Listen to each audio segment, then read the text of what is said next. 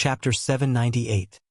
Under the gaze of dozens of cultivators, a monstrous fog rose at the end of the world, its length and width immeasurable, seemingly swallowing half the sky. In the endless darkness appeared a pair of terrifying eyes, like two blood moons, oppressive and eerie. Dozens of cultivators felt their hearts race with fear, but when the gallant silver bird's majestic form entered their sight, their terror instantly dissipated a great deal.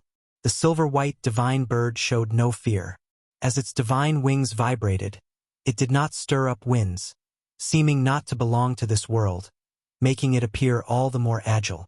Suddenly, the silver-white divine bird abruptly accelerated, transforming into a rainbow of 7 colors, charging into the massive black fog, causing the heavens and earth to erupt with dazzling radiance, compelling dozens of cultivators to instinctively close their eyes, unable to look directly ahead. Roar! A hysterical roar echoed in their ears, deafening. Yet they were no longer afraid, because within those roars they heard despair. Those unyielding, supremely cruel evil demons were in despair. What an inspiring thing! Above the grand hall, Shenyuan Human Venerable stood before the throne, and together with Elder Zixuan, watched in the same direction. They all saw the silhouette of the Wuxia divine sparrow. Is it the ancestor Master Wuxia taking action? This bird is truly formidable. Shenyuan Human Venerable could not help but speak, his tone full of surprise. Elder Zixuan did not turn around. He steadily watched that great thousand world, seeing Wuxia divine sparrow press forward, annihilating all evil demons that obstructed its path. His heart equally stirred. It seemed the ancestor Master Wuxia is not just talk. With such a divine bird, who can resist? After all, being an immortal monarch, he cannot discern the cultivation level of this divine bird. Not only him, Shenyuan Human Venerable could not see through it either, which is why they felt invigorated, sensing hope to reverse the situation. Wuxia divine sparrow moved swiftly, only making a round through that great world and vanquishing all evil demons within. These demons hailed from chaos, yet facing Wuxia divine sparrow, no divine skills they performed could shake its form. Instead, they were burned to ashes by its overwhelming flames of 7 colors. Unstoppable. After destroying the evil demons of this great world, Wuxia divine sparrow flew outside the heavens, crossing the void, directly descending upon the next great world. This world was likewise occupied by the great immortal divine Yuan, and all beings were in distress. The rainbow light drove away the darkness, bringing light to all beings, bringing hope to Shenyuan Human Venerable. However, Shenyuan Human Venerable and Elder Zixuan saw an endless stream of great powers, evil demons approaching Wuxia divine sparrow. The moment Wuxia divine sparrow appeared, it alarmed the immortal gods under the great immortal divine Yuan. In this contest for the celestial mandate, some immortal gods were responsible for overseeing the entire situation, immediately detecting any changes. Upon arriving at the second great thousand world, spatial black holes continuously appeared in the dark celestial vault. Mighty heavenly soldiers and generals, members of the Mo Luo clan, and possessors of demon god bodies appeared, densely packed, quickly surrounding Wuxia divine sparrow. Even in the stone hall, Bachan Star Monarch saw this scene. He frowned, watching the magnificent Wuxia divine sparrow, feeling a sense of unease. The battle in the 3,000 great worlds was not his concern. His current responsibility was to oversee the master of the great world within the hall. What on earth is the origin of this bird? Why have I never seen it before?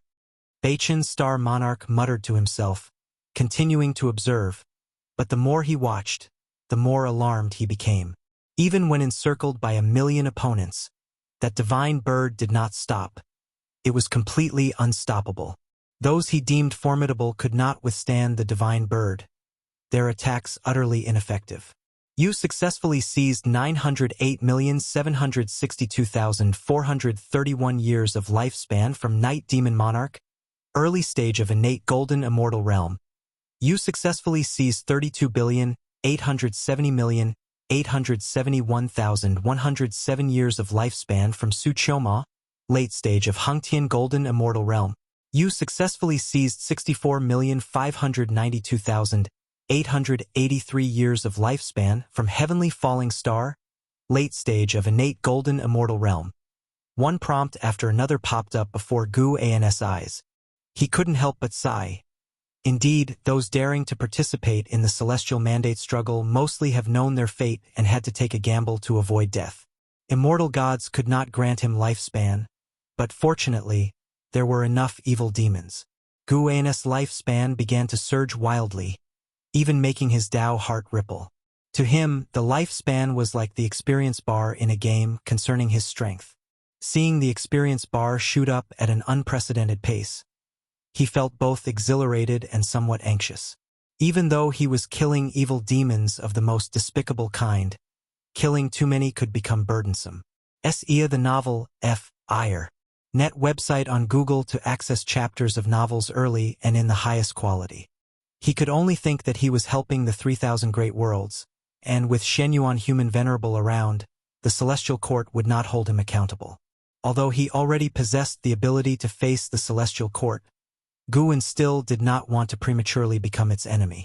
The celestial emperor was his imaginary foe. Not that he necessarily wanted to battle the celestial emperor, but he had to ensure he possessed the effortless strength to eradicate the celestial emperor before he could completely disregard the celestial court. Guan stood up, preparing to take a walk in the dojo to disperse his focus. But the speed at which his lifespan increased was faster than he imagined.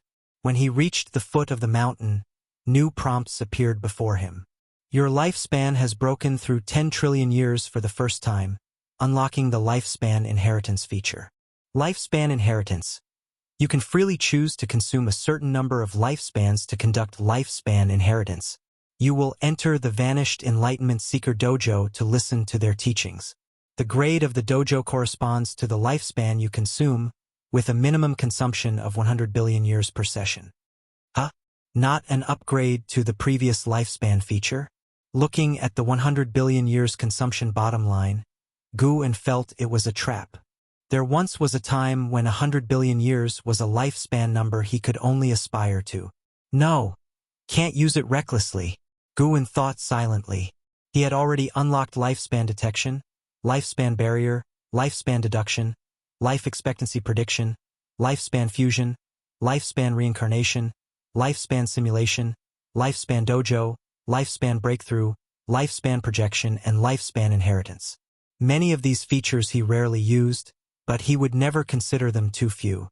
Some things can go unused but cannot be absent.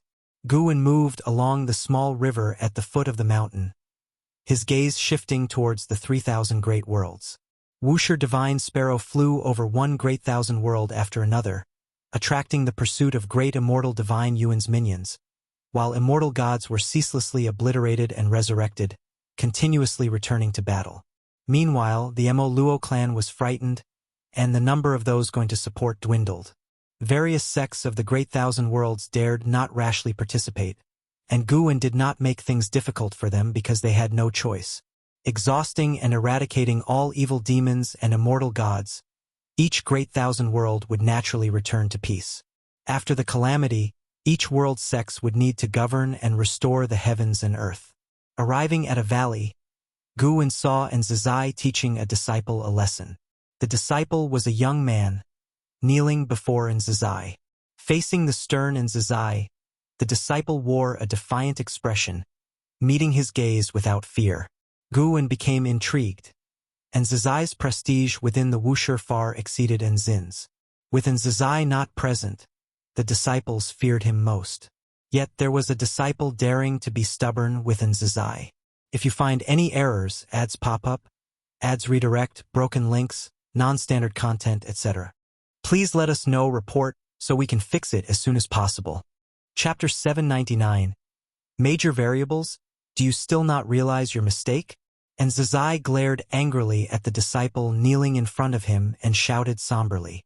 The disciple looked up, gritting his teeth, and said, "What mistake did I make?" That person relied on his family's influence to bully others.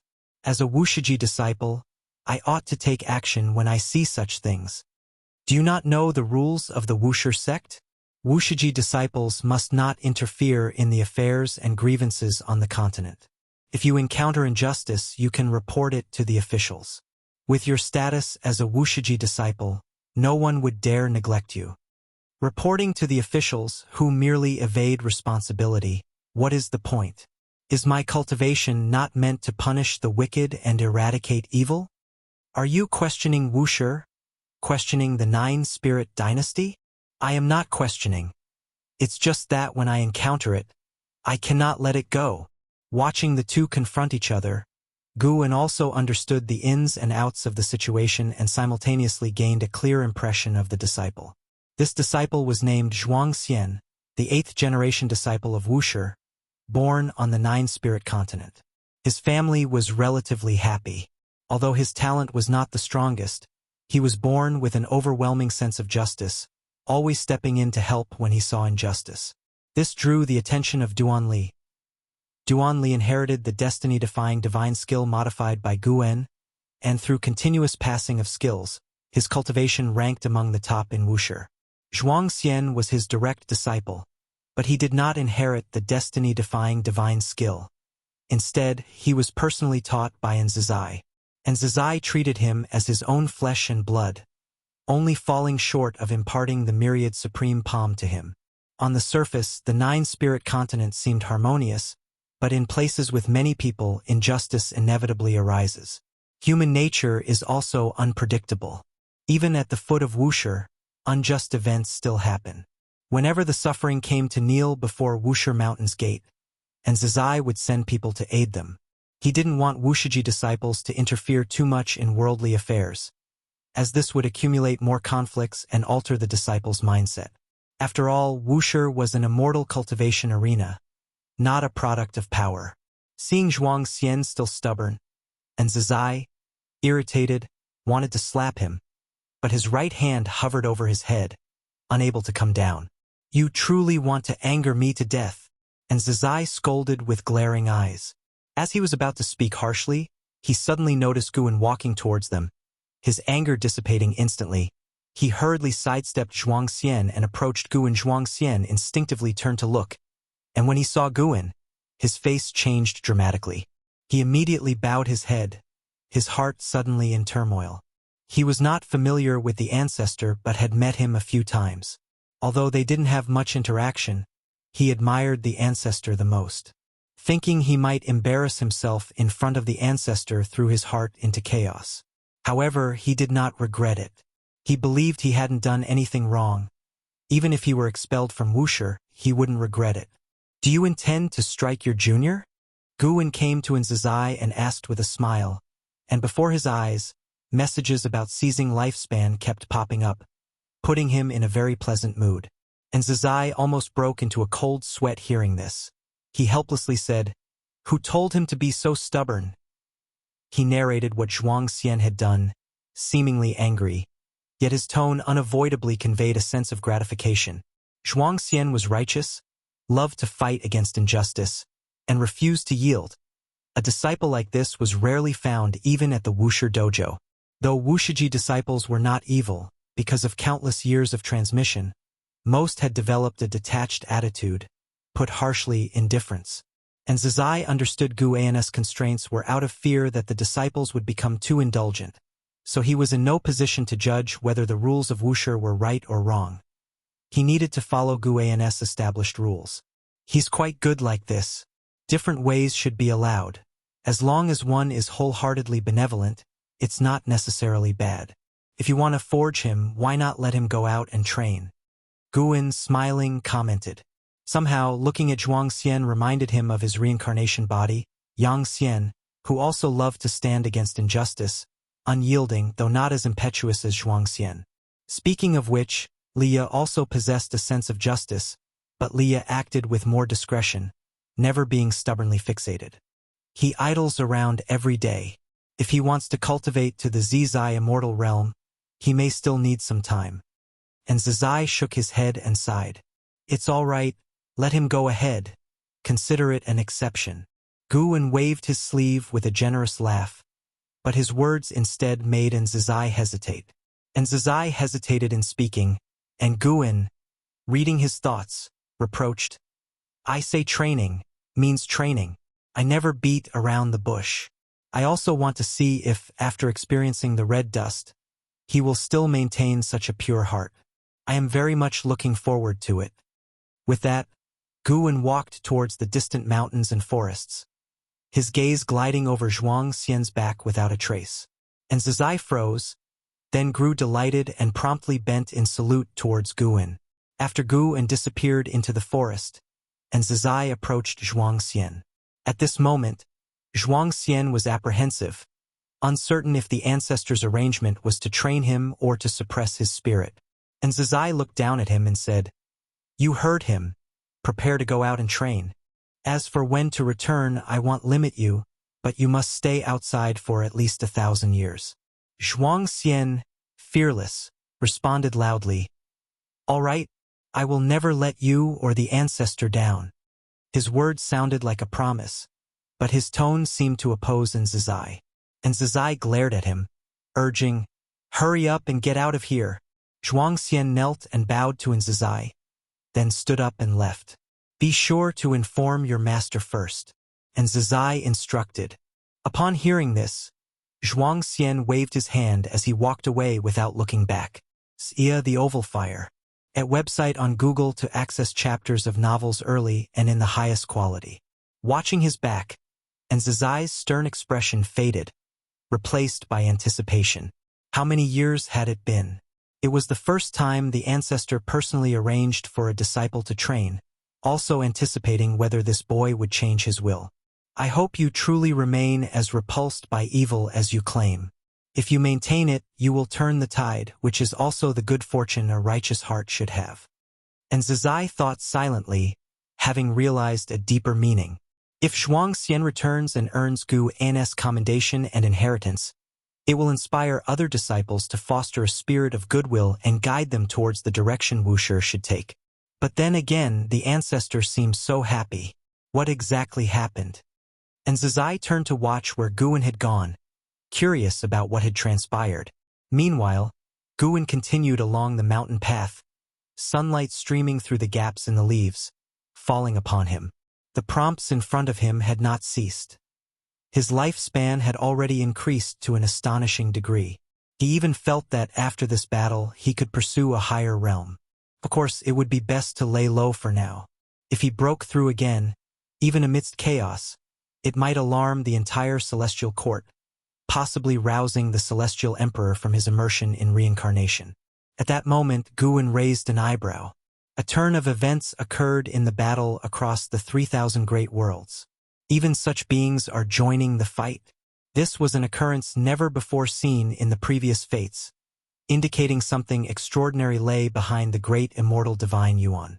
If you find any errors, ads pop up, ads redirect, broken links, non-standard content, etc., please let us know. Report so we can fix it as soon as possible. Chapter 800. Not allowed to roam freely inside the dimly lit Great Hall. All the masters of the great worlds were already awake, sitting in meditation, reviewing their earlier gains. She suddenly opened her eyes, her eyebrows knitted tightly, a look of confusion in her eyes. As she pondered, she lifted her gaze when she caught sight of Beichen's Star Monarch, and couldn't help being drawn to his expression. Beichen's Star Monarch stood on the steps, gazing at the dark celestial vault outside the palace. It was unclear what he was thinking, but his expression clearly showed he was troubled. Could it be that the Son of Heaven met with mishap? She instantly thought of this. She closed her eyes to avoid being noticed by Beichen's Star Monarch, but she was no longer able to cultivate peacefully. If something truly happened to the Son of Heaven, wouldn't it mean the celestial throne struggle would shift? Even though the great immortal divine Yuan had already reclaimed 90% of the great worlds, she always felt uneasy, because no matter how she looked at it, the actions of the great immortal divine Yuan did not conform to the heavenly Tao. How could immortal gods drive evil demons into battle and allow them to devour all living beings? Although the Taiwei Great World was spared from the evil demons occupying and spreading chaos, it was only because she allied with the great immortal divine Yuan at the beginning of the celestial throne struggle.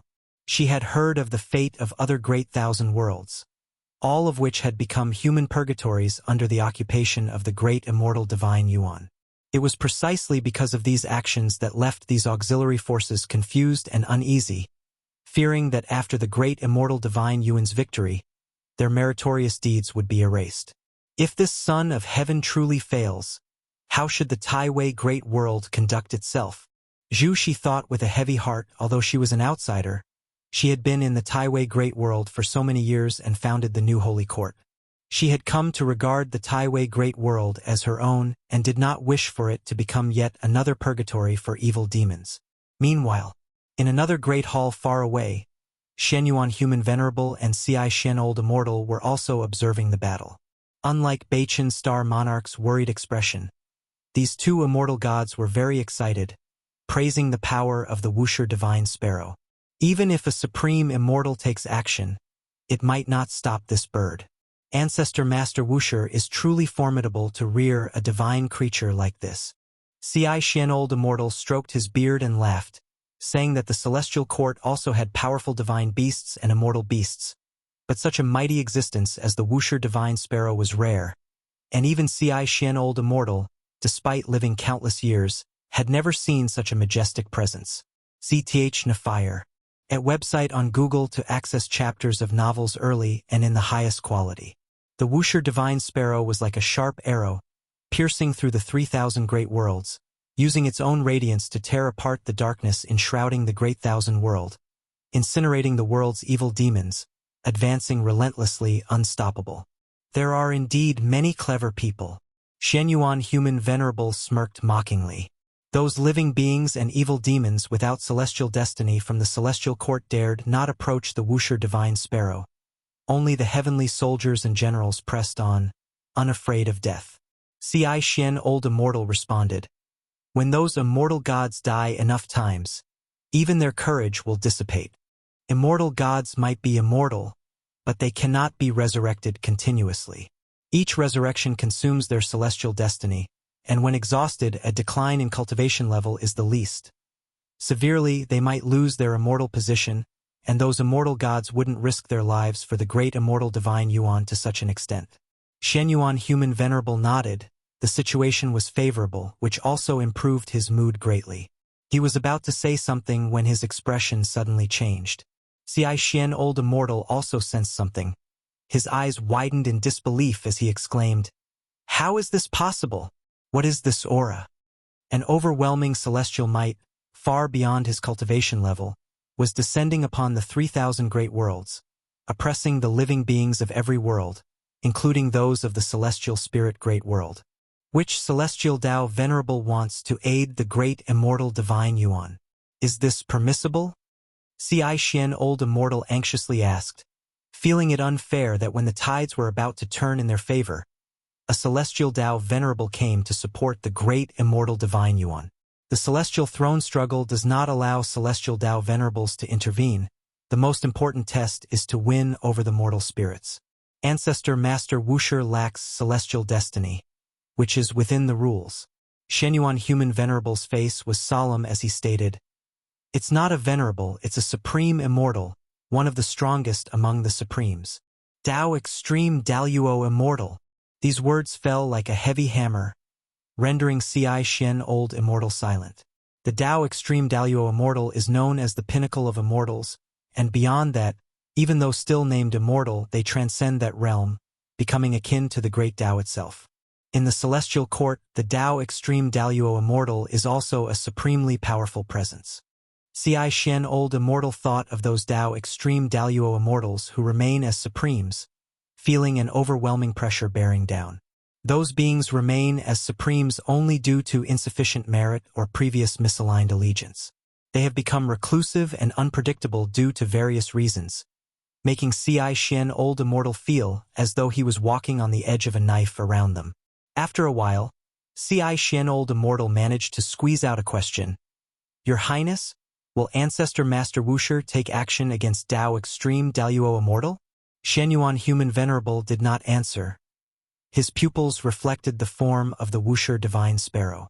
The Wuxia divine sparrow seemed unaware of the arrival of the Tao Extreme Daluo Immortal, continuing to press forward, The immortal gods along the way were like countless light stars disintegrating upon contact, unable to halt its advance. Within the Taoist field of the beginningless, Guwen continued to wander, no longer seeing lifespan prompts before him, as now all the enemies besieging the Wuxia divine sparrow were immortal gods, which left him slightly regretful. Even the Tao extreme Daluo immortal wants to participate in the celestial throne struggle. It seems that no matter how high the cultivation level, there are times when one cannot see through the situation. Guwen thought silently, though he did not consider the Tao extreme Daluo immortal a threat. He couldn't help but reflect upon seeing the involvement of a Tao extreme Daluo immortal. In the endless Tao mountain, the Tao extreme Daluo immortal was a supreme existence. Even immortal gods were willing to listen to their teachings. Tao extreme Daluo immortals possessed vast divine skills, capable of traversing past and future, even creating worlds. Theoretically, such beings should have found freedom, yet why engage in great cause and effect? Shenyuan Human Venerable holds the Celestial Emperor's heavenly Tao Emperor Jade. Could it be that behind the great immortal divine Yuan, there is a will challenging the Celestial Emperor? It seems that even the Tao extreme Daluo immortals in the Celestial Court cannot achieve true freedom. A figure appeared out of thin air before Guwen. It was an Exian, her eyes already turned into a mortal emperor's eye, her purple pupils exuding such a sinister depth, unfathomable. Master, is there a formidable enemy approaching? An Exian asked with a frown. She had been in seclusion for enlightenment, but suddenly felt an unsettling aura. Her divine sense dispersed, discovering that all living beings in the world felt it, some becoming uneasy, some fearful and some confused. Guwen stopped his steps, looked up and said, "It's not aiming at the celestial spirit great world. That individual intends to seize the 3,000 great worlds. Who is it, and why do this?" "An immortal god, probably here for the celestial throne struggle." Guwen's response deepened the frown on Nzin's brow. "Another celestial throne struggle, how many years has it been, and why is it not over yet?" Guwen's gaze traversed one great thousand world after another, across the void universe, to the dark void outside the 3,000 great worlds.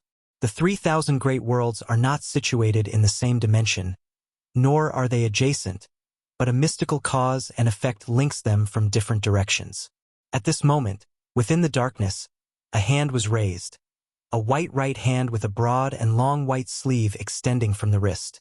This hand slowly turned over, palm facing forward, beginning to advance. As its 5 fingers started to close, countless star-like lights appeared in the palm, too many to count.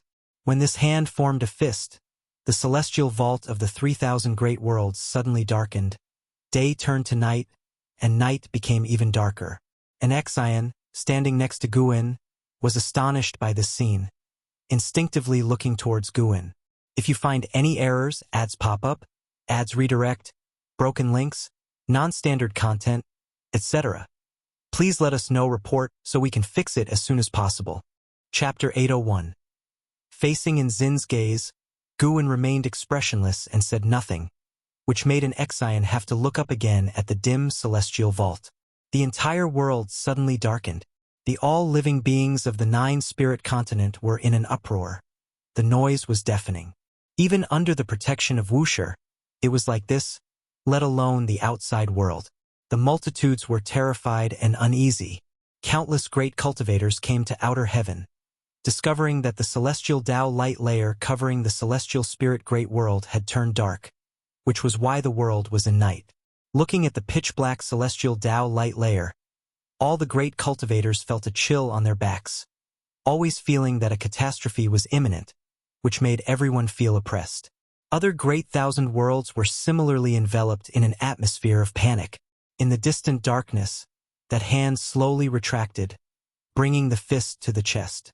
It belonged to a man in white robes, his figure tall, white hair casually draping, with a white jade head ornament on his forehead. His face was handsome, but his brows exuded a coldness. He seemed like a cold and ruthless ruler. Even as he held the 3,000 great worlds in his hands, causing countless creatures to fear, his expression did not change in the slightest. Suddenly, his eyes narrowed, focusing on his right fist. Silvery flames seeped through the gaps of his fingers, causing this Dao Extreme Daluo Immortal to feel a burning pain, and a look of astonishment appeared in his eyes. He then opened his right fist, and silver flames surged in his palm, like a mountain flood, rushing into the dark void. SAR the Novel Fire, any *T website on Google to access chapters of novels early and in the highest quality. The white-robed Daluo Immortal raised his gaze to see a magnificent figure manifesting within the vast silver flames. It was the Wuxia Divine Sparrow. The Wuxia Divine Sparrow rapidly expanded, its wings spreading out with gusts of air, fluttering the white-robed Daluo Immortal's robes, looking down upon him. In front of the Wuxia Divine Sparrow, the white-robed Daluo Immortal was as small as sand before Mount Tai. The white-robed Daluo Immortal looked up at the Wuxia Divine Sparrow, with his right hand still held at his chest, with a dense number of spots of light hovering above his palm, and those were the 3,000 Great Worlds. Holding the 3,000 Great Worlds, his aura was so steady that he wasn't suppressed by the Wuxia Divine Sparrow. Who are you with such cultivation level, yet not belonging to the celestial court? Perhaps you and I have met before. The white-robed Daluo Immortal spoke, his tone exuding a sense of supremacy. He may not have been the strongest existence, but he was definitely one of those who have lived the longest, having even ventured into chaos. The Wuxia Divine Sparrow did not answer him. It merely floated before him, flapping its wings. The heavenly will belongs to the great immortal divine Yuan. I hope fellow Taoist does not oppose it. The defeat of Shen Yuan Human Venerable is already certain, so why act at this critical juncture? The white-robed Daluo Immortal inquired, his Dao Extreme Daluo Immortal aura fully erupting, causing immortal gods and great powers within the 3,000 Great Worlds to be awed. To think even such an existence is taking action. Suyu, standing next to Zhang Buku, said solemnly, his eyes for the first time showing strong apprehension. Zhang Buku looked up at the dark celestial vault, saying nothing, not knowing what sort of existence had startled such immortal gods. Their celestial army was currently recuperating and had not gone to war for 10,000 years. Not just them, many immortal gods were looking up at the celestial Dao light layers of the realms, wanting to see the figure of the white-robed Daluo Immortal, but they could see nothing. The white-robed Daluo Immortal was freely displaying his aura. He looked at the Wuxia Divine Sparrow, his lips curling into an arrogant smile, a smile of supreme confidence. Even if the opponent was also a Dao Extreme Daluo Immortal, he was unafraid. Being of the same Dao Extreme Daluo Immortal realm, he hailed from the celestial court, possessing an innate advantage. Moreover, he hadn't had a hearty battle for many years, seldom fighting since stepping into the Dao Extreme Daluo Immortal realm. The Wuxia Divine Sparrow continued flapping its wings, seemingly not understanding his words, giving no response, retreating neither forward nor backward, which made a cold gleam flash in his eyes. In that case, let me personally drive you away. The white-robed Daluo Immortal snorted coldly, dropping his right hand, raising his left hand, and grabbing in the void, miraculously forming 9 true dragons radiating brilliant light, larger than the Wuxia Divine Sparrow, attacking it from all directions. The 9 dragons jointly attacked, unleashing an unparalleled domineering killing pressure that enveloped the Wuxia Divine Sparrow, causing the silvery flames on its body to freeze. Boom! The white robe of the white-robed Daluo Immortal billowed violently, his gaze firmly fixed on the Wuxia Divine Sparrow. As soon as the 9 true dragons touched the Wuxia Divine Sparrow, they were instantly annihilated. The intense light illuminated the dark void, causing the white-robed Daluo Immortal to squint. Seeing that his formation couldn't shake the Wuxia Divine Sparrow, the white-robed Daluo Immortal was not panicked. His left hand covered with Dao extreme patterns, each containing profound true meaning of the Great Dao, instantly presenting the 3,000 Great Dao in the dark void, transforming into great rivers of the Dao, rapidly surrounding them. The great rivers of the Dao intertwined, countless world scenes reflected in each great river of the Dao. After blocking Wuxia Divine Sparrow's retreat, the white-robed Daluo Immortal's left hand then manifested a large fan made of peacock feathers, which he waved at the Wuxia Divine Sparrow. A violent Tao true fire rose out of nowhere, instantly engulfing the Wuxia divine sparrow, occupying the space within the confines of the great rivers of the Tao. The firelight shone on the face of the white-robed Daluo immortal, with flames burning in his pupils. Suddenly, silver light burst out from the sea of fire, swiftly covering his pupils. Boom! The celestial vault of the 3,000 great worlds suddenly became bright, turning night into day, and even brighter than the usual daytime. And Exion saw the celestial vault brighten suddenly. Her heart tightened even more, as her immortal emperor's eye was in intense disquiet. Her intuition told her that if she leapt to outer heaven now, something terrifying surely awaited her. Guan retracted his gaze and turned to leave. And Xin's gaze followed him, and she saw the world dim down to the usual daylight brightness. But compared to before, it seemed somewhat dusky. Seeing her master depart, she knew the mysterious struggle in outer heaven had concluded. The unease brought by the immortal emperor's eye quickly dissipated. She was full of confusion in her heart. What had happened? And what kind of existence had released the previous aura? Meanwhile, Shenyuan Human Venerable and Ci Xian Elder Immortal stood in the Grand Hall, nervously waiting. They couldn't see the battle beyond the heavens, for the celestial Tao destiny had been severed. They suddenly felt the aura of that Tao Extreme Daluo Immortal disappear abruptly. The celestial Tao light layer of the 3,000 great worlds quickly returned to normal. Could it be? Ci Xian Elder Immortal began excitedly, but didn't finish, fearing another mishap. Shenyuan Human Venerable was shocked, murmuring, "How is it possible? So quickly?" His mind was in turmoil. He had suspected the ancestor Master Wuxia to be strong, but he had not expected this strong. To drive off a Tao Extreme Daluo Immortal in such a short time, and one from the celestial court at that, he followed with a sense of awe. Such a great power was actually willing to support him. Fortunately, he hadn't been too overbearing when facing the ancestor Master Wuxia earlier. Otherwise, he feared he wouldn't have walked out of the Taoist field of the beginningless. If you find any errors, ads pop up, ads redirect, broken links, non-standard content, etc., please let us know. Report so we can fix it as soon as possible.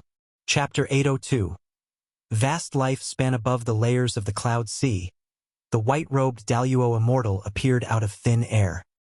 He raised his right foot, seemingly wanting to step forward, but his foot hung in mid-air, unable to land for a long time. His whole body trembled. His face looked extremely bad, and in his pupils, the image of the Wuxia divine sparrow charging at him kept reflecting. His hands in his sleeves were clenched tightly, and his mood was extremely unsettled. He possessed the cultivation level of a Tao Extreme Daluo Immortal in perfection. Facing that divine bird, his immortal body was obliterated in an instant. When he resurrected and flew out from the heavenly pool, even the celestial gods guarding the pool cast surprised glances at him, which he found so ironic. How could this be? Who on earth is he? Could it be the Shen Qi primordial immortal? The white-robed Daluo Immortal's face shifted between clear and gloomy.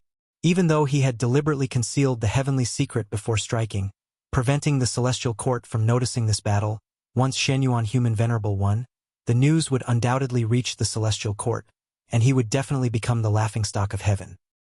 He was burning with rage, yet inwardly somewhat fearful. This conflicting emotion made it difficult for him to step forward.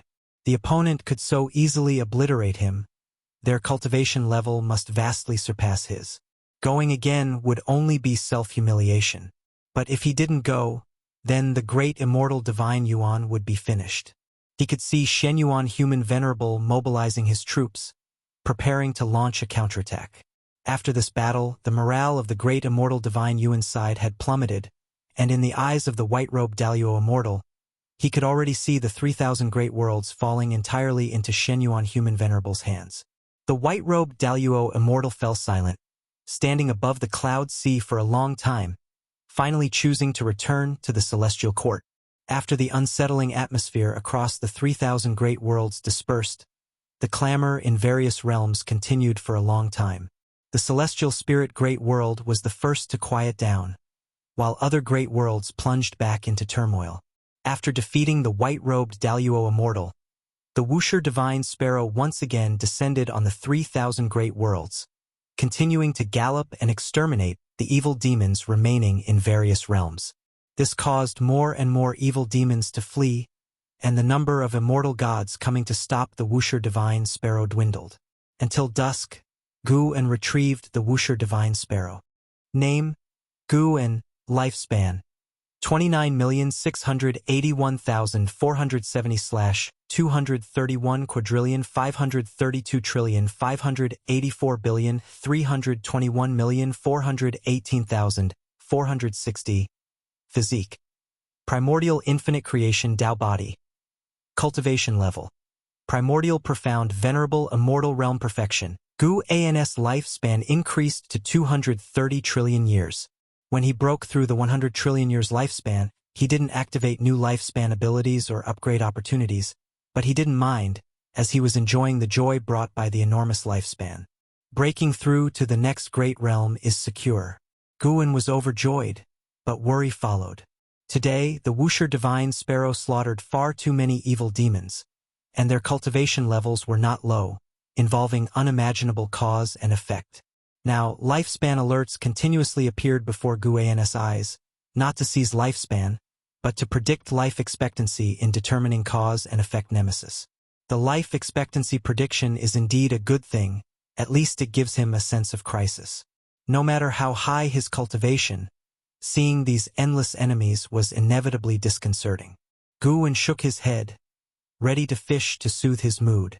The 9 spirit continents' dusk was beautiful, with birds flying across the sky like they carried hope.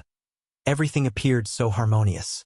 In the distance, within a valley, Tai Immortal Monarch and the 72 immortals of Jindong stood on the grass, looking up at the celestial vault, their gaze directed toward the other great thousand world.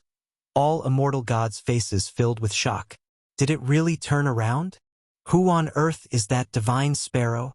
So terrifying, those chaos evil demons, immortal gods turned to ash before it. The one who earlier concealed the heavenly secret must be an even more terrifying existence. That divine sparrow disappeared for a while. When it returned, the heavenly secret resumed. Something must have happened in between. Human Venerable actually still had such means hidden. The 72 immortals of Jindong talked excitedly, not because they supported Shenyu on Human Venerable, but seeing him, seemingly defeated, suddenly reverse a defeat lasting millions of years within one day was so thrilling, making them inevitably excited. Purple Dragon Star Monarch noticed Tai Immortal Monarch remaining silent, wondering what he was thinking. His brow furrowed. Unable to hold back, he transmitted his voice to inquire, "Immortal Monarch, do you know the origin of that divine sparrow?" Tai Immortal Monarch turned back, glancing sideways at him, which made his heart tremble with excitement. Could it be? Purple Dragon Star Monarch thought of something. He got excited as well, recalling his experience upon coming to the Celestial Spirit Great World. It felt dreamlike. It was not the first time he was shocked by Ancestor Master Wuxi's cultivation. Who on earth is this person? He suddenly suspected Ancestor Master Wuxia to be an avatar of a Celestial Tao Venerable. Only this possibility made sense. Going forward, build the Celestial Spirit Great World well. It will be our greatest opportunity, Tai Immortal Monarch said solemnly, making Purple Dragon Star Monarch nod. Don't be fooled by Tai Immortal Monarch's calm demeanor. Inside he's laughing uncontrollably. Such cultivation, even if unrelated to the Celestial Court, will inevitably make one a supreme immortal, Celestial Tao Venerable. Judging by Gu and allowing his disciple to ascend to immortality, he bore no enmity toward the Celestial Court, coupled with his attitude toward all living beings. Following such a person, Tai Immortal Monarch was at ease, filled with infinite anticipation. After gambling so many times, he finally gambled right this time. In the dim great hall, the atmosphere was oppressive. All masters of the great world stood, no longer reminiscing about previous insights. Their gazes fell on Beichen Star Monarch. Beichen Star Monarch continued standing atop the steps, but his face was utterly sour, not hiding his terrible mood. The masters of the great world were filled with confusion and unease, yet no one dared to speak. After a long time, Beichin's star monarch seemed to hear something. His expression changed. He took a deep breath and looked at the crowd, saying, "Go back, reorganize your forces, and prepare for battle." Without waiting for questions, he waved his sleeves, sending them out of this realm. Once the hall was left with only him, he sighed, then took out a copper mirror from his sleeve, casting magic onto it. After a while, the mirror surface emitted a ray of light, illuminating a figure with immortal elegance and Taoist bones. "Master, circumstances have changed." Beichin's star monarch gritted his teeth, recounting everything that had happened. Wuxia the Nafire. At website on Google to access chapters of novels early and in the highest quality. The figure on the mirror was an elder in a cyan robe, with extraordinary presence.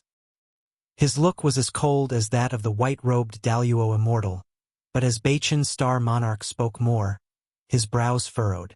Beichin's star monarch finished speaking, nervously watching the elder, waiting for him to speak. The elder remained silent for a while, then spoke. "Give up, directly return to the celestial court to face punishment. I will intercede for you. It is at least a better outcome than after the defeat of the great immortal divine Yuan." Upon hearing this, Beichin's star monarch's face dramatically changed. He instinctively wanted to plead, but the words stuck in his throat as he met his master's gaze. He finally swallowed his words, sighed, and bowed. "If you find any errors, ads pop up, ads redirect, broken links, non-standard content, etc. please let us know, report, so we can fix it as soon as possible." Chapter 803. Above the Revered Immortal. The upheaval of counterattacks erupted across the 3,000 great worlds, with the great immortal divine Yuan drawing chaos evil demons into battle, causing all living beings across the great worlds to suffer deeply. As Shenyuan Human Venerable began to counterattack, many native forces in various great worlds began to overthrow the rule of the great immortal divine Yuan. The Wuxia divine sparrow flew across the 3,000 great worlds, witnessed by countless living beings. Everyone believed that the Wuxia divine sparrow brought victory and hope.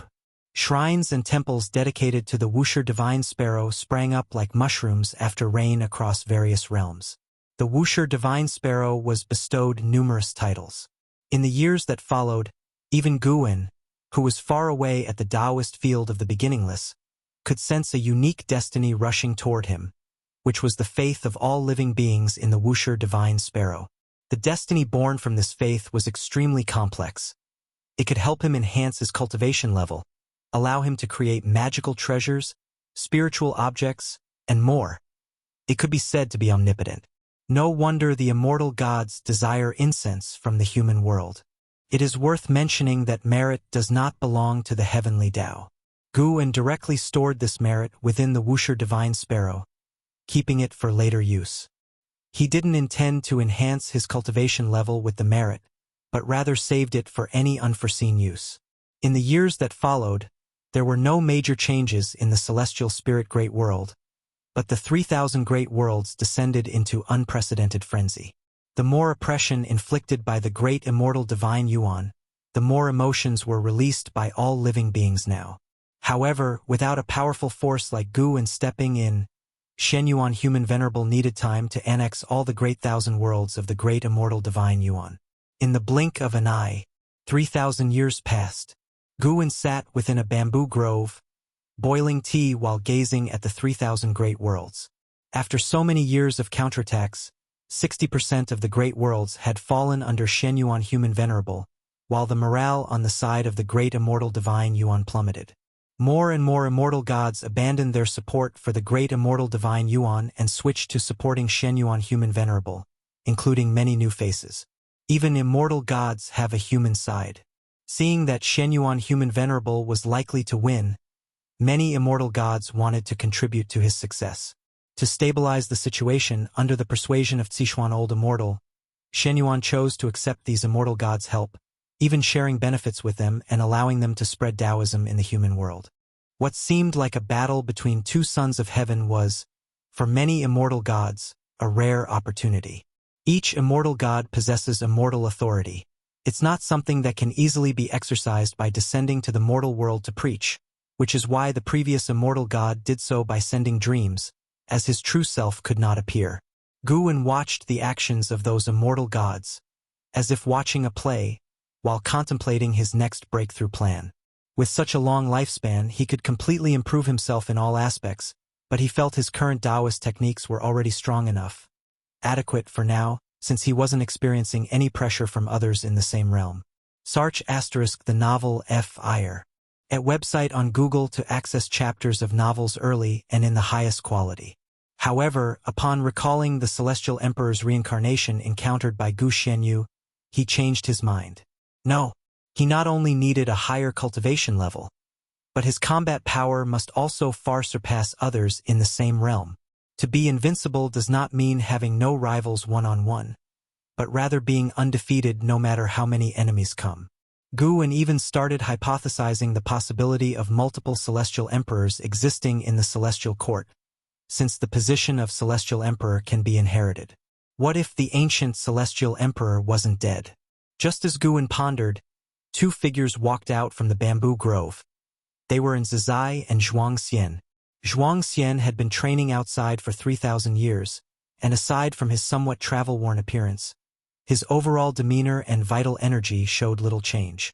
The two arrived beside Guwen and bowed in greeting.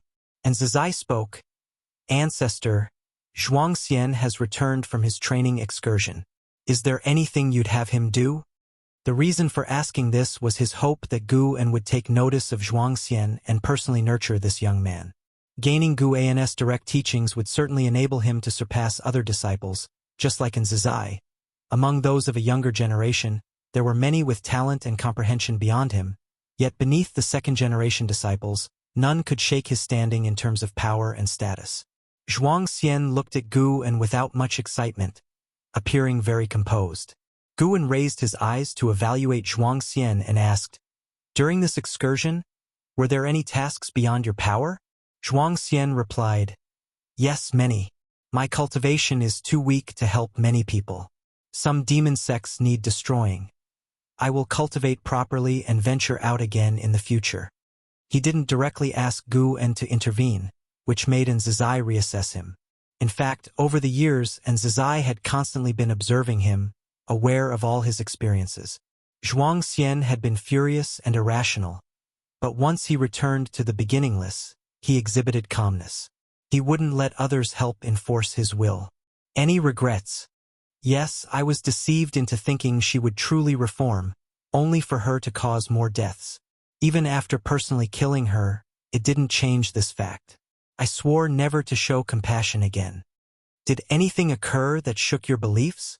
"Yes, I met someone who upheld justice, helping mortal spirits everywhere indiscriminately, whether humans or untransformed beasts.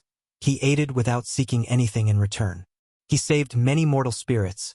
Yet in the immortal cultivation realm, he was a demon, notorious for refining soul banners from cultivators.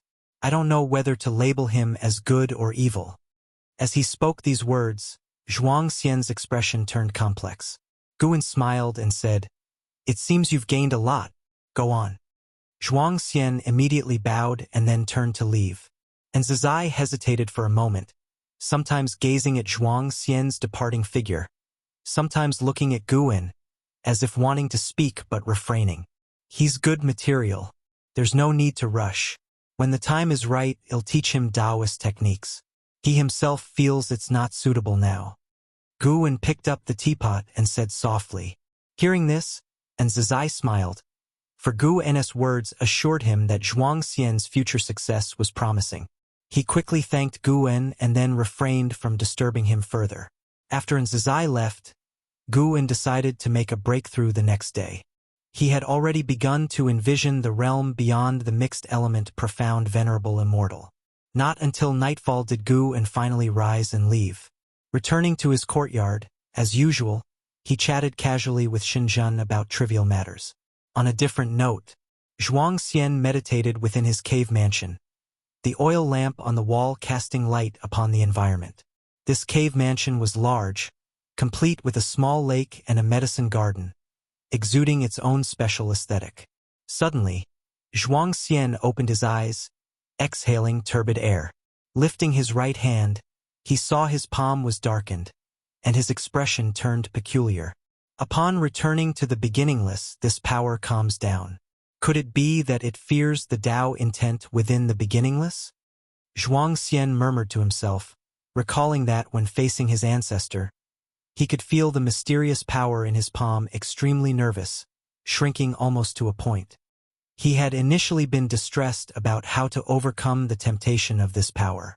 Now, it seemed as long as he remained within the beginningless, he need not worry about this power. If you find any errors, ads pop up, ads redirect, broken links, non-standard content, etc., please let us know report so we can fix it as soon as possible. Chapter 804. In the early morning, the sunlight pierced through the earth. Guwen, dressed in a close-fitting white robe, walked out of the pavilion, stretching lazily under the bright sun. Today is another day full of hope.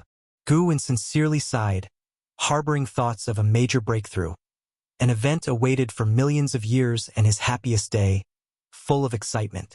Even though he tried to remind himself that he was already a person of great power and should not be so excited, he couldn't help it. After thinking about it, which cultivator facing a breakthrough could remain calm? Moreover, compared to others, Guwen had more confidence. He even felt that he would surely succeed in breaking through, and with such a mentality, he naturally felt more excited.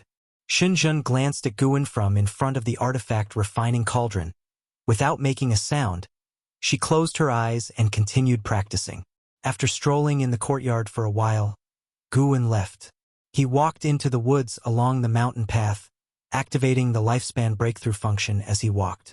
You have activated the lifespan breakthrough function. Based on your current realm, select the following breakthrough location: 1. Primal Harmony of Chaos, 2. Sea of Descent, 3. Holy Heart Path, 4. Rulai Star, 5. Dao Qinglian Tree, 6.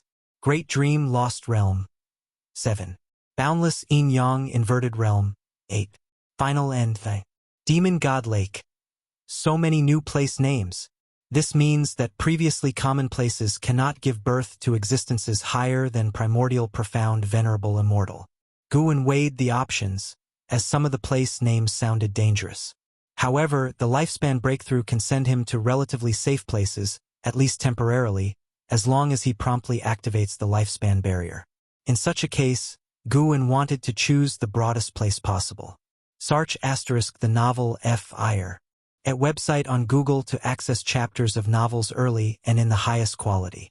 Guwen's gaze fell on the final end. This place name had appeared before, and the combination of the words final and end made his imagination run wild. Does the great Tao truly have an end? Is there really an ultimate to the years? Or is it just a name without any significant meaning?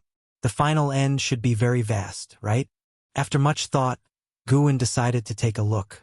Transporting to the final end requires consuming 10 billion years of lifespan. Do you wish to continue? Continue. Despite reaching such a level, the transportation cost of lifespan breakthrough remains unchanged, which is quite fair. A long-lost dizziness hit him, making Guwen close his eyes. After a while, Guwen abruptly opened his eyes, his pupils suddenly contracted. In his sight was a dark red void, endless, with barren stars of all sizes floating around. As far as the eye could see, dark clouds seemed to be swirling at the end of the void. Everything was so oppressive. He immediately activated the lifespan barrier. As the lifespan barrier consumption prompt appeared in front of him, he relaxed. After activating the barrier, he seriously observed the final end. He discovered the Tao spiritual qi surging here was different from the spiritual energy of the heavenly Tao in chaos, filled with an agitating aura, but he had to admit, the Tao spiritual qi here was stronger. He turned around to look in all directions, but he couldn't see the supposed end in any direction. As expected, the final end is just a gimmick. Guwen was secretly disappointed. Just then, his gaze fell on a corner of the void. He saw a star slowly condensing, growing larger, resembling a barren meteor, with no vegetation, no vitality. As his gaze concentrated on the star, endless cause and effect scenes poured into his eyes. This star surprisingly symbolized a great thousand world, a world containing millions of small worlds, with countless mortal worlds like Earth. However, such a magnificent great thousand world no longer existed. It was a mark left after destruction. Gu-en immediately looked at other barren stars. Not only the great thousand worlds, but also powerful Taoist lineages, cosmic planes, Tao domains, etc., were all marks left after being destroyed. He even saw a type of destiny, similar to the destiny of Taoist emperors and primordial Tao emperors. The destiny star conveyed multitude scenes of cause and effect, where countless cultivators pursued this destiny, dominating and spirited, but ultimately fell with its dissipation. This kind of destiny he had never felt on the path of the great Tao, but seeing its peak, it was definitely not comparable to Taoist emperors and primordial Tao emperors. Hongmeng Venerable. Gu-en secretly noted the name of this destiny. Perhaps someone still remembered its existence. Now, Gu-en could understand what the final end was, a place independent of chaos and the heavenly Tao. From here, one couldn't feel the direction of chaos and the heavenly Tao, but whether chaos or the heavenly Tao, the mighty things after extinction left marks here. Gu-en couldn't understand why the final end formed as it did. The 3,000 Great Taos is just a term. In reality, the Great Taos are innumerable, always with unknown Tao rules existing. But he knew one thing. This place could give birth to existences surpassing the primordial, profound, venerable, immortal. What an unimaginably terrifying existence could be born in such a negative and oppressive place. Gu-en suddenly felt that the heavenly Tao was small, and even chaos couldn't represent everything. Perhaps the celestial emperor immersing himself in reincarnation wasn't indulgence, but searching for an opportunity to break into a higher realm. Gu-en took a deep breath, meditating where he was, floating in the void, as if there was invisible land beneath him. First, enhance the physique. Last time upgrading the physique consumed 5 trillion years of lifespan, not seeming much, but compared to last time it was more than 100-fold increase. If this time also increased 100-fold, it would be 500 trillion years of lifespan.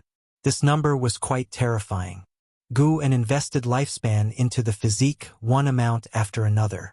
Soon, the investment exceeded 5 trillion years of lifespan.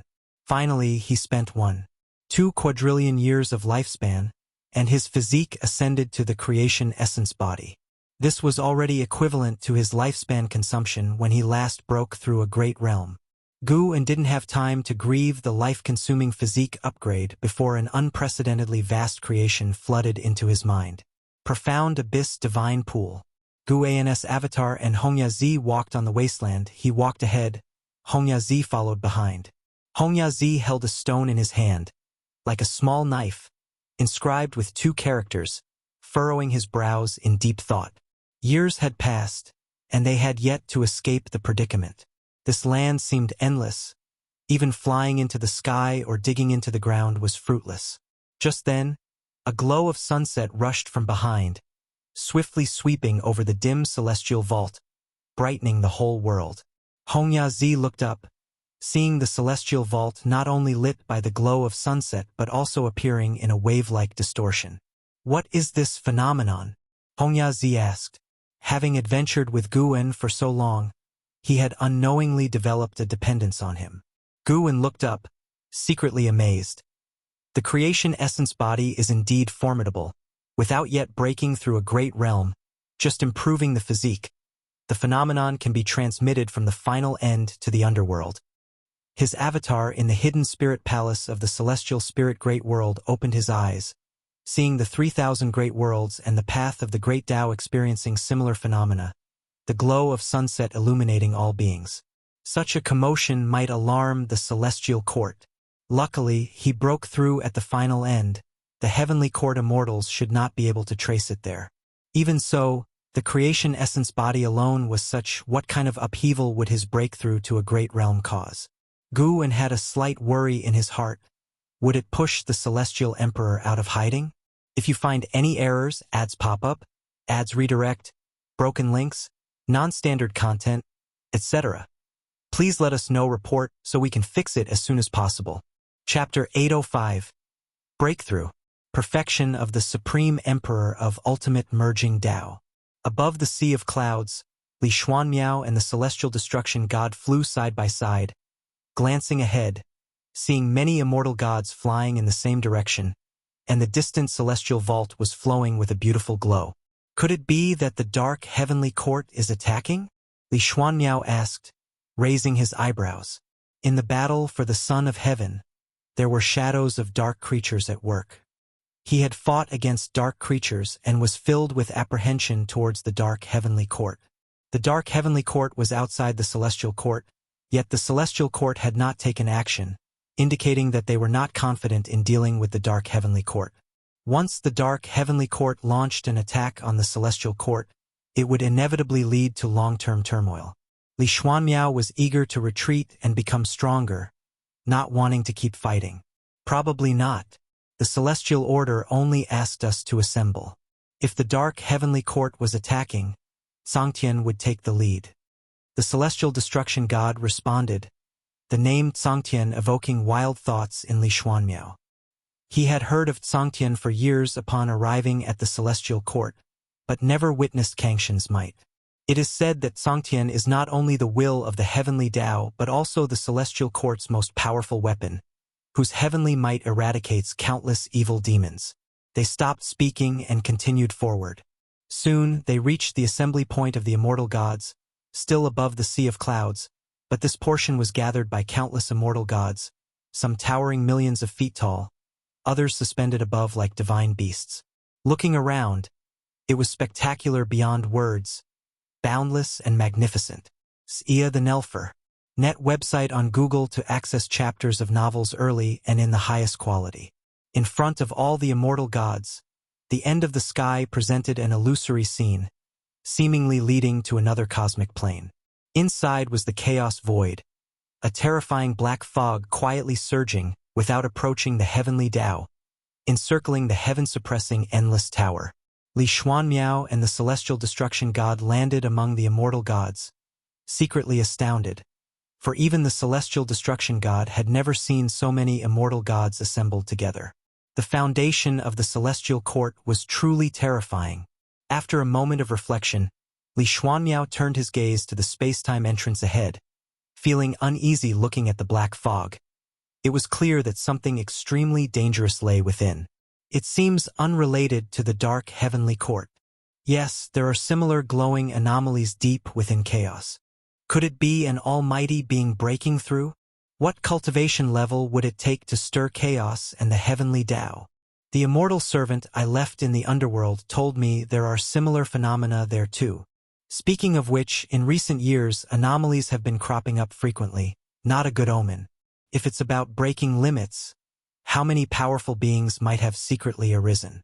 Why are they hiding? Their intentions must be speculated upon. The immortal gods were discussing among themselves, while Li Xuanmiao quietly listened, picking up a lot of intelligence, including names of many non-celestial court forces. The world outside the celestial court was far vaster than he had imagined. The 3,000 great worlds might not be worth mentioning to the celestial court because there are many more powerful forces and enigmatic domains worthy of its caution. What exactly will happen? Li Xuanmiao felt tense, his gaze tightly fixed on the chaotic scene far ahead. An hour later, the glow on the celestial vault began to fade, allowing all the immortal gods to breathe a sigh of relief. However, not long after, the celestial vault displayed countless lightning bolts like snakes silently intertwining. At first glance, the vault seemed to fracture instantly, terrifying, causing the recently relaxed immortal gods to tense up again. The previous glow phenomenon, though attracting the attention of beings across realms, did not appear frightening, so the realms remained relatively peaceful. But with the emergence of new anomalies, all living beings were scared. Even the various battlegrounds of the Son of Heaven conflict were disturbed. All forces were investigating the source of the anomaly, especially the celestial court, but to no avail. Final end. Floating in the void, Guin opened his eyes, his left pupil deep red, right pupil silver blue, seemingly harboring two lotus flowers. He exhaled a breath of impure air. His infinite eternal Tao technique had been upgraded to the infinite supreme merging Tao skill, consuming nearly 20 trillion years of lifespan. Tao Qi Eternal Divine Sense was upgraded to the mind-only Tao Qi Divine Technique, consuming nearly 4 trillion years of lifespan. This was his critical Taoist technique for hiding cultivation level, indispensable, still enhancing his divine soul and chi blood. The 3,000 slaying Tao swords were upgraded to the no death no life heaven slaying sword, consuming nearly 3 trillion years of lifespan.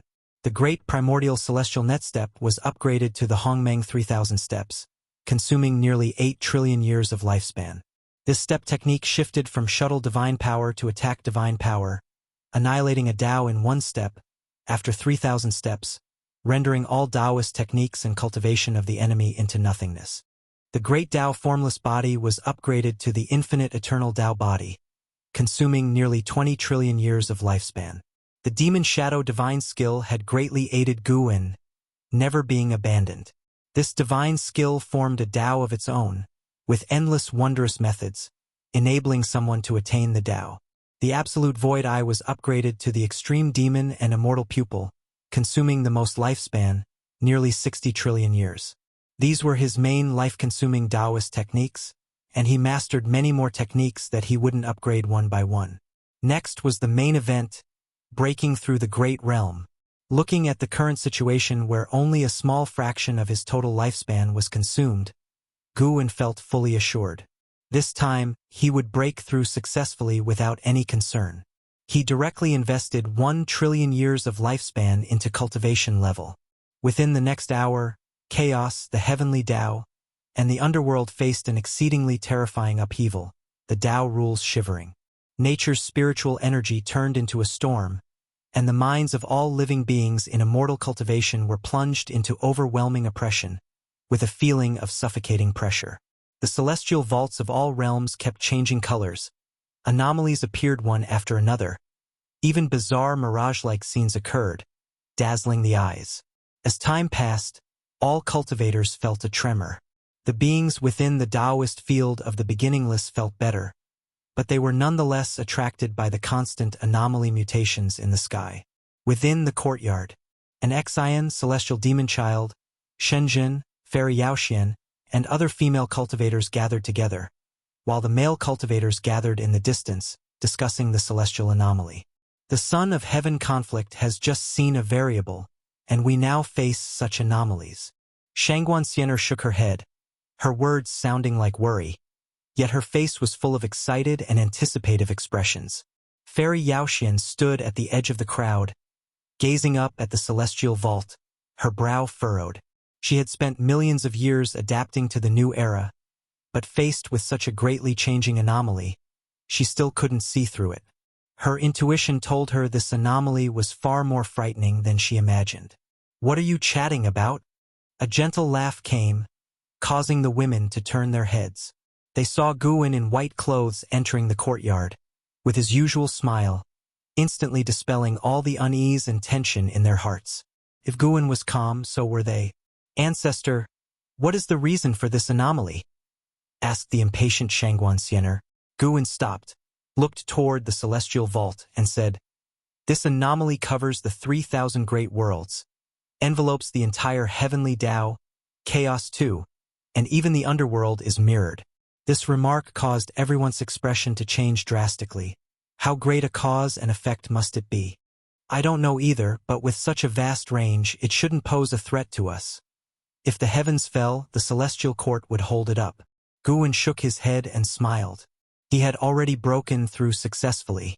Unlike before, he had broken through to the perfection realm in one go, but the anomalies of this realm were truly terrifying. Even after his breakthrough ended, they hadn't dispersed, influencing all heavens and myriad realms. At this moment, he had already stepped into a higher tier. Supreme Emperor of Ultimate Merging Tao, Perfection Realm. While conversing with everyone, he was also meticulously sensing the changes in himself, genuinely delightful, making it impossible for him to hide his smile. If you find any errors, ads pop up, ads redirect, broken links, non-standard content, etc., please let us know report so we can fix it as soon as possible. Chapter 806. Integrating into the Great Tao Supreme Emperor of Ultimate Merging Tao. A transcendent existence surpassing the primordial profound venerable immortal. Just how powerful is this realm? Simply put, In Gu An's eyes, the entire heavenly Tao no longer holds any mystery. Both the past and the future are in his sight. He saw the birth of the heavenly Tao, indeed initiated by a supremely powerful existence. He saw the end of the heavenly Tao, likewise concluded by a supremely powerful being. Not only that, he leaps out of cause and effect, and no one can find his past or future, even if they visit the past or future of his acquaintances. He remains unseen. In the realm of merging Tao, he can integrate himself into the great Tao, coexisting with and enduring alongside the Tao. How can the Tao perish?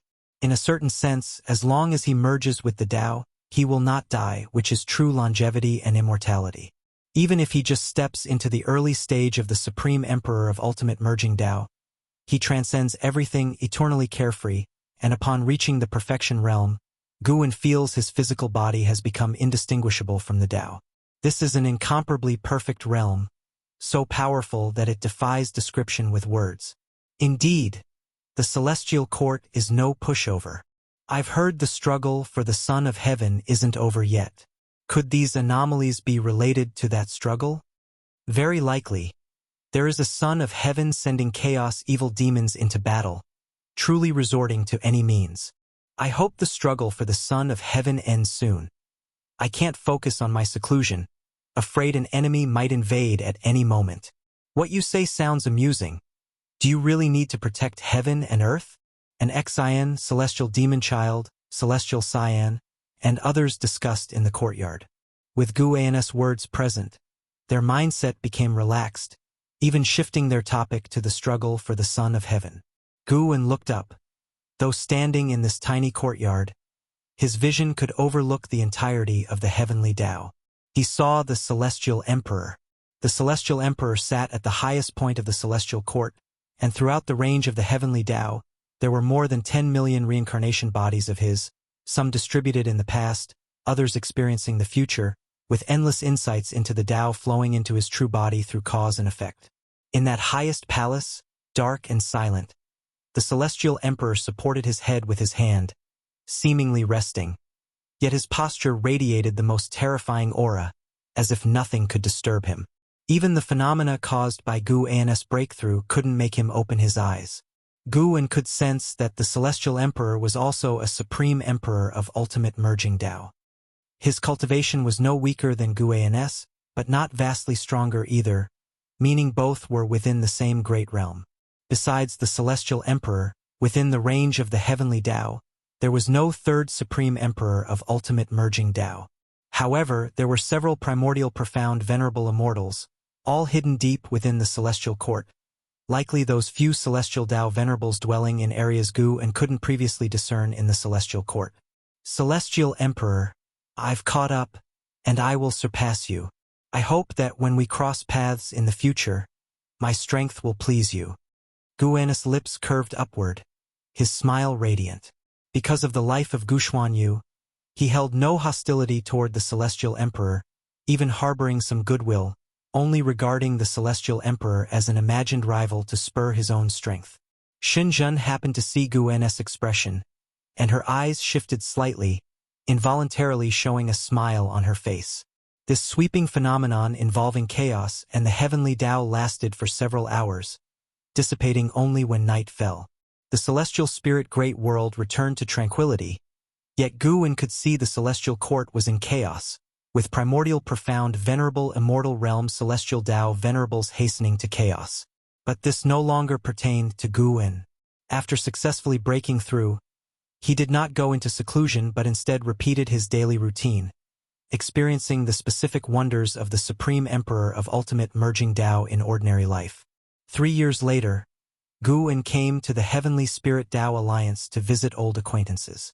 He stood before a mountain gate, calling up his attribute panel. Name, Guan, lifespan, 29,684, 473/14, 101, 880, 574, 623, 609, physique. Creation essence body. Cultivation level. Supreme Emperor of ultimate merging Tao realm perfection. The breakthrough 3 years ago consumed 22 trillion years of his lifespan, leaving only a remainder. Yet this remainder still represented an immensely vast number in lifespan. Guwen could feel that the next great realm he wished to reach would be far more difficult than before, fearing that 100-fold, 1,000-fold lifespan would be severely inadequate. This intuition was strong, almost certainly true, and this was the strength of the Supreme Emperor of Ultimate Merging Tao. All sensations were prophecies, a prejudgment of the 3,000 Great Tao. Guwen contemplated higher realms while looking at his attribute panel. His location was mid-mountain, before him a majestic stone gate, and behind him lay vast and magnificent hills and rivers. At first glance, this seemed not like an immortal cultivation sect but rather a place remote from the mundane world. Suddenly, ripples appeared within the stone gate ahead, like a watery surface, and a human silhouette emerged. A young male disciple approached Guwen, glanced at him suspiciously, and spoke. "My ancestor wishes to see you. Please follow me in." In the young disciple's eyes, Guwen was indeed astonishingly handsome, yet by his aura, he seemed but an ordinary celestial and earthly immortal. How could such a cultivation merit a personal audience with his ancestor? Though full of confusion, he dared not be careless. Guwen smiled with a nod, then followed him through the stone gate. Passing through the gate, the heavens abruptly changed before him. The mountain ranges continued, yet each peak housed pavilions, palaces, pagodas, and every mountaintop shone with rays of light, akin to an immortal land. Under the guidance of the young disciple, Guwen flew toward the most majestic giant mountain. Along the way, passing disciples greeted the young disciple, clearly indicating his esteemed status in this little world. After a while, the two landed before a palace at the mountain's summit, where the heavens were not seen overhead, but instead, a vast starry sky. "Our ancestor is inside. You may enter on your own." The young disciple gestured with his hand, and Guwen nodded, then opened the palace doors and walked in. Once the doors closed, the young disciple withdrew his gaze, turned, and flew down the mountain, his mind pondering the origins of Guwen. Could this person be a descendant of the ancestor? Inside the palace, the sight was bright, spirit mist drifted along the ground. As Guwen walked, he glanced at the stone pillars along the path and began to chant.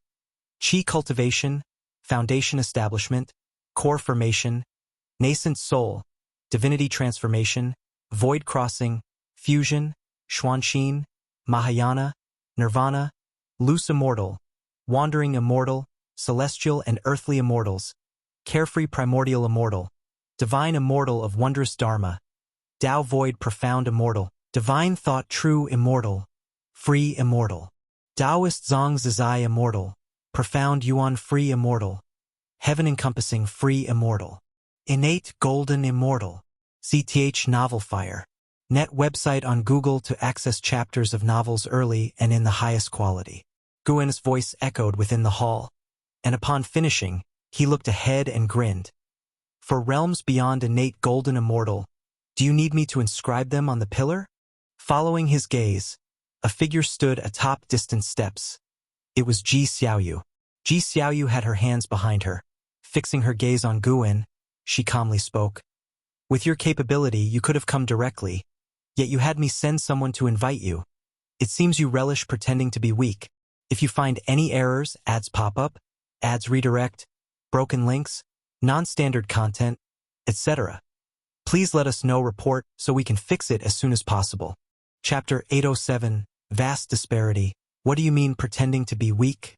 If I do not participate in worldly causes and effects, whether I am strong or weak, what does it matter? Guwen walked toward Ji Xiaoyu, smiling as he replied. Ji Xiaoyu was dressed in a luxurious purple robe, exuding an aura of noble and transcendent beauty, possessing both the elegance of a fairy and the powerful presence of someone in authority. Upon hearing Guwen's words, she slightly pursed her lips and said, "Such an arrogant tone." She stepped down the stairs, continuing, "If you wish to speak, I won't refuse. Coincidentally, I want to learn more about the realms beyond the innate golden immortal." Guwen laughed. The golden immortal Tao fruit is also divided into 3 layers. Innate golden immortal, Heaven Balancing Golden Immortal, and Tai-Ching Golden Immortal. The celestial gods guarding the 3,000 great worlds often have cultivation levels around the heaven-balancing golden immortal realm. As he spoke, he took out the fate pen and casually swept it, adding the names of two realms, heaven-balancing golden immortal and Tai-Ching golden immortal, to the foremost stone pillars. Upon hearing this, Ji Xiaoyu squinted her eyes and asked, "What is your realm?" Gu Wen smiled but remained silent. "Judging by your demeanor, is your realm higher than Tai-Ching Golden Immortal?" Ji Xiaoyu snorted. When she saw that Gu Wen's smile didn't change, she was secretly startled. She had thought Gu Wen was just a Tai-Ching Golden Immortal. This guy, although Ji Xiaoyu was surprised considering Gu Wen's few interventions, even on the path of the Great Tao none could compare. Surpassing Tai-Ching Golden Immortal equates to surpassing the power of most celestial gods, which is reasonable upon reflection. Though understanding is one thing, realizing that Gu Wen surpassed Tai-Ching Golden Immortal, she still felt bewildered. Gu Wen listened to her inner thoughts, secretly thinking, "Indeed, I am above Tai-Ching Golden Immortal, with 5 realms in between." He arrived in front of Ji Xiaoyu, glanced around, and asked, "Do you usually reside here in seclusion?" "Yes, the factions of the Heavenly Spirit Tao Alliance are complex. I don't want to get involved in too many causes and effects, so I seldom venture out." Ji Xiaoyu replied, currently still in the heaven-encompassing free immortal realm, just a step away from the innate golden immortal, but unable to break through that step. Sar the Oval Fire. At website on Google to access chapters of novels early and in the highest quality. She wasn't in a hurry since those who can achieve innate golden immortal have lived for a long time. Her age compared to these great powers is still far behind. Yet, with Gu Wen's arrival, she felt a sense of urgency. Continuing like this, she might soon give up her determination to pursue Gu Wen. Gu Wen looked at her and said, "Going out occasionally is beneficial, aiding enlightenment. The Tao is not entirely found through secluded hard practice alone. The existence of the reincarnation tribulation is to guide beings toward the Tao. You can also visit the Taoist field of the beginningless sometimes. The 9-spirit continent has become quite lively these days." Listening to Gu Wen's words, Ji Xiaoyu gazed fixedly at him. Their eyes met, both without any fluctuations. "When I headed to outer heaven, I thought it would be a farewell to you, but in the end, I returned. When pursuing the Taoist emperor along the path of the Great Tao, I thought for the second time we'd be separated forever. Now I'm entirely rooted in the celestial spirit great world, seemingly unable to sever our ties for eternity." Ji Xiaoyu spoke in a calm tone, causing Gu Wen to raise his eyebrows. "What? Do you hold a grudge against me? If you really wish for eternal separation, I simply won't come anymore," Gu Wen said helplessly. Upon hearing this, Ji Xiaoyu's eyes showed subtle changes. She replied, "I just don't want to burden you, and pursuing the great Tao must rely on oneself, at least that's how I view it." Gu Wen understood her true thoughts, which was why he didn't get angry. He said wryly, "According to your view, do you wish to remain forever alone?" Ji Xiaoyu paused in silence, then asked, "Is there anything I can do for you? Why don't you show me around? I find this place quite interesting," Gu Wen said with a gentle smile. Ji Xiaoyu didn't reject the idea. She nodded slightly, then began to lead the way, walking in front of Gu Wen, who followed closely. Walking ahead of Gu Wen, her lips slightly upturned but quickly returned to normal. Thus, Gu Wen followed Ji Xiaoyu around her dojo. To avoid suspicion, Ji Xiaoyu donned a hat and a veil. In the blink of an eye, 2 days passed. On this day, Ji Xiaoyu escorted Gu Wen to the mountain gate. As the formation at the gate closed, only the two of them remained on the cliff. Gu Wen turned toward Ji Xiaoyu and said, "If you encounter a mortal fate in the future, do not accept it." Ji Xiaoyu asked, "Why?" She didn't think Gu Wen simply didn't want her to leave. There must be a special reason, perhaps the reason he came to find her. In her view, Gu Wen couldn't have come merely for leisure. Because it will be a trap. If you wish to ascend to immortality, there will be plenty of opportunities in the future, and I'll tell you when. Gu Wen responded. This made Ji Xiaoyu's gaze toward him filled with deep meaning. She was curious about just how far Gu An's eyes could see into the future. Guan continued, "Since you want to become an innate golden immortal, I will assist you in achieving it." As he finished speaking, Guan suddenly waved his sleeve, and a gentle breeze blew toward Ji Xiaoyu, lifting her hat, revealing astonishment on her cool and beautiful face. She stood frozen in place, regaining consciousness only after several breaths. By the time she returned to awareness, Guan's presence was gone, and she widened her eyes in shock, discovering her Tao fruit had transformed, with unfamiliar energy surging within. Soon, she realized she had achieved the innate golden immortal realm. No celestial tribulation, directly transformed into it. She instinctively thought she was dreaming, yet she couldn't find Guan's figure anymore. She immediately entered the stone gate to confirm she was in the real world. Meanwhile, Guan arrived at the Shao family city to find Xiaolan, roaming the streets and sensing Ji Xiaoyu's changes. This was the strength of the Supreme Emperor of Ultimate Merging Tao, able to forcibly elevate others' realms without any drawbacks. The reason there's no need to cross the tribulation is that he used his Tao intent. Now Ji Xiaoyu just needs to slowly adapt to the new realm's transformation to completely become an innate golden immortal. Guan couldn't help but think of the celestial court, whose destiny could rapidly strengthen mortal spirits without any side effects. Isn't this the ability of the Supreme Emperor of Ultimate Merging Tao? Could it be that all heavenly court immortals were promoted by the Celestial Emperor? If so, it makes sense. The Celestial Emperor wouldn't fear the immortals' rebellion, nor fear the Son of Heaven growing powerful, as the immortal's strength derives from him. To create so many heavenly court immortals, the Celestial Emperor's cultivation level is indeed terrifying. However, the Celestial Emperor hasn't exposed this point, instead allowing Tsangtian and the heavenly Tao to substitute for his function. Guan wasn't planning to forcefully help disciples break through realms unless they hit a limit.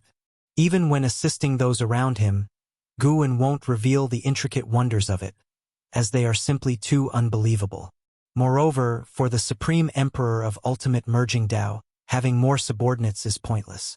No matter how many strong people are under the Supreme Emperor of Ultimate Merging Tao, combined, they can't rival him. Moreover, he and the Celestial Emperor stand in the perfection realm. On the heavenly Tao scope, there are only two Supreme Emperors of Ultimate Merging Tao, both in the perfection realm, and their gap with all beings is astoundingly vast. Why do I suddenly relate to the Celestial Emperor's arrogance? Guan chuckled, shaking his head. He felt this mindset was unacceptable, just as the Celestial Emperor couldn't foresee him rising unknowingly. Perhaps another Supreme Emperor of Ultimate Merging Tao might emerge in the future without either him or the Celestial Emperor realizing. No matter what, he must never be conceited. If you find any errors, ads pop up, ads redirect, broken links, non-standard content, etc., please let us know. Report so we can fix it as soon as possible. Chapter 808. Another side of the Patriarch, the passage of time resembles a spinning wheel and is as merciless as flowing water, erasing worldly grudges, disasters, and happiness. Regardless of good or bad, all will pass before the sands of time. The contest for the title of Son of Heaven is no exception, and its progress is accelerating. After 3 million years, the 3,000 great worlds have all fallen under Shenyuan human venerables' dominion, bringing peace to various realms. Following a great calamity, these realms enter a new era, receiving blessings from the heavenly Tao, with all things reborn. While the 3,000 great worlds are rejoicing, the contest for the title of Son of Heaven still has one crucial final battle. The celestial spirit great world remains in peace, yet the number of little worlds from outer heaven is increasing. Ji Xiaoyu's attainment of innate golden immortal status has not been spread widely. She chooses to hide her cultivation level, continuing to pretend as the heaven-encompassing free immortal, and uses her unique qi concealment technique. This year as spring begins, and Zizai takes Zhuang Xian into the bamboo forest to find Guan. This bamboo grove has become Gu An's exclusive domain, where others dare not tread lightly. After many years, Zhuangxian has become a free immortal and is now pursuing the path of primordial Tao Emperor. He wears a black shirt and white robe, with his long hair bound at the top by 2 bamboo hairpins, his expression solemn, embodying the aura of a seasoned sage. Coming before Guwen, the two respectfully salute. Gu and you may return first. Guwen tells Nzazai, who upon hearing this, can only suppress his curiosity and turn to leave. Facing the ancestor alone, Zhuangxian, who usually fears neither heaven nor earth, now feels somewhat nervous, his breath becoming unsteady. Guwen sits on the steps in front of the pavilion. He gestures for Zhuangxian to sit on the ground, and Zhuangxian promptly complies. I called you here because I intend to personally teach you. Do you know why I am willing to instruct you? Guwen asks as he toys with the 7-star mirror, once the immortal path ultimate treasure of the 7-star spirit realm, now transformed into a Tao treasure, containing the power to suppress a side of the Great Thousand World. Zhuangxian replies, is it because of Ancestor N? He would not arrogantly believe that it is due to his own character that the Ancestor appreciates him. Presently, there are countless Wuxia disciples, many with remarkable talent, yet none have seen the Ancestor instruct anyone. Guwen laughs. He is just one reason. It's also because of your master. Let me tell you a secret. Don't tell anyone, including your master. Zhuangxian becomes intrigued and quickly agrees. Guwen begins to narrate tales from his time at the Supreme Sect, focusing on his interactions with LV Badian, soon captivating Zhuangxian, immersing him in the story.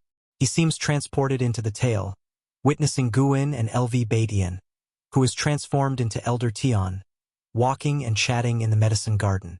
Zhuangxian had heard many stories about the Ancestor before, but those were mostly legends of the Ancestor saving the world. Hearing a simple story of the Ancestor interacting with others was a first. Very simple, yet full of flavor, calming his spirit. Hearing about LV Badian restoring his identity, always wanting to pass his cultivation level to Guwen and urging him to become the sect leader, causes Zhuangxian to smile involuntarily. Once Guwen finishes speaking, he himself drifts into reminiscence. Zhuangxian asks, Ancestor, is my master a descendant of Senior LV Badian? The Ancestor indeed seems to be someone who cherishes old friendships. Guwen glances at him, smiling. No, he is the reincarnation of LV Badian. The cultivation technique I imparted to him was once taught to me by his prior incarnation. Zhuangxian widens his eyes with an expression of disbelief. To him, the tales of Gu and an LV Badian should stem from an unfathomably distant past, so far back that it transcends thousands, tens of thousands of reincarnation cycles. Given such reincarnation, it's seemingly impossible to find a familiar face. Guwen continues, I am indifferent to your cultivation achievements, nor concerned about how many you may aid in the future. As long as you do not commit evil, do not harm fellow disciples, even if you accomplish nothing, I will not expel you from Wuxia. Presently, I pass the cultivation technique to you in consideration of your master. I hope you can become your master's pride, as his former incarnation always aspired to nurture an exceptional disciple. Zhuangxian listens attentively, pondering for a moment before solemnly nodding his head. He doesn't feel disappointed by this. Instead, he finds the Ancestor magnanimous and sincere, expressing a swaggering boldness that fears no change. He also hopes to become such a person. Guwen raises his hand and sends out the 7-star mirror. The mirror floats in midair, the surface reflecting a beam of white light, which reveals a scene of the dark void within. Let's watch a battle first, Guwen says with a smile, and with a gesture from his right hand, a wine jug from the pavilion flies into his hand. A battle? Curious, Zhuangxian's gaze turns to the dark void ahead, witnessing 2 figures approaching each other. Who are they? Zhuangxian cannot resist asking. Guwen responds, Sons of Heaven, the 2 who plunged the 3,000 great worlds into a millennium-long catastrophe. They are about to have their final showdown. Sons of Heaven. Zhuangxian's eyes widen, turning to Guwen with an expression of disbelief. The current celestial spirit great world has already formed links with the 3,000 great worlds, coupled with the presence of the 10,000 Realms Gate, so Zhuangxian is aware of the battle for the title of Son of Heaven. Such a narrative feels incredibly distant to him. In his mind, the celestial court even seems to be above the beginningless realm. Within the beginningless, no one can compare to the Son of Heaven. The ancestor can, astonishingly, glimpse the Sons of Heaven's duel from within the dojo, and the two Sons of Heaven are completely unaware. What kind of technique is this? What kind of cultivation level could achieve this? Zhuangxian is both shocked and thrilled. Disciples have always known the ancestor is powerful, but the true extent of that power remains unseen to all. Today, the ancestor's demonstration, though not earth-shattering, has shattered his perception. Watching the ancestor's serene and tranquil smile, Zhuangxian's thoughts swirl. At this moment, a booming sound emanates from the strong light of the seven-star mirror, capturing his attention. He sees the two Sons of Heaven already engaged in battle. The scene instantly pulls back, yet even so, the mana of both Sons of Heaven fills the entire view. Occasionally, he sees the two Sons of Heaven grow in size, battling with Dharma aspect, then shrink, with the scene changing to appear in other universes, the battle moving so rapidly that he daren't blink. Although indistinct, he senses the two Sons of Heaven's terrifying strength. Ping! The sound of the mirror shattering reaches him. Zhuangxian watches the scene, feeling as if the universe was being smashed apart, with the dark void quickly turning into an intense red. 9 Heaven's true dragon Qi. Father Emperor indeed dotes on you. Shenyuan Human Venerable's voice rings out, icy cold. Ia the novel F. Ire. At website on Google to access chapters of novels early and in the highest quality. Another voice accompanies it. Humph, that's because my aptitude is sufficient for cultivation. Though we are both Sons of Heaven, the disparity in talent is truly present.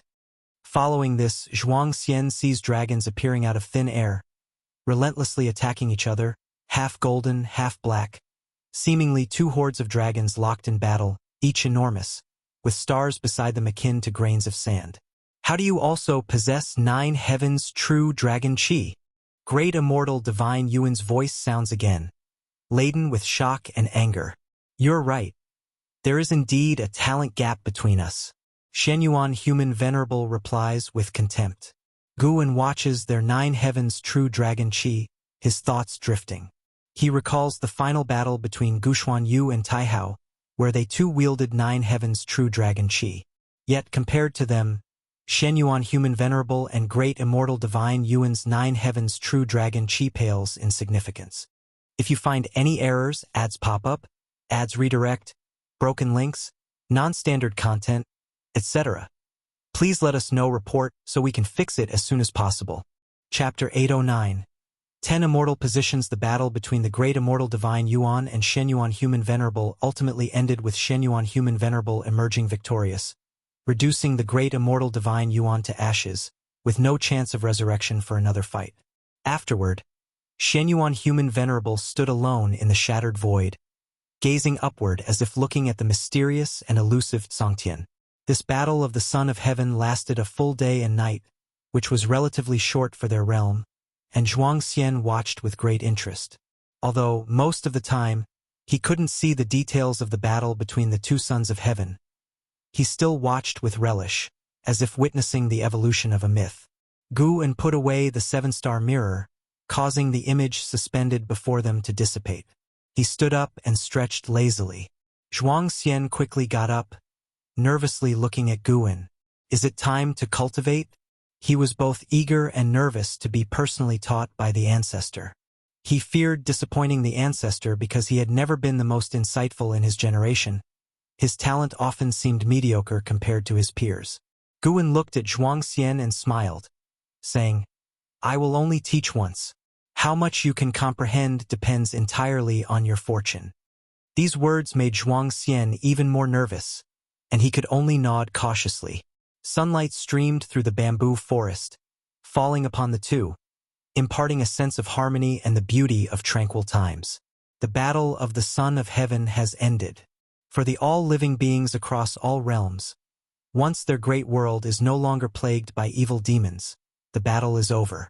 But for the sects across the realms, the real highlight is after Shenyuan Human Venerable's victory. Will the Son of Heaven fulfill his promise? Do they have a chance to ascend to immortality? SAR the novel_fire. At website on Google to access chapters of novels early and in the highest quality. Ultimately, Shenyuan Human Venerable did not disappoint, choosing a group of meritorious great cultivators to go to the celestial court and sending Sichuan Old Immortal to travel across the 3,000 great worlds to reward deeds according to merit. About 1,000 years have passed since the Battle of the Son of Heaven. In late summer that year, Shenyuan Human Venerable, accompanied by Sichuan Old Immortal, came to visit Gu and sent in Zizai to receive them, and they met again at the mountain viewing pavilion. Before leaving, and Zizai couldn't help but glance at Shenyuan Human Venerable one more time. This person was the Son of Heaven. He speculated internally. The Battle of the Son of Heaven has ended, so why does the Son of Heaven come to visit the ancestor? Did the ancestor play a crucial role in the battle? And Zizai suddenly thought of a legend he heard not long ago about a divine sparrow with colorful rays at its tail end sweeping across the 3,000 great worlds, exterminating countless evil demons, thus changing the course of the Battle of the Son of Heaven. With a heart full of confusion, he left, not daring to disturb Guan's conversation with the other two. After he departed, Shenyuan Human Venerable respectfully bowed to Guan, raising his hand in salute, appearing much more humble than during his last visit. Sichuan Old Immortal followed suit, looking at Guan with gratitude and awe. When he sought Guan's assistance, he dreamed that Guan could help Shenyuan Human Venerable, but he never expected that Guan could single-handedly change the tide, even against the Tao Extreme Daluo Immortal of the Celestial Court. Incredibly, Guan himself did not appear in person, simply relying on a divine sparrow to change the dynamics. "Sit down and let's chat."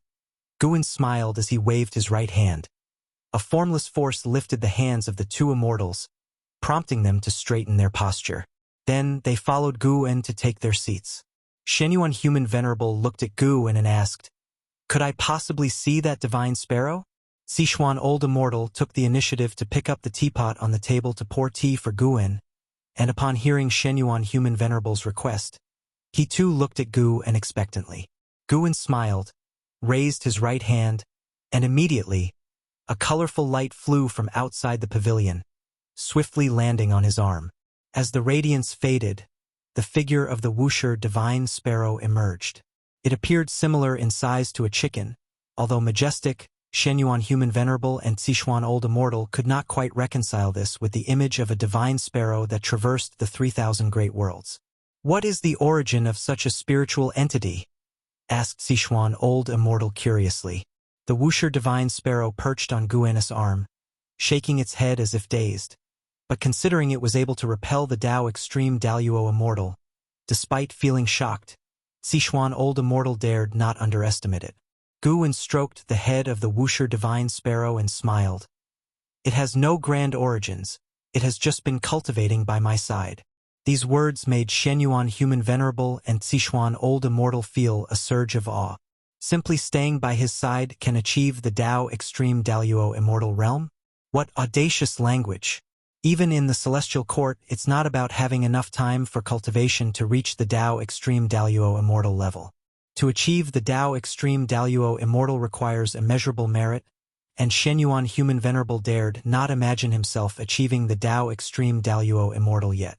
Guan slightly raised his right hand, prompting the Wuxia divine sparrow to fly away. "What are your reasons for coming here?" Guan asked. Guan was very satisfied with Shenyuan Human Venerable's actions after his victory. At least he did not deceive the all-living beings, and with victory, there truly was a chance for immortality. Furthermore, the 3,000 great worlds did not perish and be recreated, which indicated Shenyuan Human Venerable exerted his influence on the Celestial Court. Shenyuan Human Venerable said, "Ancestor, your assistance was immeasurable. I had to come to express my gratitude. I am willing to offer you 10 immortal ascension slots. How about that?" 10 immortal ascension slots. Guan couldn't help but feel amazed. No wonder Tai Immortal Monarch was so committed to supporting the Son of Heaven. Relationships are truly important. How many years would it take for the 3,000 great worlds to birth an immortal god? Shenyuan Human Venerable effortlessly offered 10 slots, and Guan could sense that these 10 slots were not just ordinary celestial god positions but star monarch immortal positions. You have already given me the heavenly Tao Emperor Jade. That's enough. Guan shook his head and smiled. Shenyuan Human Venerable replied sternly, the heavenly Tao Emperor Jade was to request your assistance, but now I am talking about the reward after victory, which is what I should give. Yes, Ancestor, if you can't decide now, you can accept them first and later give the opportunity to whichever disciple wishes to ascend to immortality. Sichuan Old Immortal chimed in. Shenyuan Human Venerable waved his sleeve, and 10 green jade long sticks appeared on the table, each engraved with the words Star Monarch. Guan no longer refused and asked, Your Highness, how will you treat the 3,000 great worlds in the future? Shenyuan Human Venerable was secretly astonished. How did the ancestor know he could rule the 3,000 great worlds? This was a reward he received from Tsangtian not long ago, effectively enabling him to oversee 3,000 celestial gods, along with many immortals and gods who prioritized the 3,000 great worlds to serve him, greatly expanding his power. Of course, he was merely astonished and did not ponder too much. Considering the ancestor's cultivation level, deducing this was not impossible. Shenyuan Human Venerable began to describe his plans, believing the 3,000 great worlds held great potential, and intended to develop them well, making them a significant part of the heavenly Tao, heralding unprecedented fortune, and marching towards a grander era. The three chatted for a long time, mostly with Guan listening, while Shenyuan Human Venerable and Sichuan Old Immortal observed his expression, afraid he might be dissatisfied. Shenyuan Human Venerable indeed had faith in the 3,000 great worlds, but most importantly he wanted to enlist Guan's support. Having Guan in the 3,000 great worlds was of extraordinary significance. If you find any errors, ads pop up, ads redirect, broken links, non-standard content, etc., please let us know report so we can fix it as soon as possible. Chapter 810. Son of Heaven Ji Yen, if it is truly so, then His Highness will surely become a revered immortal god among all beings and reshape the image of immortal gods in the hearts of all living beings. Guan looked at Shenyuan Human Venerable, speaking with admiration, which prompted Shenyuan Human Venerable to smile. Sichuan Old Immortal laughed and said, His Highness has always had the ideal of restoring the celestial court's virtues.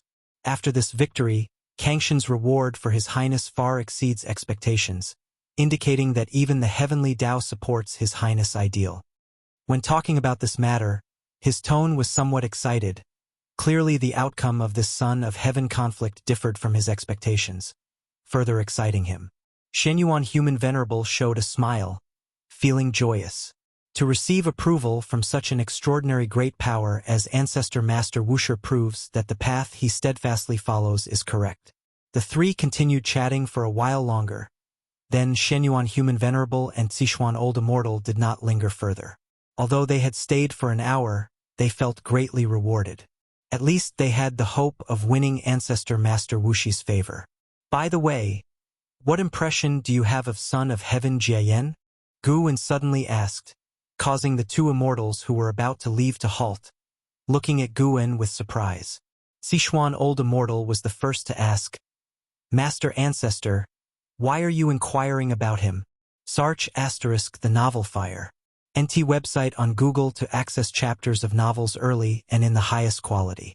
Mentioning Son of Heaven Jiayan, Sichuan Old Immortal's expression became unnatural, and even Shenyuan Human Venerable furrowed his brow. Guan maintained a smile and said softly, Oh, nothing in particular, just curious to understand. Sichuan Old Immortal glanced at Shenyuan Human Venerable, then said, This Son of Heaven's celestial rank is quite high. His cultivation level is on par with some celestial Tao venerables. His Son of Heaven number can be ranked in the top 100. He once won the Son of Heaven battle, later lost, and since then has devoted himself to retreat, showing himself rarely. Yet over the long years, the immortal gods under his command continue cultivating new immortal gods. Overall, this Son of Heaven is not one to provoke lightly. His mention of not to provoke was a subtle warning to Gu and not to antagonize Son of Heaven Jiayan. Even though Gu En had already displayed strength not fearing Dao Extreme Daluo Immortal, he still hoped Gu En would not provoke Son of Heaven Jieyan. Shenyuan Human Venerable did not speak, but it was clear he was very apprehensive of Son of Heaven Jieyan. Gu En said with a laugh, "Do not worry, I have no feud with him, it's just that I happened to see him about to do some things. Alright, you may go now." Sichuan Old Immortal was puzzled upon hearing this, wishing to ask what matter it was but dared not get entangled in the cause and effect of Son of Heaven Jieyan. Shenyuan Human Venerable looked at Gu En and asked, "What he intends? Does it relate to the 3,000 great worlds?" Gu En did not reply but merely looked at the teacup on the table. Shenyuan Human Venerable and Sichuan Old Immortal instantly understood. Their expressions turned grim. They asked no more and left politely. The two immortals left Wuxia and directly moved to the world gate. Shenyuan Human Venerable's face was livid, his eyes fiery, causing the celestial spirit god guarding the world gate to hurry to his feet. "Your Highness, do not be reckless," Sichuan Old Immortal quickly advised, having guessed what Shenyuan Human Venerable intended. Shenyuan Human Venerable said without turning around, "I understand. I am merely angry and will not give him any chance." Passing by the celestial spirit god, he paused. Turning to look at the celestial spirit god, his expression softened and said, "Serve Ancestor Master Wuxia well in the future. Whatever happens, if you need to find me, just call my name at the world gate, and I will hear it." Celestial spirit god was flattered, promptly agreeing. After that, Shenyuan Human Venerable and Sichuan Old Immortal stepped into the world gate one after another. When the intense light of the world gate dissipated, only then did the celestial spirit god breathe a sigh of relief, his face breaking into a smile. The path becomes ever smoother. Being a celestial god, serving a great power outside the celestial court was once considered fundamentally rebellious behavior, but now many high-ranking immortal gods support him in doing so. The celestial spirit god resumed his meditation, his gaze towards the distance. His mind drifted to Tian Hao. He wondered if that boy had ascended to immortality, and what immortal position he held. Meanwhile, Gu En walked out of the mountain viewing pavilion, proceeding along the mountain path, leisurely strolling through the wilderness, contemplating the future. In a distant future, Son of Heaven Jieyan will reincarnate to the mortal realm, achieve supreme status in the celestial spirit great world, and commence a war for dominion over the 3,000 great worlds. This destiny emerged after Shenyuan Human Venerable won, clearly indicating that Son of Heaven Jieyan was targeting Shenyuan Human Venerable. Gu En had previously warned Ji Xiaoyu not to trust immortal fate, precisely because she would encounter Son of Heaven Jieyan in the future. This Son of Heaven Jieyan's cultivation level is quite formidable, having reached perfect Taoist Great Luo Immortal Realm. Yet, regrettably, such a level holds no secrets to Gu En. It made Gu En feel relieved that when he achieved Dao Extreme Daluo Immortal, he did not act recklessly. Had he indiscriminately killed and crazily accumulated lifespan, he surely would have been targeted by Shen Qi Primordial Immortal and Mixed Element Profound Venerable Immortal. There are always those who take the lead role in this world, but staying here and watching the drama is more enjoyable. Gu En murmured, with no one beside him to know what he meant. He prepared to assess Zhuang Xian's cultivation achievements. Though he said it was to see Zhuang Xian's own fortune, after millions of years, it was his first time teaching someone cultivation and could not let Zhuang Xian be too poor. Celestial Court, Guangfa Immortal Palace. In the Grand Hall, hundreds of immortal gods sat cross-legged on their respective mats, Li Xuanmiao and Celestial Destruction God among them, the two seated next to each other. The venerable Guangfa Taiguang had not yet appeared, and the disciples of Guangfa Immortal Palace chatted about the Son of Heaven conflict. Didn't expect Shenyuan Human Venerable to turn the tide. Truly surprised me. Indeed, Taisien Divine Yuan almost won, yet it could be overturned. Who knows what has happened within the 3,000 great world. It is said Shenyuan Human Venerable invited a supreme great power to intervene. I heard too that Taisien Divine Yuan invited a supreme immortal to act, but was not the rival, which might be why Shenyuan Human Venerable was conferred as Great Thousand World Immortal King. Shenyuan Human Venerable introduced hundreds of immortal gods at once, and Songtian permitted them, likely leading to more sons of heaven engaging in such conflicts in the future. Listening to the immortal gods' discussions around him, Li Xuanmiao felt that this situation was connected to his master. If there was a major variable in the 3,000 great worlds, it could only be his master. That Taisien divine Yuan acted unscrupulously, worrying him about the celestial spirit great world. Also fearing Guan would become an enemy of the celestial court to protect the celestial spirit great world. Celestial destruction God spoke. The son of heaven conflict causing such a significant impact might be some sort of signal. Li Xuanmiao turned to look at him, curiously asking, "What kind of signal?" Celestial destruction God did not answer, but said, "They say both sons of heaven displayed 9 heavens true dragon chi." What is 9 heavens true dragon chi? It is the emperor of heaven's divine skills, with abnormally domineering power to suppress the heavenly Tao. Celestial destruction God's answer changed Li Xuanmiao's expression significantly. 2 sons of heaven with the emperor of heaven's true inheritance competing, and Songtian offering unprecedented merit rewards. Indeed extraordinary. If you find any errors, ads pop up, ads redirect, broken links, non-standard content, etc., please let us know report so we can fix it as soon as possible. Chapter 8:11. Dugu Demon Emperor. As Li Xuanmiao pondered Kangshan's will, a golden light appeared on the steps ahead. As the golden light dissipated, Venerable Guangfa Taiguang appeared on the lotus throne and sat down. His imposing figure appeared, and all the immortal gods in the hall stood up and bowed to him.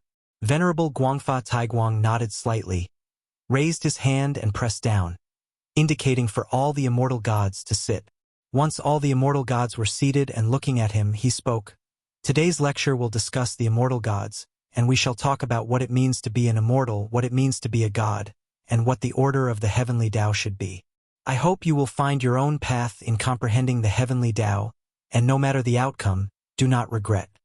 On hearing this, the immortal gods sat upright, knowing that this lecture was connected to the dispute for the title of Son of Heaven, a matter of great interest to them. Such a significant event rarely occurs in the celestial court over the long eras, as no one within the heavenly Tao can shake its foundation. The white-haired elder in the first row spoke first. This humble Taoist believes that immortal gods should focus on destiny. Relying on it means relying on all beings of heaven and earth. Thus, immortal gods should primarily protect all beings. His status was evidently high, as he was the first to speak, and the other immortal gods listened intently. After he finished speaking, an immortal god quickly rebutted. An immortal is an immortal. Mortal spirits cultivate to become immortals, enduring hardships. Yet after becoming immortals, they still weigh mortal spirits heavily. What is the meaning of our immortal cultivation? Immortals should keep their distance from mortal spirits. This itself is a protection. In fact, even if we do nothing, mortal spirits will still worship us, so there's no need to curry favor for the sake of destiny. His argument won the approval of many immortal gods, most of whom were from the mortal world, having faced trials themselves. They knew the dangers of human hearts and inherently detested the machinations and disputes of mortal spirits. Suddenly, the immortal gods split into 2 factions and began debating. It was difficult for anyone to propose a third view without being dragged into the conflict between immortals and mortals. Li Xuanmiao remained silent, observing the attitudes of the immortal gods.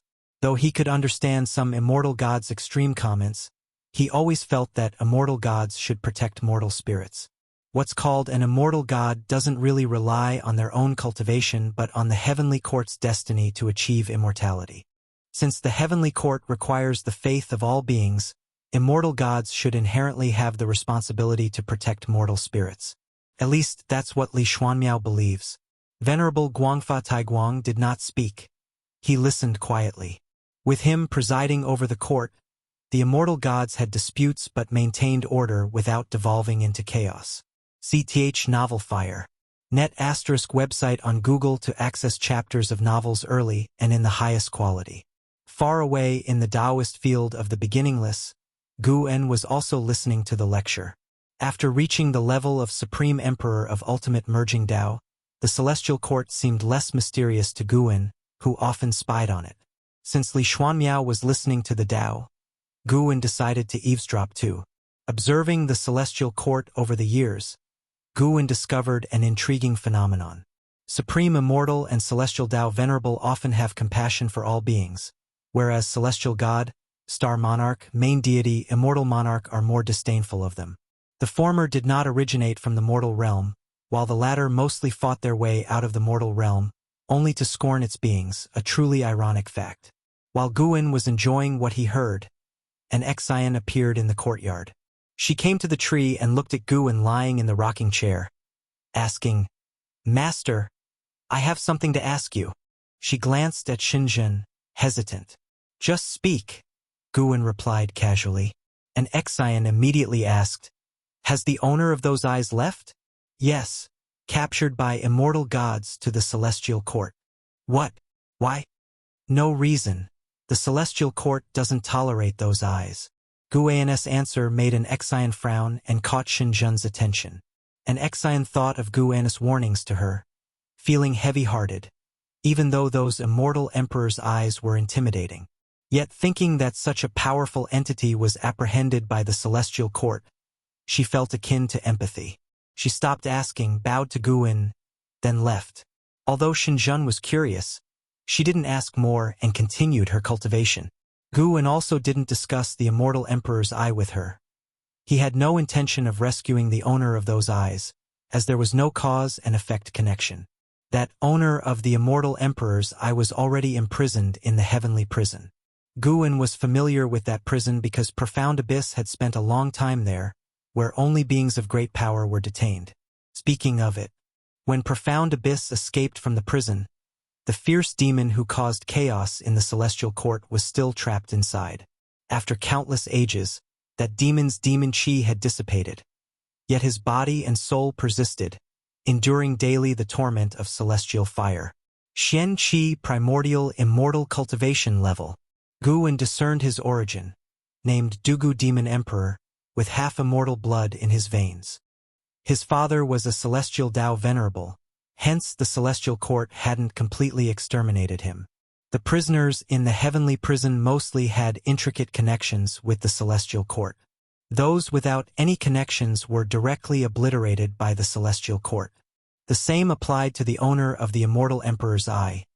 His eyes weren't naturally born but transplanted by a Celestial Court great power, attempting to refine those eyes through his body. Nowadays, Guwen found it amusing to observe the complex web of cause and effect within the Celestial Court, like following a drama or watching a movie, not dull at all. To all beings, the Celestial Court appears ethereal. Even free immortals struggle to reach them. Yet every move they make can affect the destiny of all heavens and myriad realms. Guwen got up, intending to take a look around the Nine-Spirit Dynasty while listening to the lecture from Guangfa Immortal Palace. Xinzhen did not follow him. She was solely focused on asking the Tao and reaching the heaven-encompassing free immortal realm sooner. Now, the second-generation disciples of the Beginningless had a minimum cultivation level of profound Yuan free immortal, but hadn't yet birthed any innate golden immortal. Time flows endlessly, as a day passes like a page in the annals of time. After Shenyuan human venerable triumphed, legends of immortal gods proliferated across the human world, and opportunities to ascend to immortality began to spread throughout it. Millions of years later, immortality became the highest goal for the cultivation of the multitudes.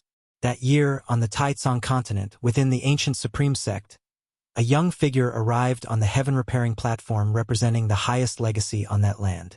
This youth wore black clothes, had handsome features, and appeared to be just 16 or 17 years old, carrying 3 treasure swords on his back as he walked with the steady stride of a dragon and tiger onto the heaven-repairing platform, full of spirit. The heaven-repairing platform was vast, yet only a few hundred were cultivating there, all meditating in different spots. The youth walked toward the heaven-splitting axe standing in the center of the platform. As he got closer, people began to turn their attention to him. The heaven-splitting axe was left behind by the mythic supporting Tao sword Venerable, but countless ages have passed, and no one has been able to retrieve it, causing the expectation for this grand opportunity to fade. Thus, fewer and fewer with high cultivation are visiting the heaven repairing platform. If you find any errors, ads pop up, ads redirect, broken links, non-standard content, etc., please let us know. Report so we can fix it as soon as possible. Chapter 8:12. Celestial Mandate Person. The black-clad youth came before the heaven-splitting axe, looking at the ancient axe that had weathered countless millennia. He smiled with a radiant exuberance. "Hey, kid, where are you from? Do you also wish to challenge the ancient inheritance?" An elderly voice echoed. The black-clad youth turned his head upon hearing it and smiled brightly, saying, "My name is Su Ling. I just joined the Supreme Sect, and I believe I am qualified to receive the world's greatest opportunity." Hearing this, the surrounding old cultivators opened their eyes. Their expressions varied. Some were disdainful, others amused, some expectant, and others displeased. After responding to the old cultivator, Su Ling shifted his gaze to the heaven-splitting axe, his eyes full of passion. He reached out directly and grasped the axe handle. Heavy. This was Su Ling's first impression. At 16, he had already reached the core formation realm. Among the new disciples of the Supreme Sect, his talent was considered outstanding, especially since he was not born into a cultivation family. Although the heaven-splitting axe was very heavy, Su Ling felt a mysterious power in the dark assisting him in lifting the axe. The sense of weight was rapidly diminishing. Indeed, the heaven-splitting axe has been inherited for so many years without anyone succeeding. It clearly tests not cultivation level but fuyuan. Su Ling always believed he had deep fuyuan. When he was young, a calamity struck his entire village, yet he survived. He always felt grateful to the heavens, carrying a thankful heart from a young age. He had a fervent spirit, always ready to help those in need, earning a reputation for chivalry while young. It was this chivalry that drew the attention of the Supreme Sect's cultivators. After an entry test, he turned out to have extraordinary talent. He felt his good fortune and talent had special significance, with a grand mission awaiting him. Gaining the heaven-splitting axe's inheritance would assist him in completing this great mission. If there is celestial mandate in the mystery, let it help me lift it. Su Ling looked down at the heaven-splitting axe, shouting in his heart. He exerted his strength, moving his left foot sideways, his form full of power. He did not stop, his eyes resolute. The heaven-splitting axe started to shake. Although the movement was slight, it caused the hundreds of cultivators at the heaven-repairing platform to open their eyes, all turning their heads to look at him. The heaven-splitting axe trembled more violently, prompting the cultivators to stand up one after another. How is it possible? Could he truly be the legendary Celestial Mandate person?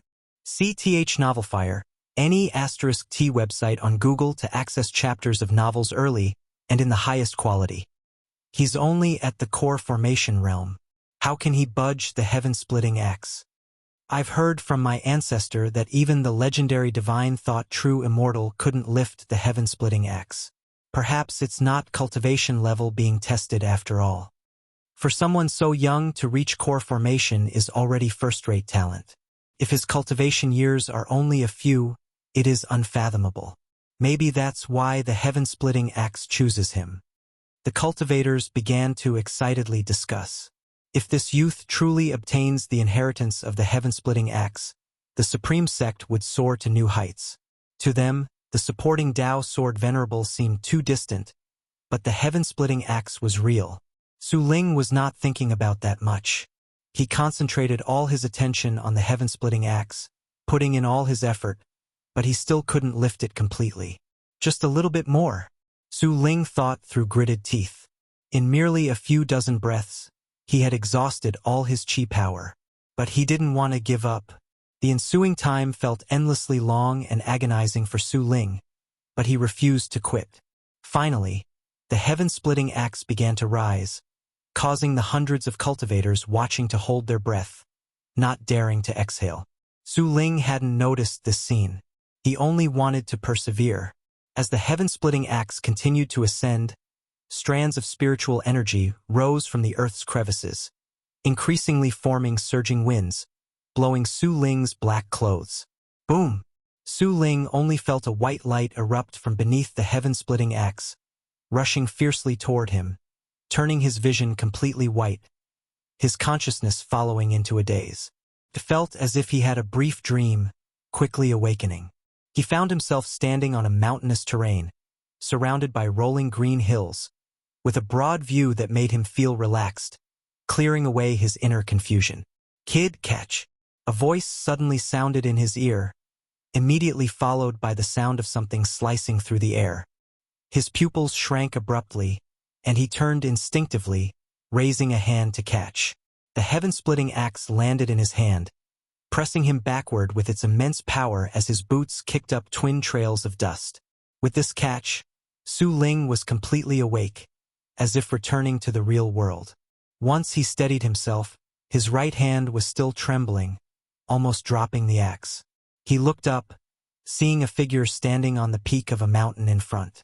The figure leapt, like a bird taking flight, swiftly landing before him. What a handsome man! Since arriving at the Supreme Sect, Su Ling had seen many immortal masters. Yet this was his first time seeing a man as handsome and full of immortal aura as Guan for 1,200 million years, finally waiting for someone fated. Guan looked at Su Ling, laughed, and said. Su Ling cautiously asked, "Who are you? Where am I?" Having just embarked on the path of immortal cultivation, he understood little, unable to distinguish reality from the illusion realm. Guan's mention of 4,200 million years directly stunned him, making him lose his usual judgment. Guan smiled and said, "Who I am doesn't matter. What matters is that you have passed the test of the heaven-splitting axe. Now I will teach you the secret skill hidden within it. Are you ready? Once you learn it, you can return. This is not a dream. This is your opportunity." Su Ling calmed down. He gripped the heaven-splitting axe and lifted it slightly, saying, "I'm ready." Guan raised his right hand, forming an axe, then began teaching Su Ling the heaven-splitting divine axe, move by move. The heaven-splitting divine axe is divided into 9 forms: life-breaking, demon-breaking, ghost-breaking, mountain-breaking, broken sea, breaking technique, immortal breaking, god-breaking, heaven-splitting. This axe technique was once the supreme inheritance of the Tai-Tsong continent, capable of sweeping the world. With high comprehension and Guan's Tao intent, Su Ling quickly memorized the 9 forms of the heaven-splitting divine axe. After roughly learning it, Su Ling's expression showed hesitance. He occasionally glanced at the heaven-splitting axe in his hand, then at Guan, wanting to say something but stopping. Guan asked with a smile, "Are you disappointed?" Su Ling nodded and said, "It seems the power is not much different from the swordsmanship my master taught me. Indeed, I have modified it. Do you wish to learn the new heaven-splitting divine axe?" Guan looked at Su Ling, his smile unchanged, warm like a spring breeze. Su Ling quickly replied, "Of course I want to. This is the Supreme Sect's ancient inheritance. If it's not more powerful than my master's swordsmanship, it would be embarrassing, not just for me but for the whole Supreme Sect." He had already thought it through. Guan must either be the artifact spirit of the heaven-splitting axe or the legendary supporting Tao sword venerable. Either way, there must be a deep connection with the Supreme Sect. Guan nodded with a smile, then raised a hand pointing toward Su Ling. Su Ling's eyes widened, his whole body frozen in place, as images of a figure wielding an axe appeared in his eyes. Guan watched him, murmuring to himself, "Choosing him might also be a good choice. If you find any errors, ads pop up, ads redirect, broken links, non-standard content, etc. Please let us know report so we can fix it as soon as possible." Chapter 813. Where is the sword venerable? Su Ling was shrouded by Guan's Tao intent, and the new memory of the heaven-splitting divine axe surged into his mind. He dreamed again, and this dream lasted a long time.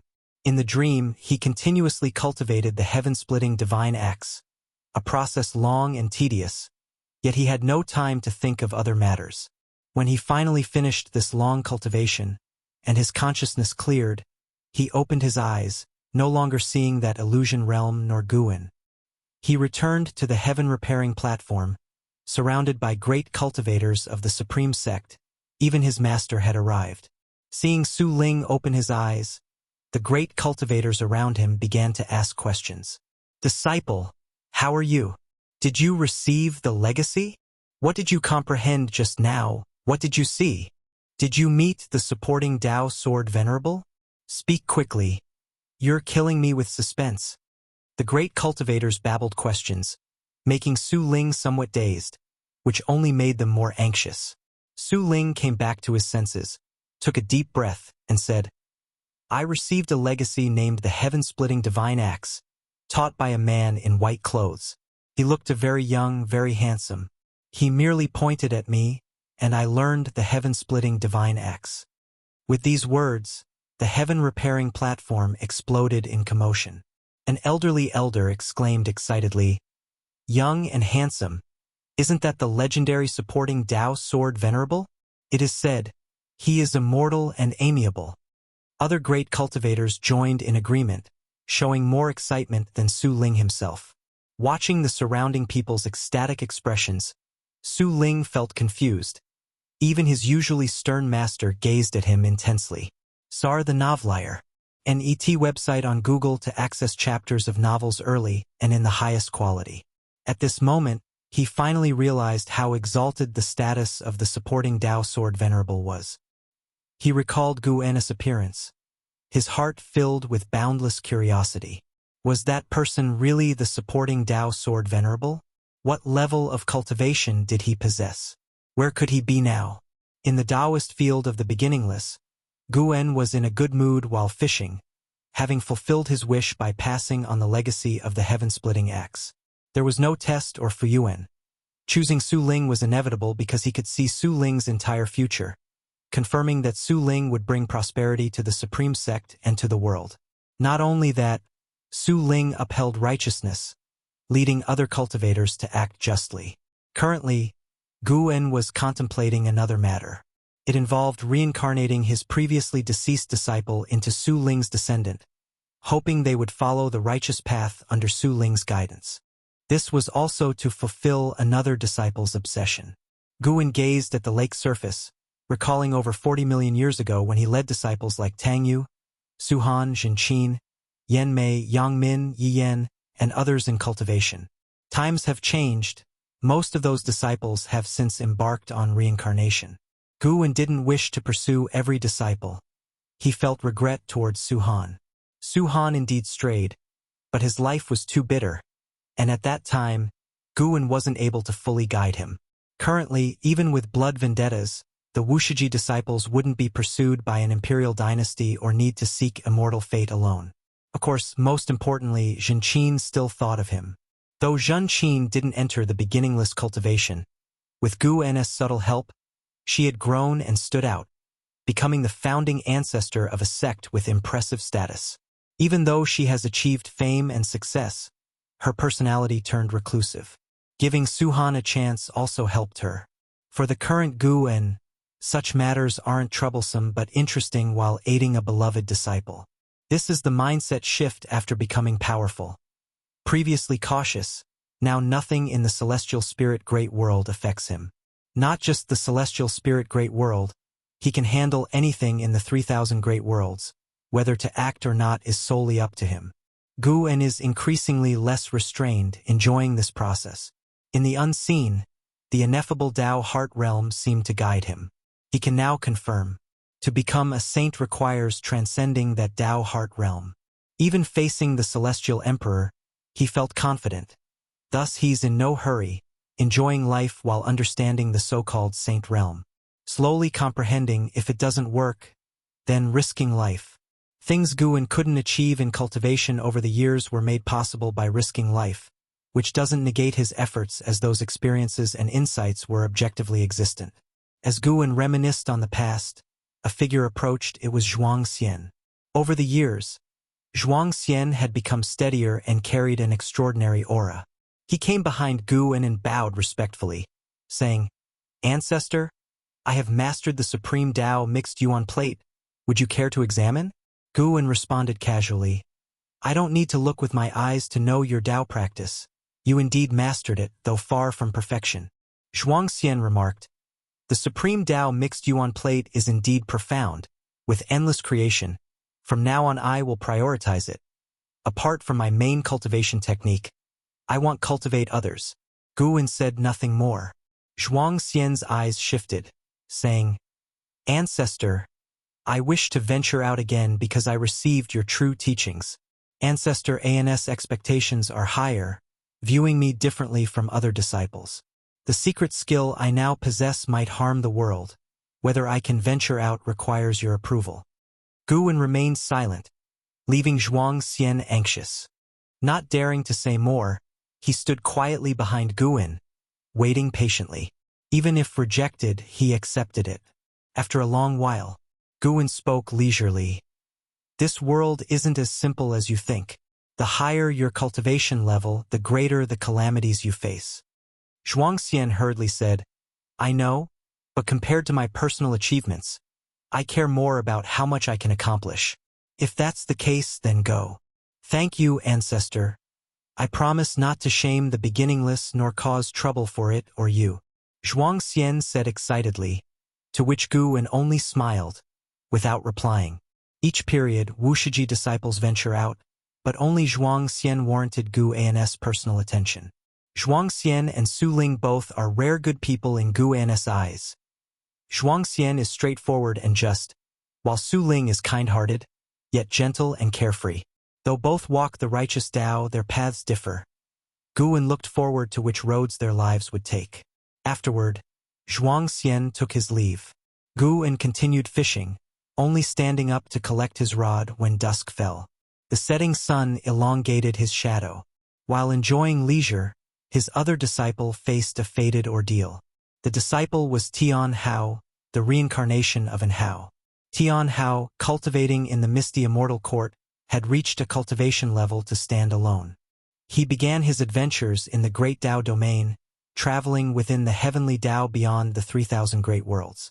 On this day, he encountered a grand scheme targeting him and the celestial court. If you find any errors, ads pop up, ads redirect, broken links, non-standard content, etc., please let us know report so we can fix it as soon as possible. Chapter 8:14. Tian Hao's will the thunderclouds tumbled, and crimson lightning intertwined and flickered. On the earth stood several towering peaks, devoid of vitality and greenery. A light star walked upon the land. Upon closer inspection, it was a divine warrior clad in silver armor, wielding a divine spear, with 9 golden pearls floating behind his head. Flames swirled around the pearls, resembling true dragons, constantly surging, emitting dazzling light, like a war god advancing, dispelling darkness with each step. It was Tian Hao. Now, his cultivation level had reached the innate golden immortal realm. Even though he had not yet joined the immortal class, he could nurture celestial Tao destiny because he was an innate immortal god, born an immortal god. His face was cold, his eyes sharp, filled with an oppressive aura, as if he could see through all the disguises of evil in the world.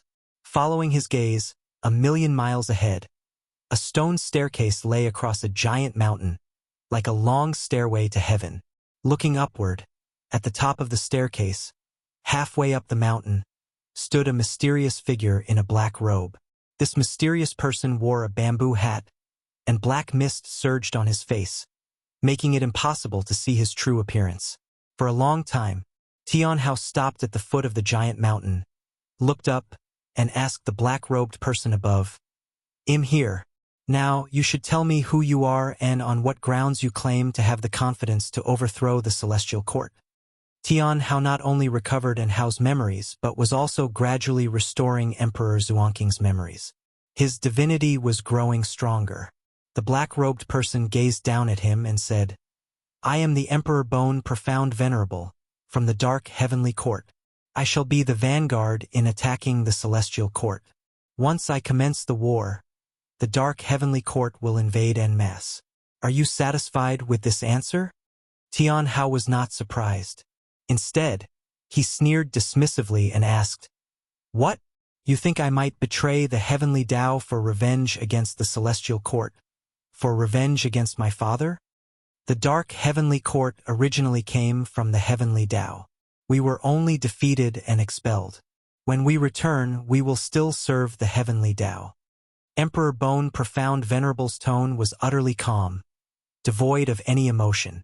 Tian Hao remained unfazed and said, "You cannot win. As long as he exists, nothing in the celestial court can be shaken. He is indeed strong, even invincible. With the strength of the dark heavenly court alone, it would indeed be impossible to overthrow the celestial court. But the dark heavenly court is never lacking in patience or determination. If you join us, we will grant you the legacy of the celestial emperor, a legacy your father once received. Only by acquiring this legacy will you have hope of rivaling him." Emperor Bone Profound Venerable's words finally made Tian Hao's expression change. Tian Hao fell into silence, and Emperor Bone Profound Venerable did not pursue him further, waiting quietly. After a while, Tian Hao looked up at Emperor Bone Profound Venerable and said, "I can trust you, but before that, I want to fight you, to see how powerful the legendary strength surpassing the Tao Extreme Daluo Immortal truly is." Emperor Bone Profound Venerable gazed down at him, saying nothing, but suddenly released a terrifying aura. Boom! In an instant, billions of towering mountains crumbled into ashes. Tian Hao's robe wildly billowed. The silver armor quirked, producing a clanging sound, and his eyes turned icy, filled with a fighting spirit. He knew he couldn't possibly be a match for his opponent, yet he still wanted to try.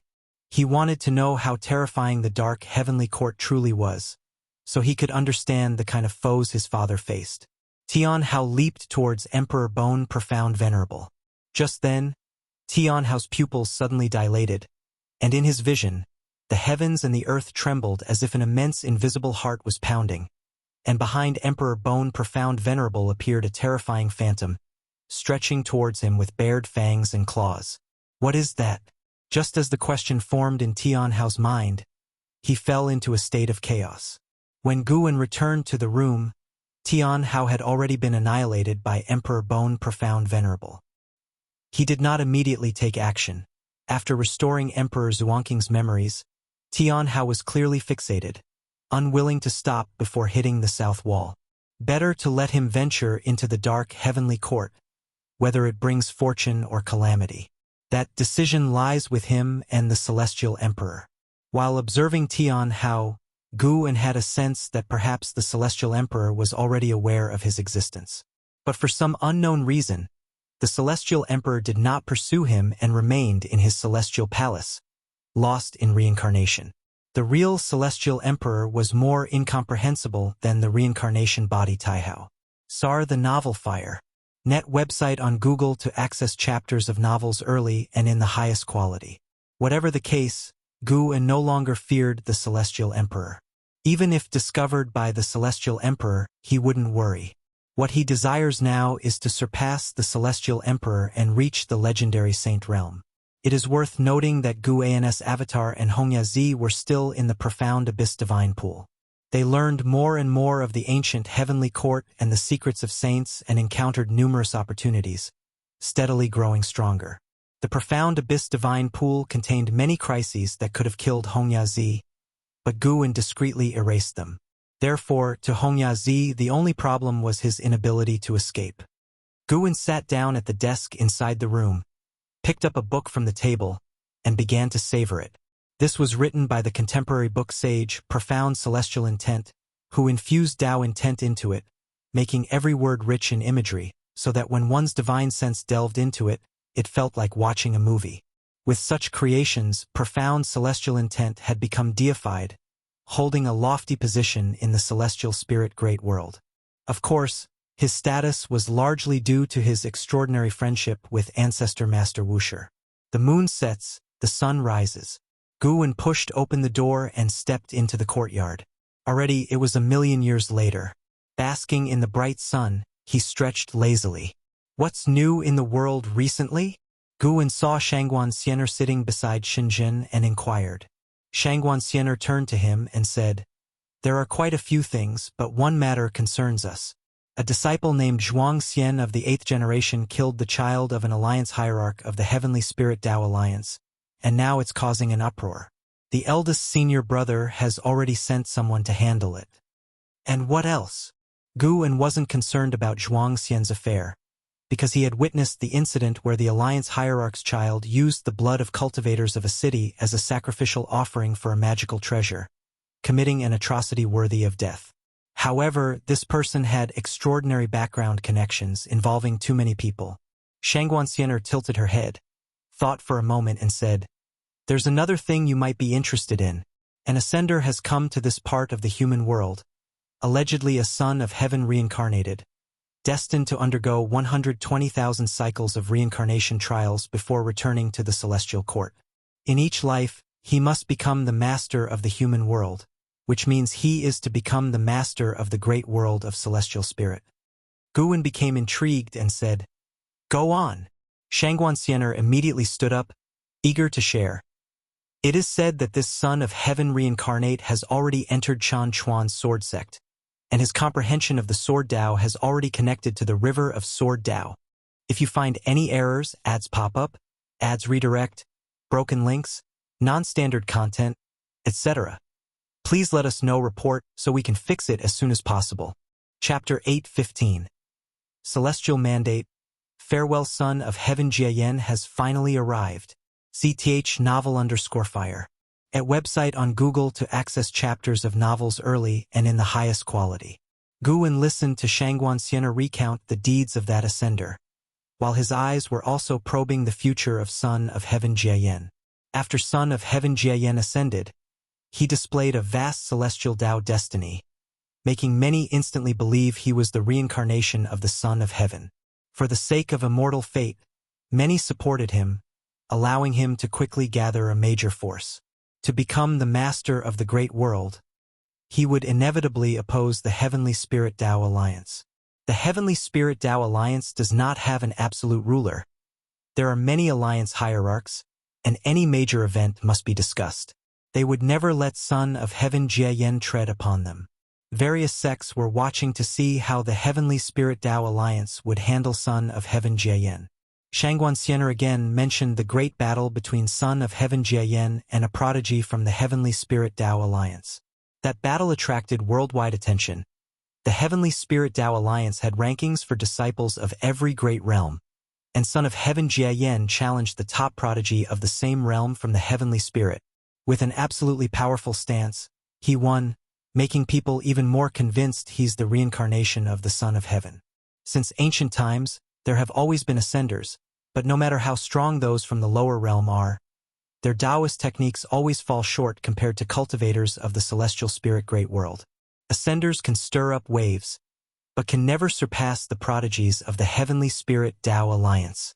The Heavenly Spirit Dao Alliance possesses the best resources of the celestial spirit great world, especially those who make a name as a prodigy, whose resources are far beyond those an ascender can compare to.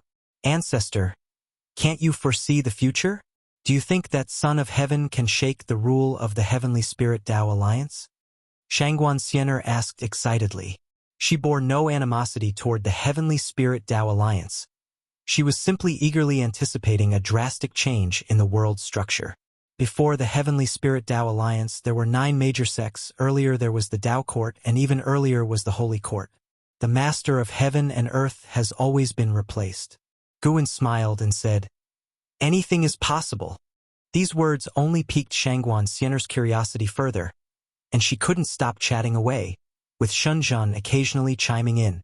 Guwen chatted with them for an hour before leaving. Today, he had an important affair. He was to meet an old friend from the immortal cultivation realm, who was holding a feast for his million-year birthday. A million years in today's world is nothing significant, but in a single continent, it would absolutely count as being akin to an ancestor's existence. Guwen wished to go simply to see this old friend off for the last time. Everyone has their ultimate limit of lifespan, commonly known as celestial mandate. Even though this old friend has reached a high realm and seems robust, in reality, he's nearing his life's limit. Guwen had no intention of altering his fate. After all, they were merely drinking buddies with shallow ties. He was just going for the spectacle. After Guwen left, Shangguan Xianer sat back beside Shenzhen, and the two began discussing writing again. The book sage inspired writers all over the world, imbuing Tao intent into the text to create more meaningful writings. Under the dark celestial vault, the earth stretched infinitely. Guwen and Hongyazi passed through a stone gate, standing alone on the earth, devoid of any other constructions within a 1,000-mile radius. Hongyazi suddenly stopped, turned to look at the stone gate behind him, and with a dazed expression, he couldn't help but ask, "Have we already escaped from the predicament?" The moment they stepped through the stone gate, he felt that something invisible had lifted, an eerie, abrupt sensation. As a heaven-opening Daluo immortal, instinct told him that he had already escaped the endless predicament from before. Guwen halted, turned to face Hongyazi and said, "Fellow Taoist, this journey was quite exhilarating, but it took a bit too long. We should part ways." Hongyazi turned to look at Guwen, his brows furrowing, asking, "Why part ways? Why choose this place?" After traversing many lands together for so many years, he never expected they'd part ways here. Moreover, over the years, he vaguely sensed that Guwen was not simple. The two were of the same realm, yet many times he found himself unable to see through Guwen, never having seen Guwen in a wretched state. But he didn't understand. They had not yet left the profound abyss divine pool, only escaped a mysterious plight that had trapped them for many years, and now Guwen was to part ways with him? Guwen looked at Hongyazi, a smile on his face, and said, "Isn't there no such thing as a banquet that never ends?" Upon hearing this, Hongyazi couldn't help but sigh. Guwen jumped, transformed into a rainbow light, and swiftly disappeared. Hongyazi watched Guwen's departing figure for a long time. When he finally came back to himself and turned again toward the stone gate, the oppressive aura attacked him, causing him to shiver. He suddenly realized something. Without Guwen's company, this journey would likely end in disaster. Guwen's avatar jumped out of the profound abyss divine pool and returned to his true self. He only recalled the avatar because he grew tired of it, not wanting to continue the antics with Hongyazi. Besides, after he left, Hongyazi would return to the Misty Immortal Court to cultivate. In the future, the Misty Immortal Court would become an important force for Tianhao. After obtaining the Celestial Emperor's inheritance from Emperor Bone Profound Venerable, Tianhao returned to the Misty Immortal Court with greater ambition, and the Misty Immortal Court would become his first stepping stone to help him soar.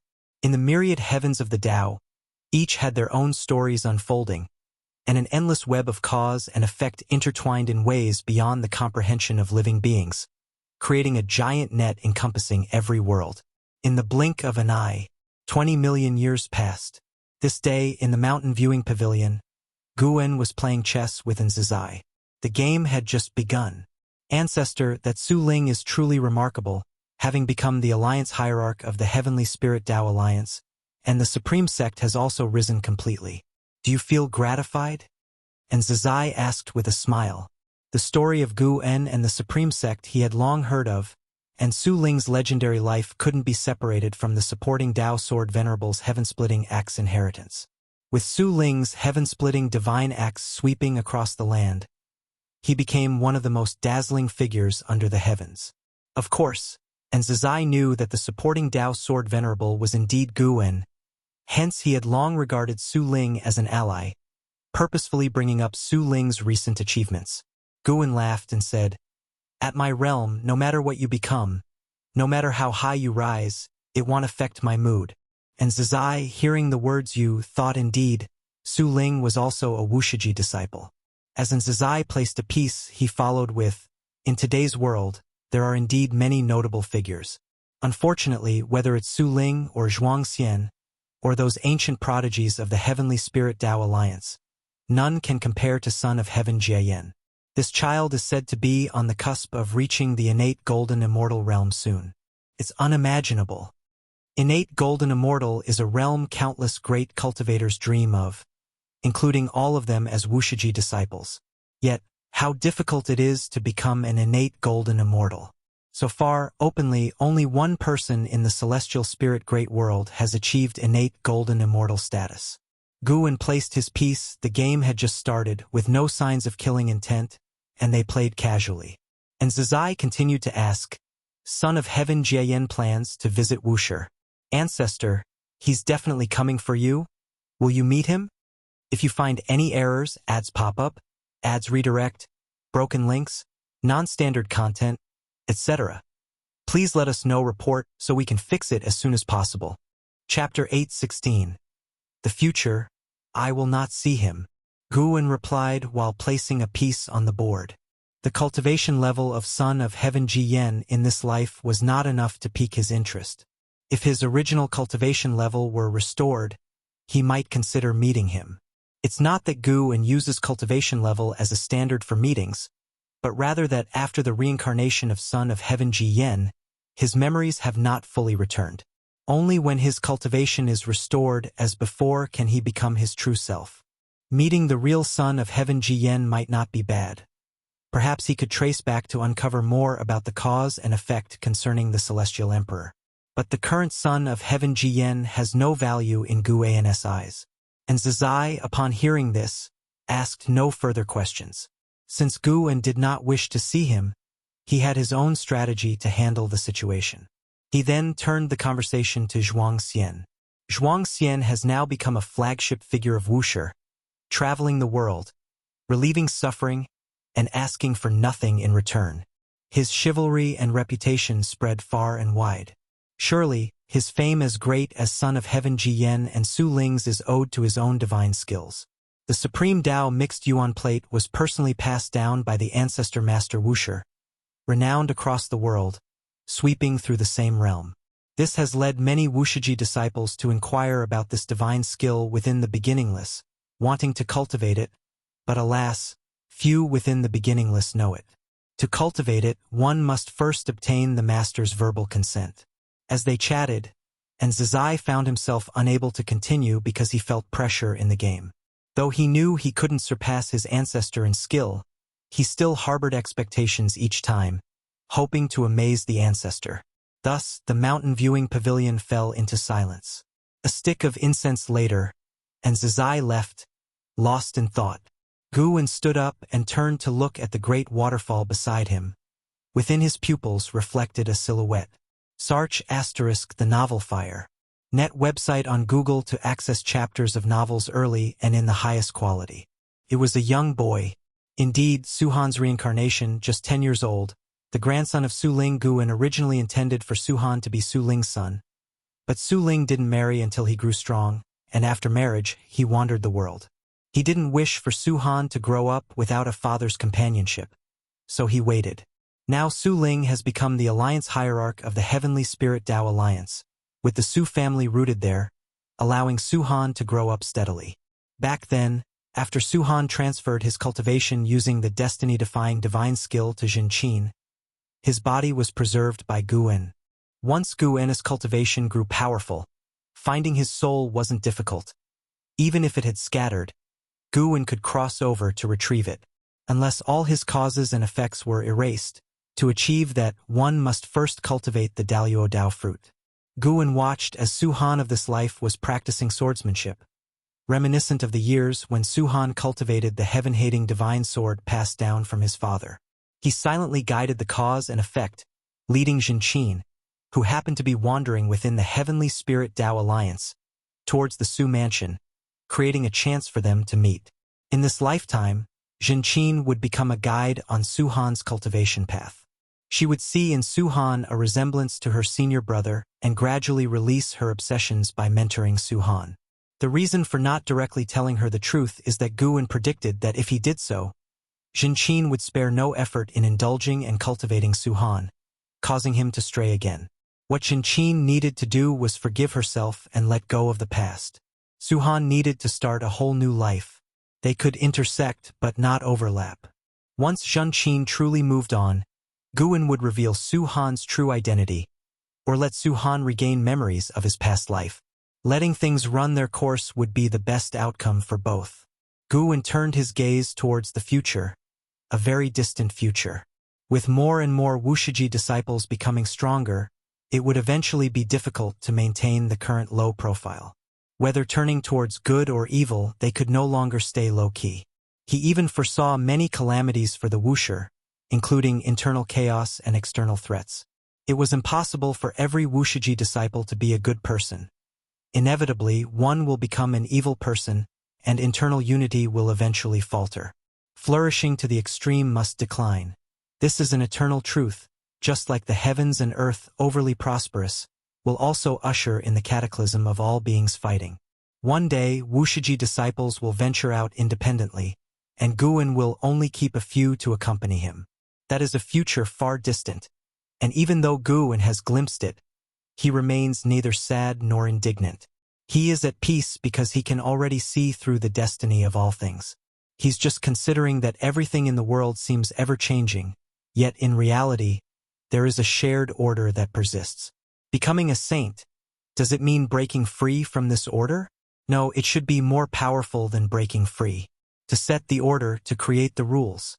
Guan had an insight, but this level of insight was far from being a saint. He suddenly thought of the lifespan inheriting function he activated, which could allow him to lecture at an already obliterated enlightenment seeker dojo.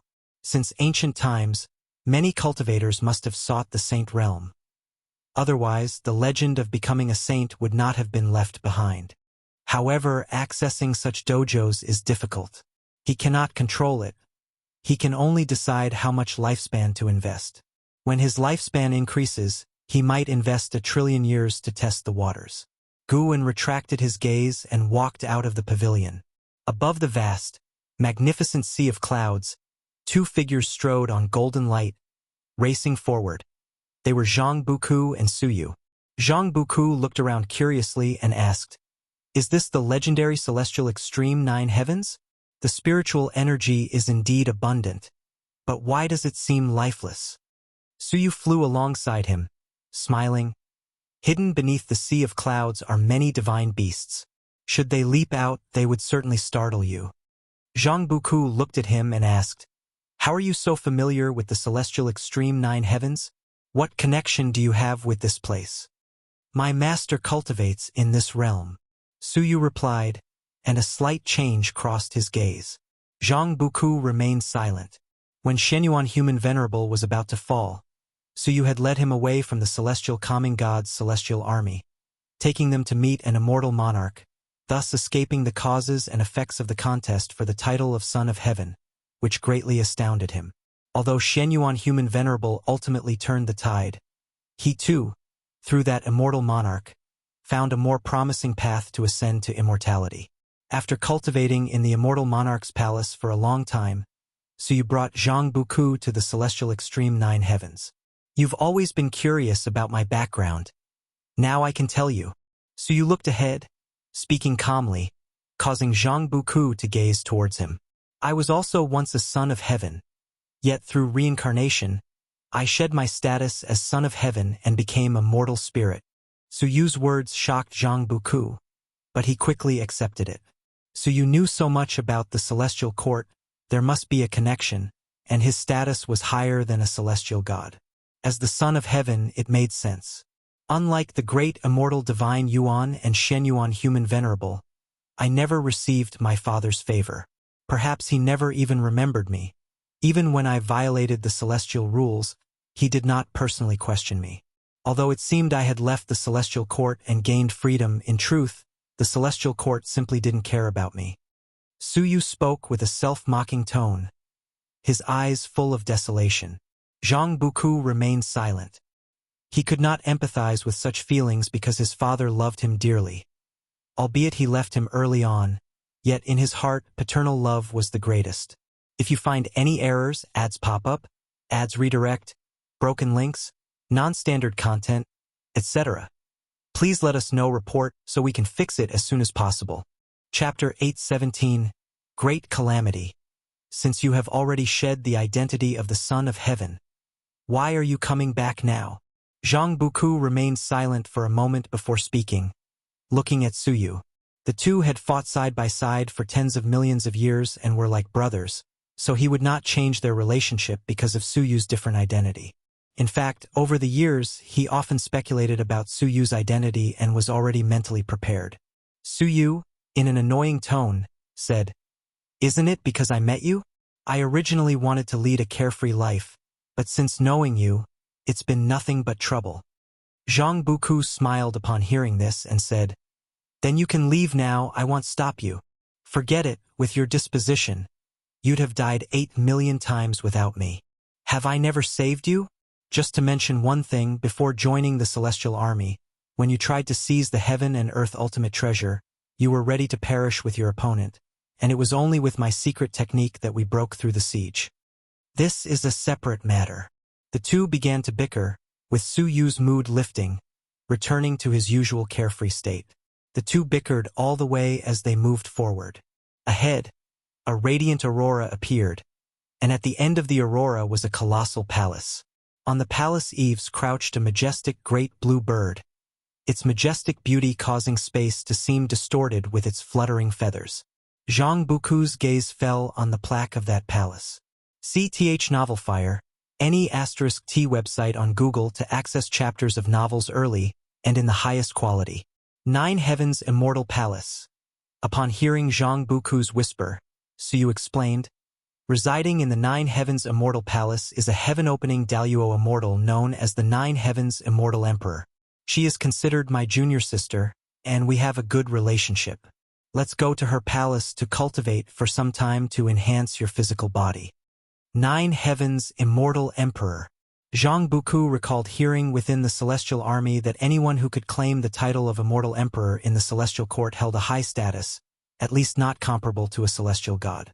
He began to look forward to the upcoming years of cultivation. After experiencing the battle for the title of Son of Heaven, Zhang Buku's ambitions grew. He wanted to become an immortal god more powerful than the Son of Heaven. He wanted to become a player rather than a pawn.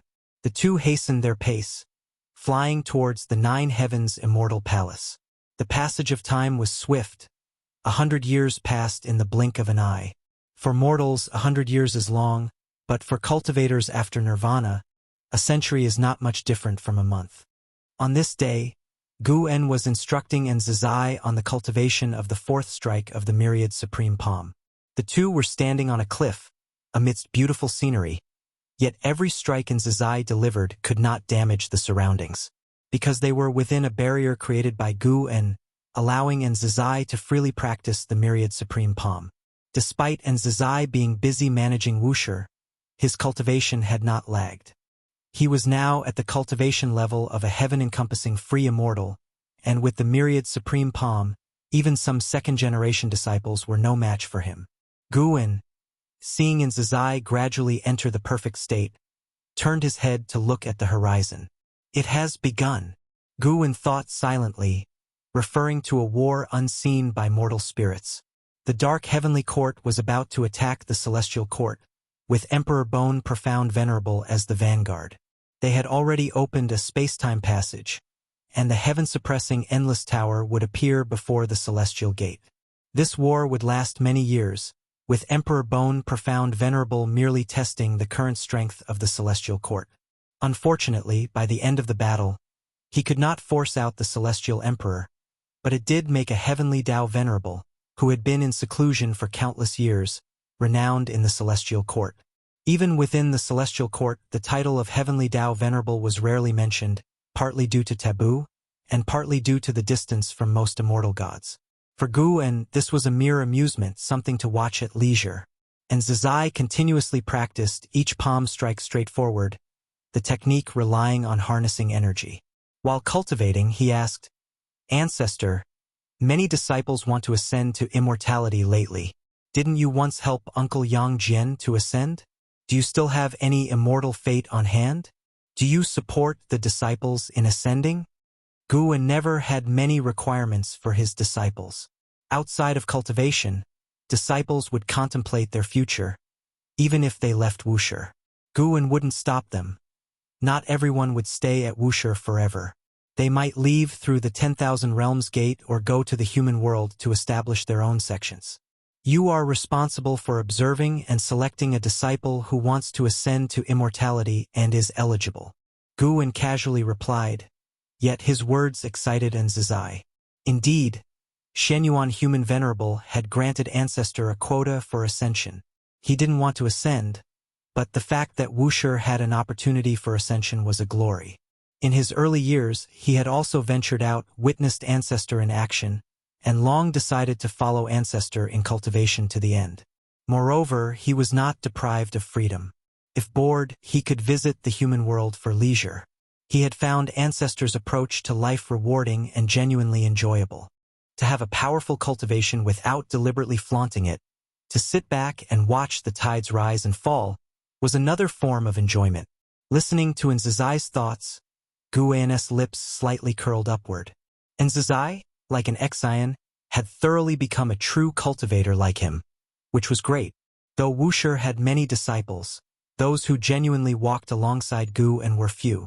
The two chatted sporadically, and Nzazai thoroughly enjoying his current state, as Guan was whom he admired most. Whether cultivating or conversing with Ancestor, he liked both, and having them together was a rare occasion in thousands of years. And Nzazai brought up the future of Wuxia, with disciples increasing yearly. Despite limiting the number of students, with each generation passing training to the next, it would inevitably become a colossal entity, and he feared managing Wuxia poorly in the future. "Have you heard the story between me and the Supreme Sect?" Guan suddenly asked, and Nzazai immediately grasped the deeper meaning. He could abandon the Supreme Sect or Wuxia, and Nzazai immediately grew anxious and quickly said, "Ancestor, wherever you go, you must take me and my master. We have no desires or ambitions, only wishing to seek the Tao with you. Don't worry, I will take you. I merely want to reduce your pressure. You've done excellently, even surpassing your master back then." Guan glanced at him, smiling, relieving Nzazai's burden. Looking at his expression, Guan suddenly thought of Hao. Nzazai was quite like Hao, who did not wish to soar away. He glimpsed into Nzazai's future very long, so much so that there was no end in sight. This meant Nzazai's heart wouldn't change, and he would truly follow Guan forever. As long as he remained by Guan's side, Guan could naturally ensure he would always live on, and his Tao practice wouldn't meet limits. Guan looked at Nzazai with an increasingly gentle gaze. This kid was worthy of his favor. All right, don't overthink. Focus on practicing the myriad supreme palm. If one day a Wuxia disciple misbehaves, you'll need to clean up the mess. Don't be surpassed by the younger generation.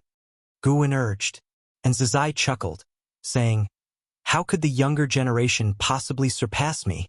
Don't be so sure. Someday a great calamity will arise in Wuxia."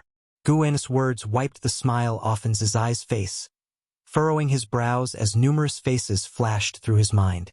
If you find any errors, ads pop up, ads redirect, broken links, non-standard content, etc., please let us know. Report so we can fix it as soon as possible. Chapter 8:18. Eternal Divine Power Great Calamity. Ever since the Ancestor spoke to Nzazai, Nzazai began scrutinizing the disciples with a discerning look. He realized that his past attention on the Wuxia disciples was too little. Although the Ancestor said that it was impossible for all disciples of Wuxia to be good, he refused to believe in evil. He conscientiously screened them, not willing to believe that there truly were fish slipping through the net into Wuxia. If any disciple strayed onto the wrong path, he could rectify it in time. Constantly following the Ancestor in cultivation was his goal, but if he could keep the Ancestor at Wuxia, that would be better for him, for he held deep feelings for the Taoist field of the beginningless. After all, Wuxia's current foundation was due to the efforts he exerted with much heart and energy. In the ensuing days, more and more disciples noticed Nzazai becoming stricter, even setting many hurdles for accepting disciples, causing them to privately speculate on what had affected him. The news also reached the ears of the second-generation disciples. Towards them, Nzazai did not mention the words of the Ancestor, but he did not conceal the matter from the elders. Upon hearing that a great calamity would appear in Wuxia later, the second-generation disciples became solemn because they knew Guan would not speak carelessly. Guan's eyes could see the future, prompting them to heighten their attention towards their lineage's pupils. No one hoped for such a calamity to arise from within their own ranks. In the absence of knowledge across all heavens and myriad realms, the celestial court fell into a great battle. Dressed in a golden-patterned white robe, Li Xuanmiao grasped a divine weapon, soared through the clouds, surrounded by figures of immortal gods. Following their gaze, The edge of the celestial vault was an expanse of extreme darkness, resembling the maw of an abyss, ready to devour the celestial court. Endless evil demons rushed forth from it, battling the immortal gods. The battlefield was vast and boundless. Numerous meteors swept across, attacking the battlefield above the sea of clouds, with various Dharma aspects emerging one after another, and gigantic magical treasures stirred the storm winds of the battlefield. From afar, Li Xuanmiao recalled the formidable evil demon he encountered when rescuing Li Ye, its aura equally wicked. It seemed during the dispute of the sons of heaven, the dark heavenly court had already begun its invasion. Li Xuanmiao furrowed his brows tightly. He could feel a powerful aura in that darkness unparalleled. Never had he sensed such oppressive momentum, so formidable that it roused his concern for the safety of the celestial court. He had yet to climb to a high position or change the hearts of the immortal gods. Would the celestial court collapse prematurely? Coming from the mortal world, he would never believe the celestial court was eternally indestructible, for he had witnessed too many ruling forces fall. In his view, no matter how the immortal gods embellished it, the celestial court was merely a more powerful force than the holy court. He took a deep breath, set aside distractions, and plunged into the battle ahead. During his flight, he distinctly felt himself passing through an invisible barrier. The battlefield ahead suddenly expanded. Deafening rumblings echoed from all directions. Boom! A terrifying gigantic fist materialized beside him. His pupils contracted, instinctively raising his divine weapon to block, yet he was still struck flying. During his backward flight, he gritted his teeth and noticed black holes appearing across the battlefield. The giant fist emerging from one such black hole, finishing its strike before retreating back, causing the black hole to vanish. Crimson lines swiftly appeared on his forehead. His aura surged. As he gripped his divine weapon, twisting his waist, he swung and smashed. Vast chi flames wreathed the gun's body. Colliding just against another giant fist, terrifying chi force vibrated the void, and a meteor 100 miles away was directly crushed into powder. Li Xuanmiao was engulfed in the battle, yet his aura and situation amid the entire battlefield were not conspicuous. Meanwhile, Guan lounged in the courtyard, snacking on seeds as he watched events unfold. Cradling a book in his hand, feigning reading, Xinjin approached, commenting, "You're reading Green Hero Travelogue again. How many times must you read it?" Guan casually replied, "This is the 4th volume of the original. Long time no see. Rereading brings new insights." Xia the Nafire. At website on Google to access chapters of novels early and in the highest quality. Xinjin pondered, refraining from further inquiries. She stood beside Guan for a while before turning to leave the courtyard. In recent years, she no longer sat idly in front of the artifact refining cauldron, often venturing out, yet her range of activities was still within the Taoist field of the beginningless. The artifact refining cauldron was extinguished, foretelling that Guan would not refine new Tao treasures. Guan sat in the courtyard, watching for an hour, before setting down the seed tray, then tucked the Green Hero Travelogue into his bosom. He stood up and stepped forth from the Taoist field of the beginningless to reach the depths of the hidden spirit palace. Deep-sea dragon carp established a dragon palace in the ocean, returning sporadically, with its clone managing the medicine garden here. He began harvesting mature medicinal herbs, with plans to conduct a lifespan projection later. At dusk, on a gorge overlooking the world, 2 cliffs stood no more than 10 yards apart, with a figure upon each. One was notably Zhuang Xian from the beginningless. Zhuang Xian wore a black shirt and white clothes, topped with a Taoist hat, exuding otherworldly charm, the sword box on his back lending an aura of chivalry. He furrowed his brows, gazing at the purple-robed man opposite, sternly stating, "Brother Lin, cease persisting in ignorance.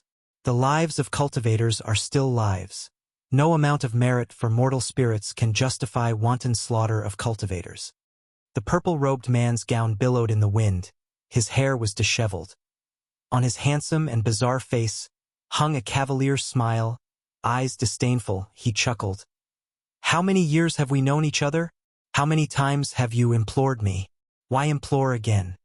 Zhuang Xian drew a treasure sword from his back, pointing it at the purple-robed man, declaring, "This time, I cannot let you go." The purple-robed man shook his head with a smirk.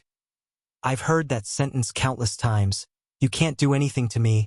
Why persist? Countless are the evil and deviant throughout the world. Why stubbornly entangle with me? This time is different from the past. I am soon leaving the celestial spirit great world." "Leaving? Where to?" Zhuang Xian asked sternly. The purple-robed man showed longing, saying, "A place representing eternity, Brother Zhuang. In truth, I wish to take you too. Alas, our ideals diverge. You are destined not to fulfill such conditions." "Eternity? Does eternity require you to slaughter 9,999 celestial and earthly immortals?" Zhuang Xian asked sharply, eliciting disdainful snorts from the purple-robed man. "Not one cultivator is innocent. It is merely a matter of who has killed more. Can you say you've never killed anyone or a demon? Are you truly unashamed in this life?" The purple-robed man glared coldly at Zhuang Xian, questioning with a twisted expression. Zhuang Xian snorted. "Unashamed? Hardly. But my shame comes from not having killed such evils sooner." With those words, the treasure sword in Zhuang Xian's hand burst forth a sword light, illuminating the world, slashing towards the purple-robed man instantly. Boom! The cliff beneath the purple-robed man and the barren mountain behind him shattered, raising terrifying dust waves sweeping to the horizon.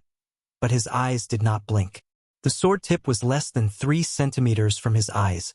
So cool were his gazes. "Thus, Brother Zhuang, today let you feel the disparity between us. This is the first time I exhibit the eternal divine power. Should you not exert your utmost, you shall die." The voice of the purple-robed man echoed, unleashing killing intent that plunged the entire world into an icy chill. If you find any errors, ads pop up, ads redirect, broken links, non-standard content, etc., please let us know. Report so we can fix it as soon as possible. Chapter 8:19. Not belonging to the heavenly Dao. Zhuang Xian heard the words of the man in purple and immediately executed the supreme Dao mixed yuan plate. The vast mana, intertwined with Dao intent, erupted, surging into the clouds. Behind Zhuang Xian, a towering golden will rose, quickly solidifying and turning dark silver, its surface engraved with countless mysterious Dao patterns. As the supreme Dao mixed yuan plate emerged, the heavens and earth trembled, and sand and stones flew into the air. The man in purple looked up, his eyes widening with excitement. He smiled and said, "The legendary great divine power of no beginning, the supreme Dao mixed yuan plate. Seeing it today, it truly lives up to its reputation." He leaped into the sky, raising his right arm, palm outward. Rolling demonic chi gushed from his palm, resembling countless black pythons rushing out. It was eerie and sinister. These demonic chi quickly coalesced into a black flood dragon, stretching over 1,000 feet long. At a glance, it seemed he had a flood dragon for an arm, though his flesh seemed insignificant compared to this arm. Seeing the man's divine skills, Zhuang Xian frowned. He could feel the endless power of cause and effect surging towards him, sealing this space. The power of cause and effect was formless and colorless. The power of cause and effect that the man in purple wielded was extremely venomous, like a sea of curses intending to drown Zhuang Xian. Zhuang Xian raised his hand to reclaim his treasure sword, then soared into the sky. The supreme Dao mixed yuan plate began to spin, crushing the cliffs and mountains below. The majestic aura spread out, manifesting as various ominous signs.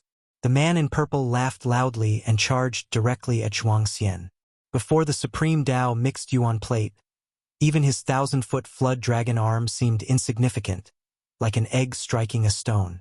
Boom! A rumbling sound came from the edge of heaven and earth, startling the disciples cultivating in the Taoist field of the beginningless. In the valley, Zizai was lecturing to dozens of disciples, all carefully chosen to inherit the spirit of Wuxia. The sudden loud noise made him frown, and he turned to look into the distance. He recognized one of the auras. It belonged to his most valued Wuxia disciple, Zhuang Xian. Zhuang Xian was engaged in a fierce battle, and such a momentum likely meant he had employed the Supreme Tao mixed yuan plate. It was known that, in the past, Zhuangxian frequently executed the Supreme Tao mixed yuan plate but had never unleashed such an aura. This proved that Zhuangxian had been driven to desperate straits, exerting all his might. The disciples listening to the lecture were also awakened. They couldn't discern that the distant sounds originated from Zhuangxian, but they were curious and discussed in small groups. And Zizai stood up and said, "Well, stop here for today. I need to go out." With those words, he disappeared into thin air. Once he left, the disciples no longer suppressed their voices or curiosity. Is the distant battle related to the Wuxia disciple? Such a powerful aura. The fighters must have surpassed the Zizai immortal realm, right? The celestial spirit great world is vast. For the sounds to reach us from so far, the beings involved must have indeed surpassed the Zizai immortal realm. There's a terrifying aura among them. Just feeling it instilled a sense of hostility in me. Did you feel that too? The disciples engaged in heated discussions. Meanwhile, Guwen in the courtyard was questioned by Xinjin. Who is Zhuangxian fighting against? With such commotion, the opponent must not be simple. Xinjin asked curiously, her pupils already reflecting the figure of the man in purple, though she couldn't discern his cause and effect origin. Guwen, who was painting, softly replied, "That man is called Lin Songhai, born in this great heaven and earth, but he's embarked on the path of the sky." The path of the sky? What is that? Xinjin, curious about the undiscernible cause and effect, asked. Guwen glanced at her and said, "You will know in the future." Xinjin pouted, thinking Guwen was being cryptic again, but since he refused to elaborate, she assumed he had his reasons. The battle between Zhuangxian and Lin Songhai grew increasingly intense. Not only did the massive sounds of the heavens and earth reverberate, but fierce winds also swept across all directions, drawing more great cultivators to watch. Since the Heavenly Spirit Tao Alliance took control of heaven and earth, such battles rarely occurred. Great cultivators would always take their fights to the outer heaven to avoid affecting all living beings and incurring the wrath of the Heavenly Spirit Tao Alliance. Xinjin began to observe the fight seriously. Zhuangxian's capabilities did not surprise her, but Lin Kanghai's divine skills left her incredulous. Lin Songhai was fundamentally no match for Zhuangxian. The Supreme Tao mixed yuan plate suppressed Lin Kanghai's countless divine skills, yet it couldn't completely defeat him. Every time Lin Kanghai's physical body was destroyed, he would almost instantaneously resurrect nearby, and his fighting momentum didn't diminish with resurrection. Instead, it grew stronger. If this continued, Lin Kanghai's momentum would reach the profound yuan-free immortal realm. Sir, the novel F.I.R. At website on Google to access chapters of novels early and in the highest quality. This was unreasonable. Xinjun did not see any special cause and effect assistance, unable to comprehend why Lin Songhai could be immortal and why he could grow stronger in battle. As time passed, Zhuangxian began to fall into a disadvantaged position.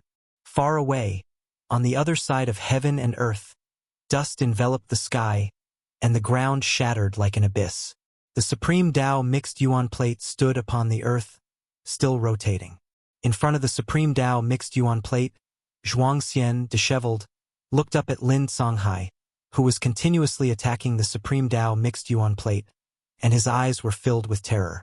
The black flood dragon on Lin Kanghai's right arm had grown to 10,000 feet, and with each swing, the flood dragon fiercely assaulted the Supreme Tao mixed yuan plate, projecting black lightning across the heavens and earth.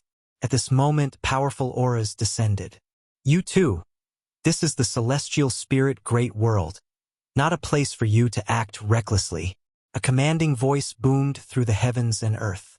Lin Songhai paused, looking up to see figures of great cultivators from the Heavenly Spirit Tao Alliance appearing in the sky, each exuding an overbearing aura. It was the great cultivators from the Heavenly Spirit Tao Alliance. And Zizai appeared beside Zhuangxian and frowned, saying, "How did it escalate to this extent?" His tone carried reproach. He was very dissatisfied with Zhuangxian's current performance. Zhuangxian turned to look at him and explained, "He wants to leave the celestial spirit great world, And it's not as simple as going to outer heaven. I sensed a presence that doesn't belong to the heavenly Tao. If he leaves, the souls he has sealed will be beyond redemption. A presence not belonging to the heavenly Tao.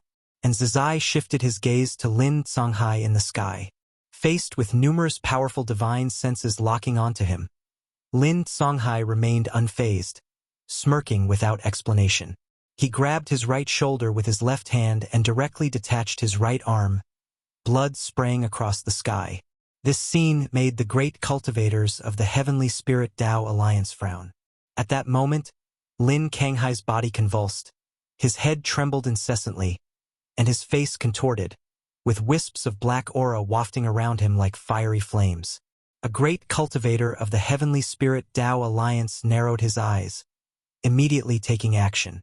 A jade bottle flew out from his sleeve, its mouth facing downward, shooting out a white light that enveloped Lin Songhai. The next second, the great cultivator's face changed dramatically. His supreme treasure was unable to capture Lin Songhai, a situation he had never encountered before. If you find any errors, ads pop up, ads redirect, broken links, non-standard content, etc., please let us know. Report so we can fix it as soon as possible. Chapter 820. Eternal God. Bathed in white light, Lin Songhai continued to tremble all over, looking as if in pain, yet the ferocious smile on his face seemed excited. He seemed to be anticipating something. The other great cultivators of the Heavenly Spirit Tao Alliance also sensed something was amiss and took action one after another. One by one, streams of mana were cast onto Lin Songhai but were dissipated by the black aura surrounding him. All the great cultivators felt as if their mana was falling into an abyss, instantly cutting off their connection and leaving them unable to discern how deep it truly was. This made them feel as if facing a formidable enemy, prompting them to scatter and encircle Lin Songhai. And Zizai also sensed something was off with Lin Songhai and stepped forward, saying, "Withdraw your divine skills. Let us handle the aftermath from here." Zhuang Xian did not arrogantly hold back either, immediately dispelling the supreme Tao mixed yuan plate, only to see the black aura around Lin Songhai quickly converge into a door. A black door as tall as 100 zhang, and as it opened from the right, waves of silver light poured out from within.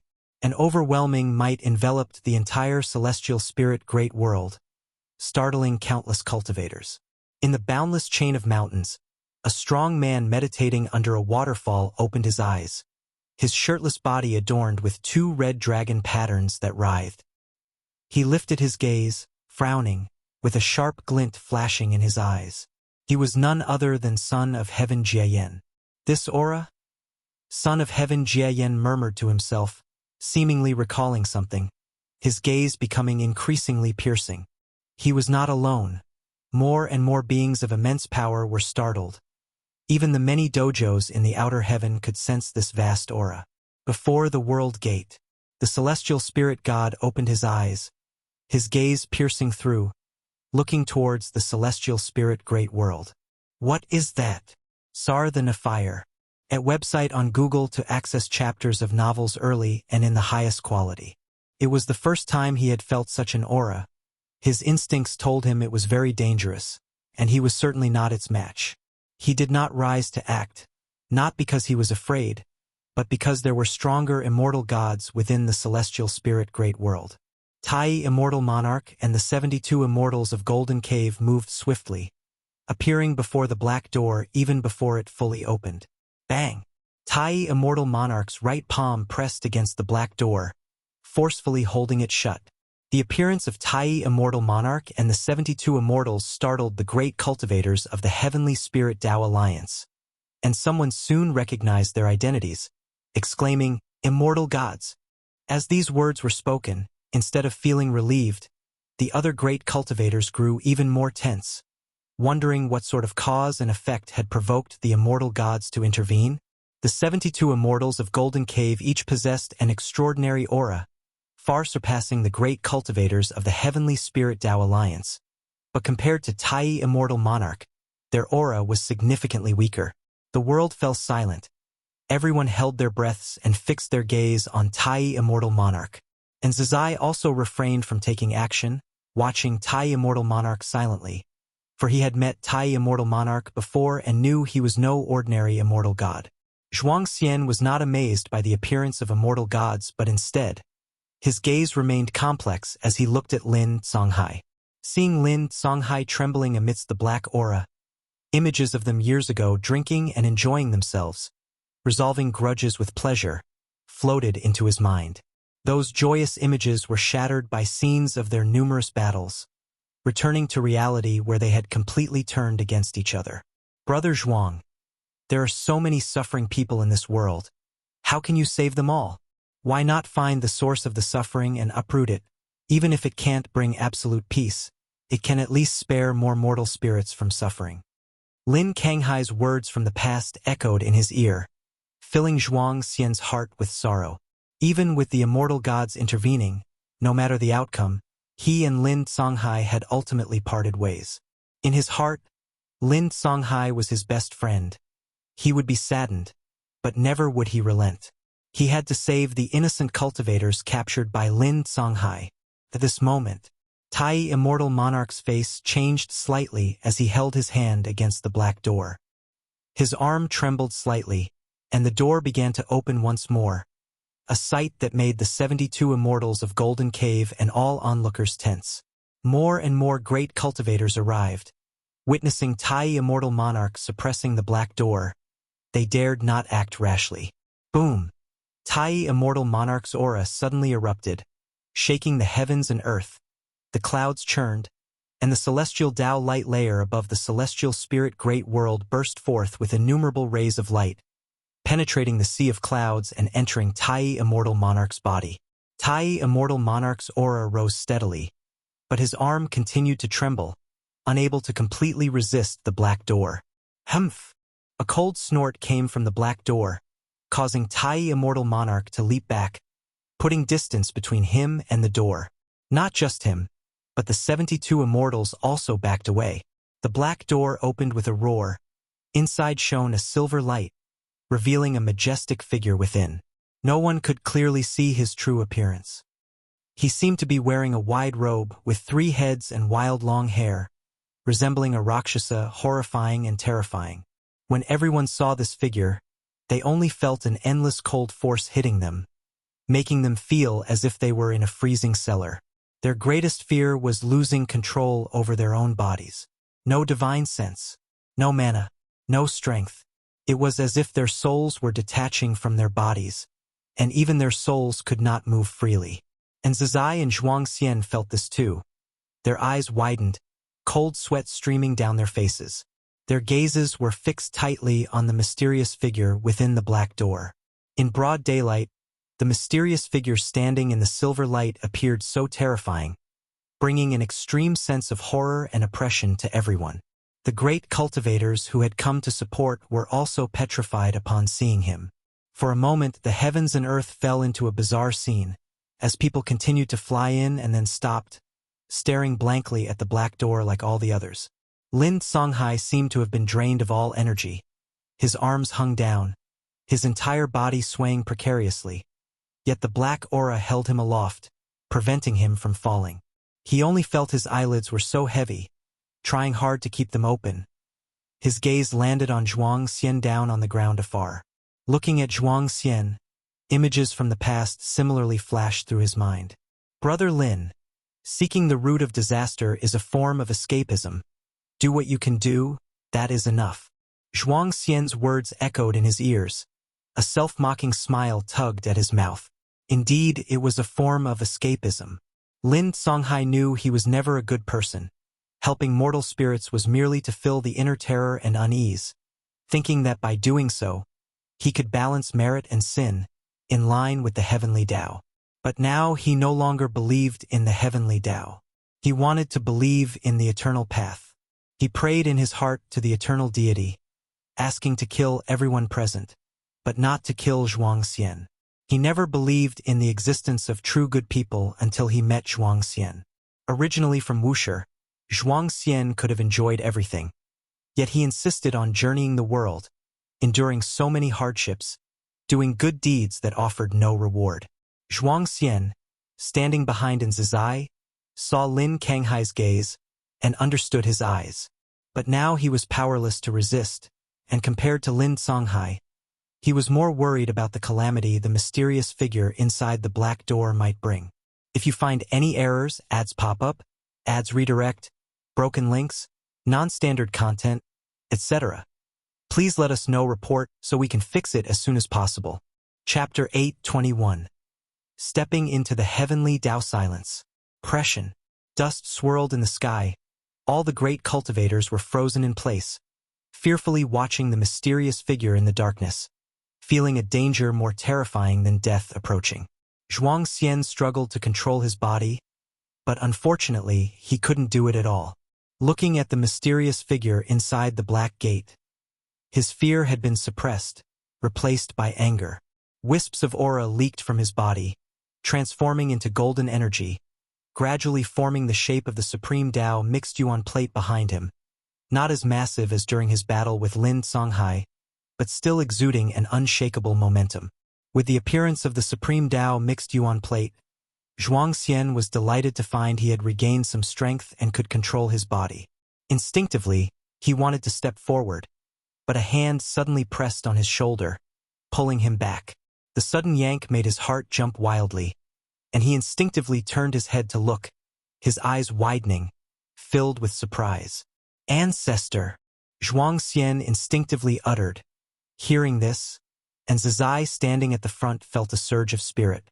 And Zizai, unable to look back, felt all pressure in his heart vanish upon knowing the ancestor had arrived. Looking once more towards the mysterious figure within the black gate, filled with anticipation. Guan, clad in white, stood beside Zhuang Xian, his left hand resting on Zhuang Xian's right shoulder, the wind and waves between heaven and earth blowing his black hair, his extraordinarily handsome face calm. "Ancestor, you are here." Zhuang Xian, barely suppressing his excitement, raised his hand to salute Guan Gu and looked at the black gate and said, "Choices and separations are experiences everyone undergoes. Are you truly ready?" Zhuang Xian's face turned serious, saying, "I have long been ready." He then looked forward, suddenly realizing something amiss. Everyone was staring at the black gate. Apart from himself and Zizai, no one seemed to notice Guan's arrival. Plenty of people saw Lin Songhai, yet after only glancing at Guan twice, he closed his eyes, his breaths weak, teetering on the edge of slumber. Zhuang Xian scanned around, his heart stirring with a storm, only now realizing that though the ancestor stood by his side, if not gazing upon the ancestor, one couldn't sense his presence at all. The immortal gods and great cultivators' attention was entirely on the black gate, oblivious to the ancestor's advent. Zhuang Xian couldn't help but feel a sense of anticipation. Within the beginningless, every disciple knew the ancestor was the mightiest, surpassing even the immortal gods, yet none could definitively describe his strength. Cultivating the supreme Tao mixed yuan plate had allowed Zhuang Xian to perceive the ancestor's unfathomable depths. Now he was suddenly curious about the strength of the ancestor's supreme Tao mixed yuan plate. At this moment, the mysterious figure within the black gate lifted its right leg, ready to step out. Infinite Divine Spirit, Miaozhen Daluo Immortal Realm Perfection 0/0/0 Gu and performed lifespan detection on the mysterious figure. Noticing it had no lifespan, his interest waned significantly. The Infinite Divine Spirit, from Eternal Tao Extreme, represented a great Tao force. Previously, Emperor Juin from Eternal Tao Extreme sought to capture Lu Qiuxian, causing Guan to begin focusing on this force. Though Eternal Tao Extreme hailed from chaos, they could infiltrate all heavens and myriad realms through the Great Tao River. Over the long years, Lin Songhai was not alone in being beguiled. Many others were like him, some captured by the Celestial Court, others stepping into the Eternal Light Gate, detaching from the heavenly Tao.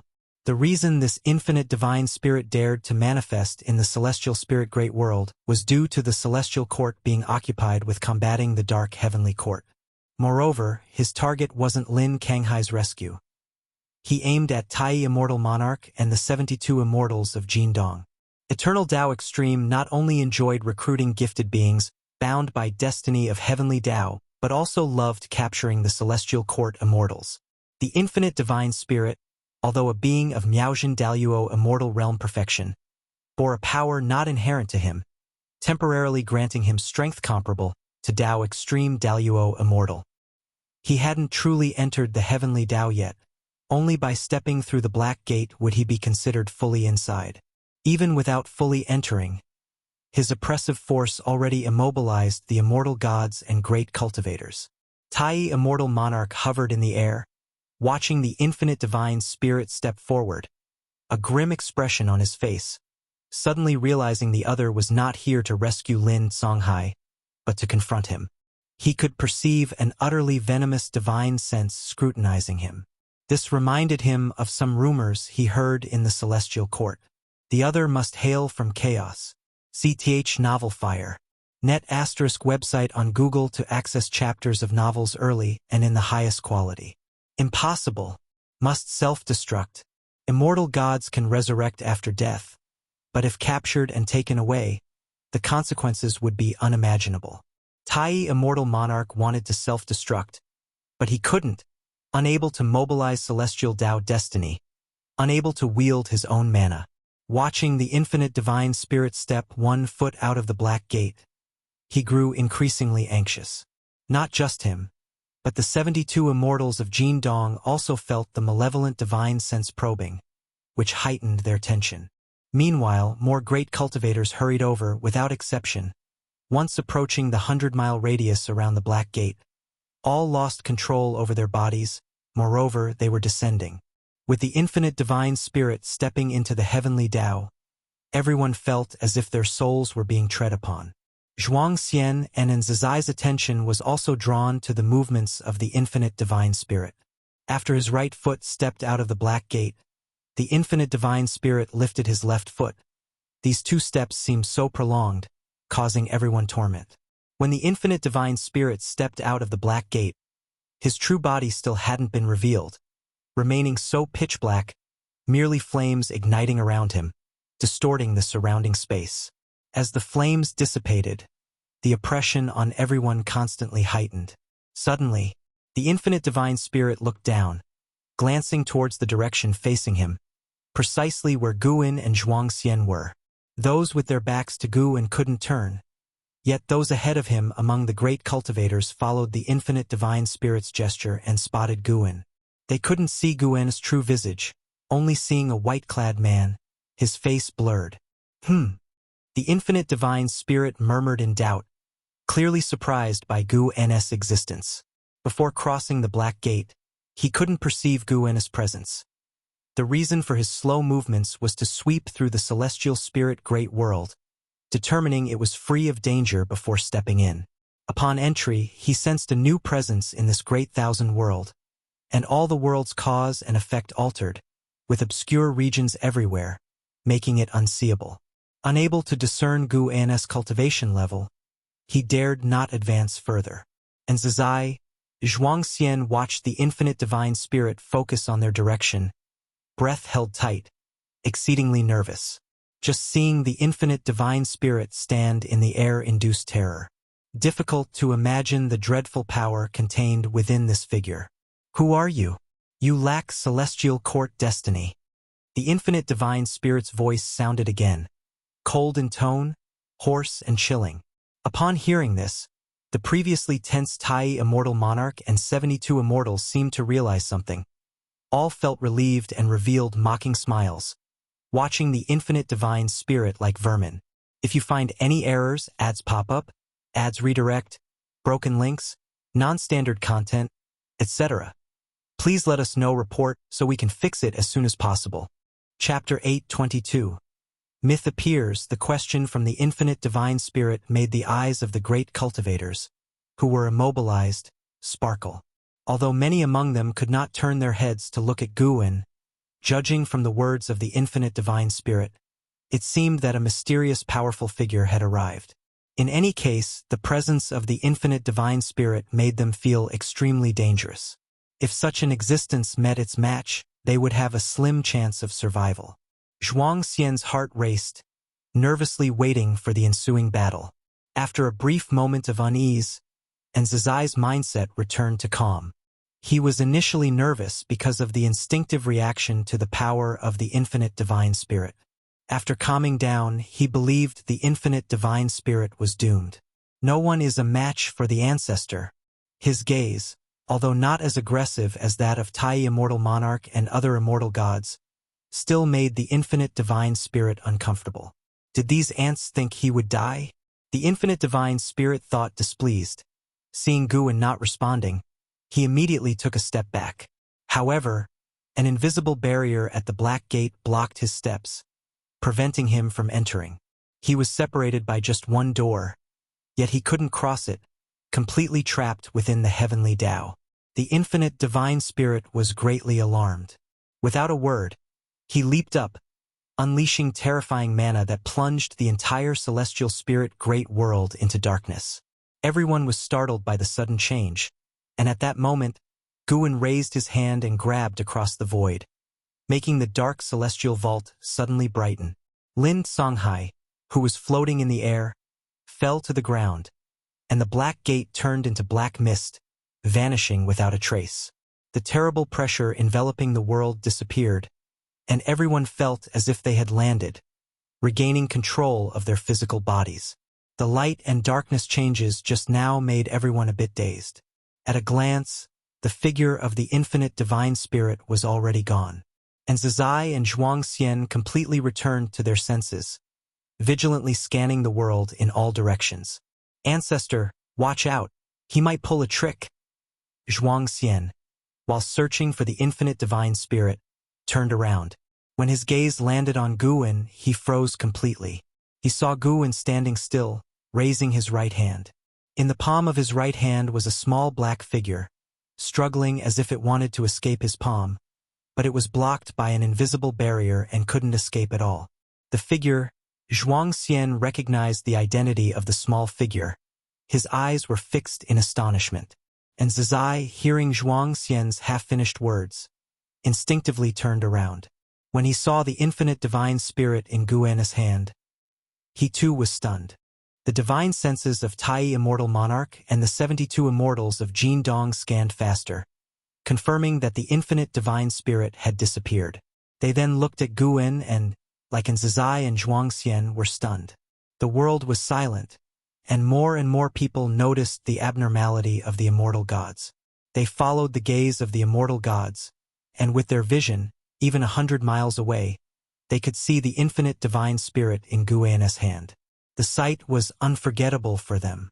The great cultivators from various sects stared at the infinite divine spirit captured by Guwen, all wide-eyed, even gasping in disbelief. Lin Songhai, who had fallen into the ruins, struggled to get up. From his position, he had a clear view of Zhuangxian. His gaze was equally drawn to Guwen. Even though he had lost his chi power and his senses were blurred, he could still barely see Guwen's hand clearly. His eyes widened suddenly, his whole body trembling, unable to believe what he saw. How could this be? Lin Songhai trembled all over. The aura of the infinite divine spirit was so powerful before, even the immortal gods were suppressed. How could it be captured by someone? At this moment, his faith crumbled. Before this, the eternal path was his pursuit, his hope of surviving in a chaotic world. He believed the eternal path was stronger than the heavenly Tao, that eternity was the most meaningful pursuit. He never imagined the deity of the eternal path would fall, and without any resistance. Kneeling in the ruins, his whole being seemed to have been drained of his soul. Guwen stood in place, letting all the great cultivators witness this scene. He wanted the world to know that the eternal Tao Extreme was nothing more than this. The reason for doing this was because the eternal Tao Extreme would not give up and would later delude people. See th Novel Fire, any *T website on Google to access chapters of novels early and in the highest quality. Seeing the previously invincible infinite divine spirit struggling in the hands of that mysterious white-robed man, everyone felt absurd and unbelievable. After the intense visual impact, unlimited curiosity surged in their hearts. Who is this person? Some great cultivators who knew of Zizai became excited, thinking of a mythical figure. Guwen stood in place for a while, then retracted his right hand and disappeared from there. As soon as he left, everyone's emotions were completely released. Hiss. Is it over just like that? If it weren't for the earlier suppression, I would have thought it was an illusion. So strong, myths are true after all. Indeed, when the world faces peril, that being will take action. He doesn't enjoy worldly power, hiding to cultivate. This is a true immortal god. The world owes Wuxia one more debt of gratitude. If that demon had acted just now, it might have turned the celestial spirit great world to dust in an instant. The great cultivators were in heated discussions, and those unfamiliar with Gu An's identity understood as well, feeling a brand new emotion surge within. The myths of Wuxia they had heard countless times. Ancestor Master Wuxia was an incredibly distant presence in their hearts. Hearing these wonderful stories again, they would be excited, but after a while, they became numb. Now, when people mentioned Ancestor Master Wuxia, their feelings did not change because they had never seen Ancestor Master Wuxia and did not know how strong he really was. Now, witnessing Ancestor Master Wuxia easily suppress the infinite divine spirit, they felt shock. After the shock came a long-lost sense of excitement, probably even worship. Zhuang Xian listened to the uproar from all directions and returned to clarity, turning to look at Lin Songhai. He saw Lin Songhai standing lifelessly on the ruins, immediately flashing beside him. Hand over that demon artifact, Zhuang Xian said with a complicated expression, drawing a treasure sword from behind him. Lin Songhai, with a dull expression, raised his right arm. A black flag flew out of his sleeve, which Zhuang Xian caught. Zhuang Xian scanned the black flag with his divine sense, confirming that the souls were still inside, and breathed a sigh of relief. We were once old acquaintances. Your mistakes cannot be forgiven. The Heavenly Spirit Tao Alliance won't let you go, nor will the aristocratic families and sects behind these souls. I'll end it personally for you to suffer less. I hope you won't walk this path again in your next life. Zhuang Xian spoke, raising the sword in hand, ready to slay Lin Songhai. Lin Songhai didn't raise his head or avoid it, his face full of desolation. Suddenly, a hand grabbed Zhuang Xian's wrist, making it impossible for him to bring the sword down. He turned to see it was Zizai who intervened. Ancestor, what are you doing? Zhuang Xian asked with a frown. And Zizai looked at him and said, I want to take him back to Wuxia. Zhuang Xian said in a deep voice, if you take him back to Wuxia, how will the world view our Wuxia? If you find any errors, ads pop up, ads redirect, broken links, non-standard content, etc. Please let us know report so we can fix it as soon as possible. Chapter 823. The so-called Eternity. Zhuang Xian and Zizai confronted each other. Such a scene had occurred many times over the years. This time, Zizai was not as angry, he was very calm. His misdeed is indeed serious, but his connection with the evil demon just now is worth exploring. Killing him outright would be too regrettable. Sir, the novel Fire. Net website on Google to access chapters of novels early and in the highest quality. And Zizai spoke earnestly.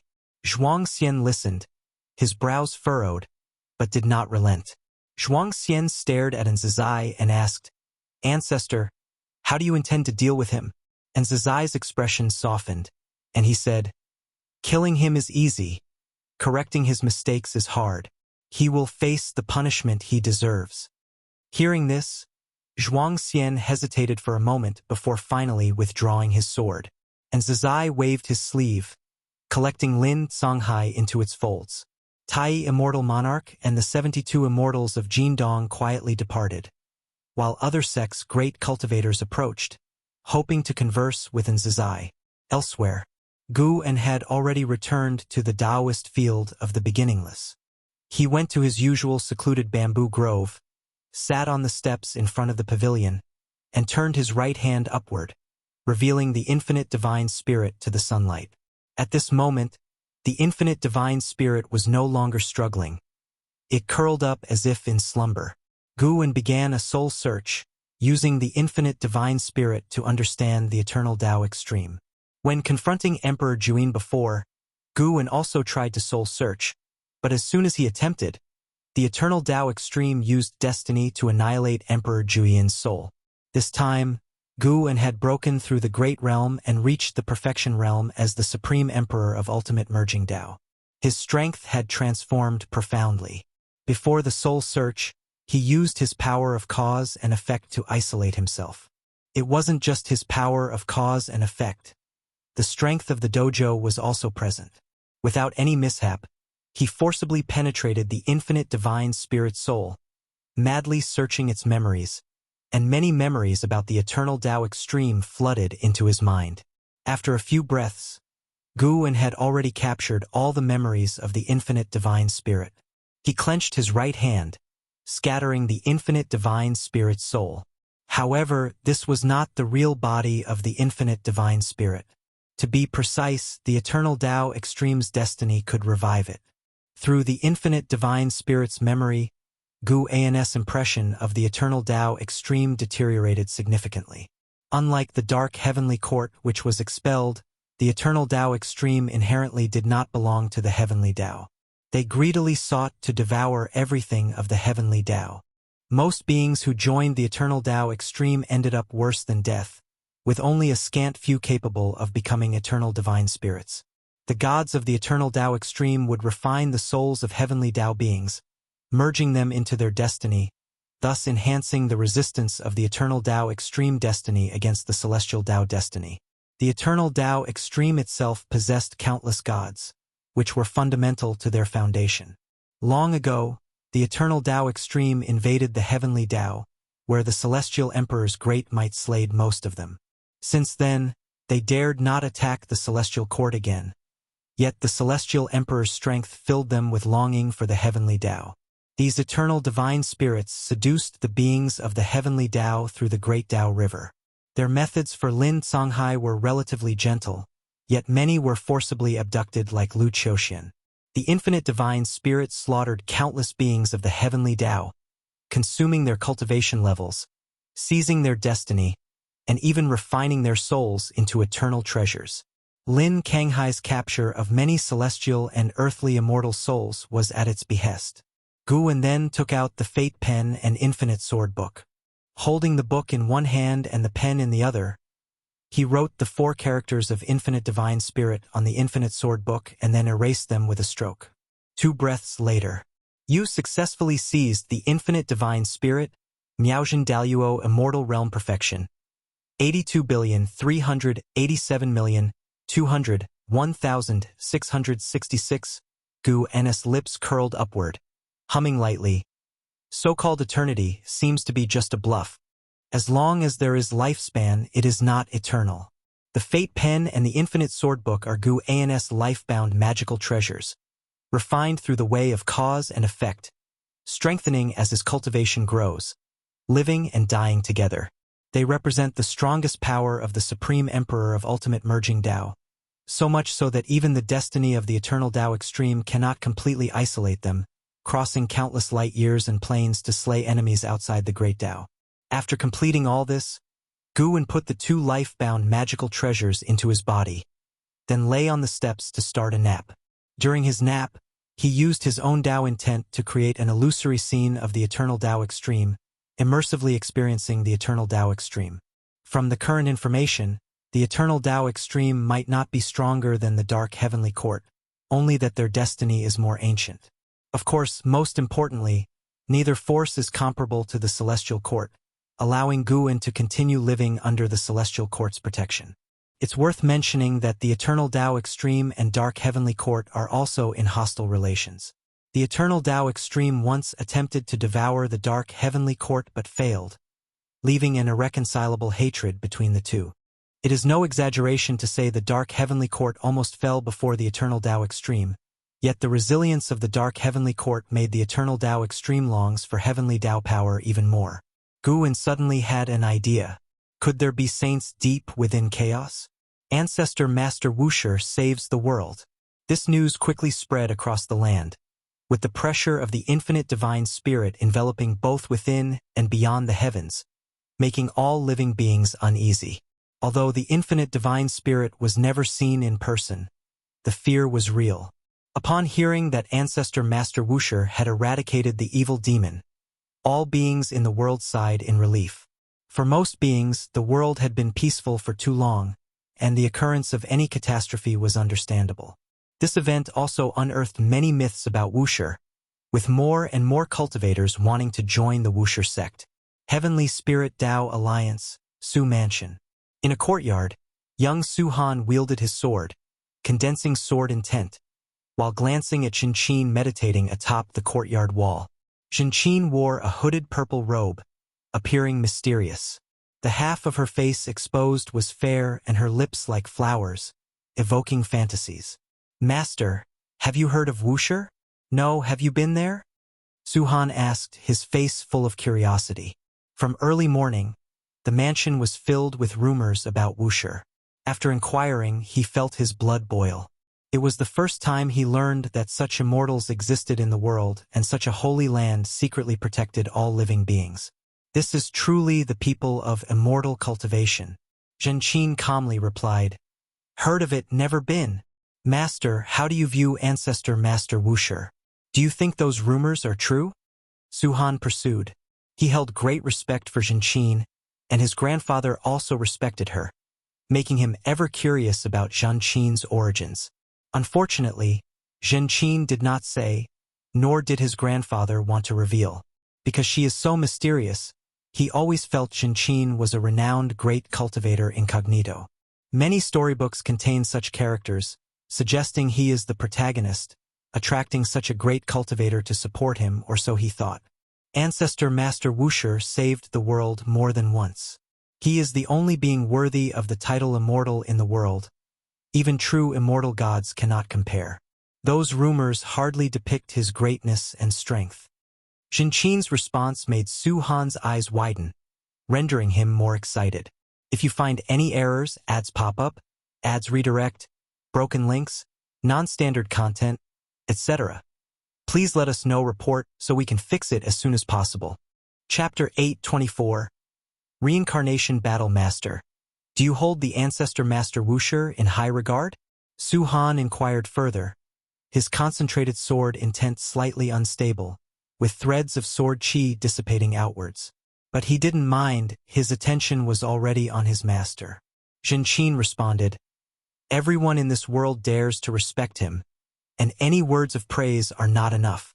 It was the first time Su Han had heard his master speak so effusively about someone, which made him imagine more about the ancestor Master Wuxia. Master, can you tell me the myths about Wuxia that you've heard? How about something I haven't heard before? I've heard that the ancestor Master Wuxia was born before the opening of heaven and earth. Was he human or a demon? Also, how many disciples does Wuxia have? It's said that a fourth-generation disciple of Wuxia is coming to visit the Heavenly Spirit Tao Alliance. The person hasn't even arrived, and the preparations have already begun. Su Han's endless questions left Jinqin no opportunity to respond. Once he finished his questions in one breath, he looked at Jinqin with anticipation.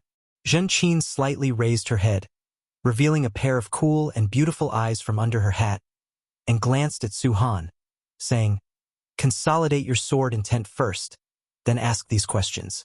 I can tell you what the world doesn't know about Wuxia.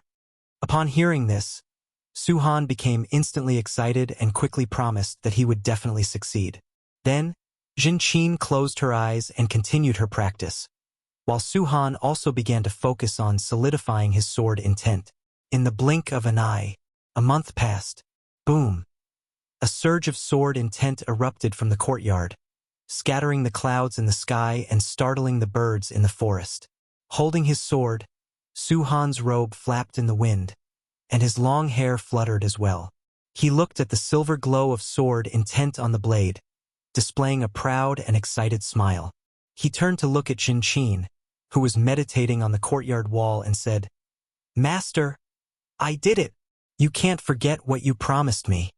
This situation was not unique to the Su Mansion. Countless young cultivators across the world were infatuated with and obsessed with the ancestor Master Wuxia. They wanted to learn about Wuxia and join him. Since that battle, whenever a disciple of Wuxia went out to train, they would receive grand treatment everywhere. And within the Taoist field of the beginningless, the disciples were equally excited and proud, though they couldn't see Guan.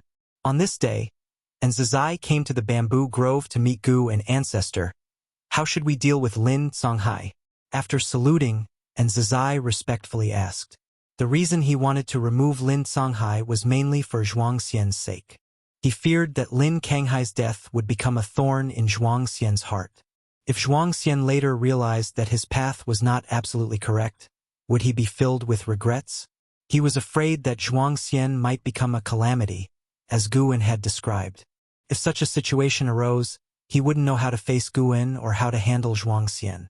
When he saw Lin Songhai, and Zizai realized that he wasn't as powerful as he imagined and had vulnerabilities too. While carving a wood sculpture, Guan casually said, "Kill him. Throw him into reincarnation. Allow him to accumulate 1,000 lifetimes of good deeds, and then give him a chance to turn back." Upon hearing this, and Zizai breathed a sigh of relief. It sounded harsh, but for a cultivator, if one could regain one's memories, it wouldn't count as true death. Reincarnation was terrifying. Without the help of a great power, once thrown into reincarnation, one would inevitably have all past causes and effects erased until becoming a new being. From a worldly perspective, dying in this life would end the causes and effects of this life. No one would chase an enemy into the next life, nor could they find them. And Zizai further asked, "Ancestor, do you need to interrogate him?" Guan waved his hand, indicating he could leave. And Zizai secretly wondered if the Ancestor already knew about the outer heaven power behind Lin Songhai. Indeed, the higher the cultivation level, the more one sees. The Ancestor didn't need to interrogate. A glance could reveal all illusions. And Zizai saluted, then turned and left. Guan continued focusing on his task at hand. To him, Lin Songhai was just an inconsequential person. The reason he was giving Lin Songhai a chance was that Lin Songhai had indeed saved countless mortal spirits. In the eyes of mortal spirits, Lin Songhai might be a saint. The immortal cultivation realm also had distinctions of good and evil, but if everyone were dealt with strictly by standards of good and evil, the world would be in chaos. Transcendence had fewer constraints than mortal spirits, so naturally, the standards of good and evil couldn't be the same. Sir, the novel F.I.R. Net website on Google to access chapters of novels early and in the highest quality. Guan was born immortal and, regardless of what others thought, preferred rules that leaned toward the mortal spirit's way. Even Zhuangxian has become less interesting. I wonder when the next disciple that piques my interest will appear. Guan muttered to himself. He was willing to teach Zhuangxian not only because of elevation sake but also because he found the young man's peculiar temperament interesting. He continued carving while glancing towards outer heaven. Su Ling, who had received the inheritance of the heaven-splitting axe, was currently training in outer heaven. He delved into the depths of the universe, an area once called the Silent Extinction Domain, where danger and opportunity coexisted. Within the Heavenly Spirit Tao Alliance, Su Ling was already a prestigious figure. But in outer heaven, no one would pamper him. If an opportunity arose, anyone would compete for it. At the moment, Su Ling was besieged by a group of cultivators of the same realm. Relying on the heaven-splitting divine axe, he held his ground and grew increasingly vigorous in battle. Guan could tell that Su Ling's strength wasn't on the same level as those opponents, but Su Ling hadn't resorted to lethal force. He was enjoying the fight, wanting to intimidate the enemies into fleeing. Though more free-spirited and smooth than Zhuangxian, he's not as decisive in slaying. Guan mused to himself, then turned his gaze to those old acquaintances. Leah had recently encountered an opportunity to ascend to immortality, but he was hesitating on whether to do so.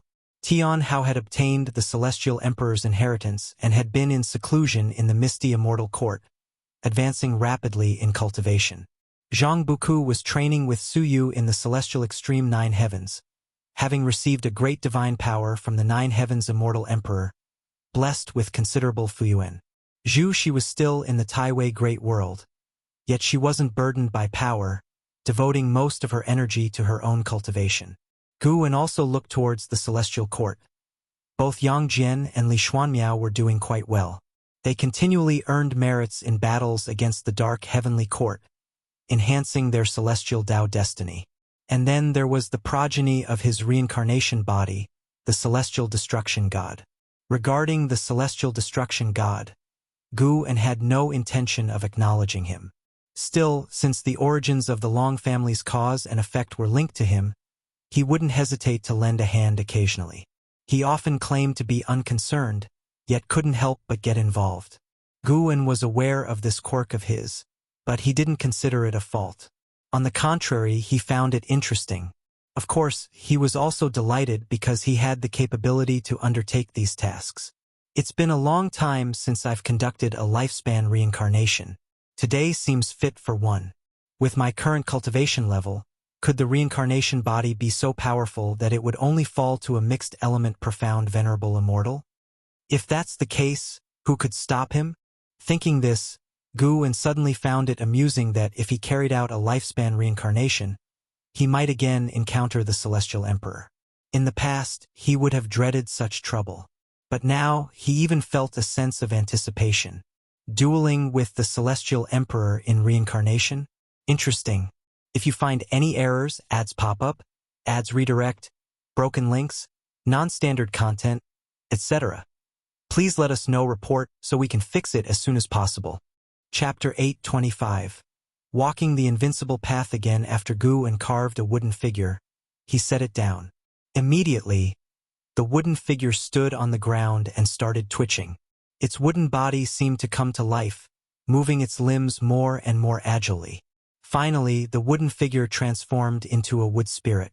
It looked the same as before, but it was clearly more vigorous and lively compared to before. The wood spirit waved at Gu-en and then burrowed into the soil, disappearing from sight. Gu-en smiled. He stood up, stretched lazily, and walked along the path. He was planning to find a new place to settle down and begin a round of lifespan reincarnation. Walking through the bamboo forest, he pondered about what attitude he should adopt for his upcoming reincarnation choices. If it's the same as before, it would be quite dull. Currently, lifespan reincarnation is no longer as significant for Gu-en's assistance. He doesn't need more secret skill Taoist technique. For him, this function is more of an immersive experience, more real than lifespan projection, akin to truly experiencing reincarnation. Let him personally enter reincarnation and disappear for many years. He wouldn't feel at ease concerning reality. But lifespan reincarnation is different. He can experience a lengthy life within just 1 or 2 hours. After leaving the bamboo forest, Gu-en walked ahead as he always did, appreciating his dojo. The disciples he encountered kept their distance and respectfully saluted, not daring to approach or disturb. Within the Taoist field of the beginningless, the ancestors' dominance remained high. Even though Gu-en wore a smile, the disciples still felt immense pressure since their master and ancestor had instructed them not to show any disrespect before the ancestor. While observing the scenery along the way, Gu-en once again peered into the future of the beginningless. The future of anything contains numerous possibilities. The stronger the forces involved, the more extensive the cause and effect, leading to countless potential futures. With numerous disciples mastering vast powers, the future of the beginningless naturally becomes multifaceted, possibly different each day. For cultivators like Gu-en, no matter how varied the changes are, he viewed them without fear that the beginningless future might alter but merely to see in which direction it might change. The destiny changes in the beginningless allowed Gu-en to see in Zizai's efforts, and Zizai was worried that the beginningless might encounter troubles, becoming stricter with the disciples. Gu-en was neither opposed to nor supportive of Zizai's efforts. He simply watched quietly. And Zizai's efforts influenced the fate of the beginningless, which served as a microcosm. All beings in the world continuously exert influence upon each existence. This calm progression took an hour until Gu-en reached a lakeside, where he sat in his usual spot on an old wooden chair used for fishing, silently performing lifespan reincarnation. You expend 1 billion years of lifespan to initiate a reincarnation evolution. Choose between reincarnating to the past, present, or future this time. Gu-en decided not to choose the past as that would entail significant cause and effect. He believed his reincarnation body might live as primordial profound venerable, an existence that would undoubtedly stir the heavenly Tao. Future. Would you reuse the reincarnation body from past lifespan reincarnation? Yes. Guan had already made up his mind on the way. The me with the highest comprehension should walk through the invincible path once again. You choose to reincarnate as extreme. Begin connecting to Tao rules. Start searching for the reincarnation heaven and earth. You have the following heaven and earth choices. Select 1-1. Tai Wei Earth Core 2. Endless Jade Pool 3. Immortal Cave Heaven. These places had been mentioned before. Guan had not visited them, yet he could already see their locations and conditions. Guan did not hesitate and quickly made his choice. You choose to reincarnate into Tai Wei Earth Core. This reincarnation maintains the ability to seize lifespan and lifespan evolution throughout. Reincarnation evolution begins. Tai Wei Earth Core possesses great destiny. In endless ages, nature's spiritual energy turns into spirit water descending along the Earth's core. Countless stones on the ground are repeatedly flushed by spirit water. Only one stone persists, eventually developing spiritual intelligence. In the first year, you become a spirit stone of the Tai Wei Earth Core. With your spiritual intelligence activated, you're filled with curiosity about the world, but you temporarily lack the ability to act. You can only instinctively absorb the spirit water drops falling upon you. Spirit stone? Guan thought of Sun Wukong from Journey to the West. However, Sun Wukong was the stone that mended the sky, of much greater origin. The following prompts were calming, offering no choices. At age 507, a female immortal flew from the horizon, landed beside you, and examined you curiously. You involuntarily felt nervous but heard her speak aloud. She discovered you possessed spiritual intelligence, deemed you a peculiar being undeserving of obscurity. She did not disturb you but instead left. At age 508, the female immortal returned with a group of human race cultivators, instructing them to guard your growth. You also learned her name, Shangtian. Very likely it was Zhu Shi, as Tai Wei Earth Core was hidden deep within the Tai Wei Great World, part of a deeper plane. The current Tai Wei Great World had yet to perceive Tai Wei Earth Core's existence, holding even grander spiritual energy and opportunities. Guan was not surprised. He chose Tai Wei Earth Core initially to see if Extreme and Zhu Shi could interact.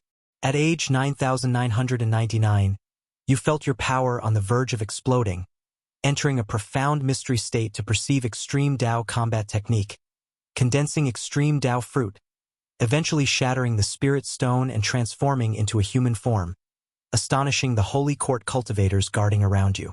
You chose a name for yourself, Extreme. In the same year, Shangtian visited, and you grew fond of her. You did not refuse her invitation to explore Tai Wei Earth Core with her. During this period, Shangtian wished to take you as a disciple. A decision you must make no. Agreeing would contradict the natural path, wouldn't it? Guan immediately decided. Sir the Novelier, an ET website on Google to access chapters of novels early and in the highest quality. You rejected Shengxian's offer of discipleship. Although Shangtian felt regret, she was not upset. She insisted on imparting you the cultivation method but was astonished by your display of extreme Tao combat technique. In the following cues, Shangtian guided Extreme through Tai Wei Earth Core, visiting numerous ancient dojos and ruins, during which Extreme continuously showcased cultivation talent and comprehension, astonishing Shangtian multiple times. Moreover, Extreme acquired battle armor and divine weapon, as if these treasures naturally awaited his arrival. Years later, Extreme followed Shangtian to the Tai Wei Great World, entering seclusion for cultivation within the Holy Court. In just 1,000 years, he reached Zai Immortal Realm, shocking the entire Holy Court. As a result, Shangtian proclaimed to the world, appointing Extreme as the Holy Court's heavenly strategy war god, declaring him a supreme treasure bestowed upon Tai Wei Great World by the heavens. 500 years later, Extreme surpassed Zai Immortal Realm, bidding farewell to Shangtian, wanting to explore the Tai Wei Great World alone. Shangtian did not object. Within the Tai Wei Great World, the Holy Court held absolute dominion. Extreme encountered someone in distress and decided to help. Consequently, the harasser wouldn't relent and was ultimately killed by Extreme, leading him to discover his lifespan evolution ability. If you find any errors, ads pop up, ads redirect, broken links, non-standard content, etc. Please let us know report so we can fix it as soon as possible. Chapter 826. Time-Space Technique. JIS experiences in the Taiwei Great World were quite diverse, with various enmities frequently arising. Some admired him, but strangely, when faced with women's confessions, he didn't even give Guan a chance to choose, directly rejecting them while hesitating over matters like killing, accepting a mentor, or pleading for others. Aside from emotions, Guan had no choice in JIS other affairs, which made his experience rather enjoyable. For now, JIS' personality wasn't considered gloomy. He bore no grudges and would make many friends.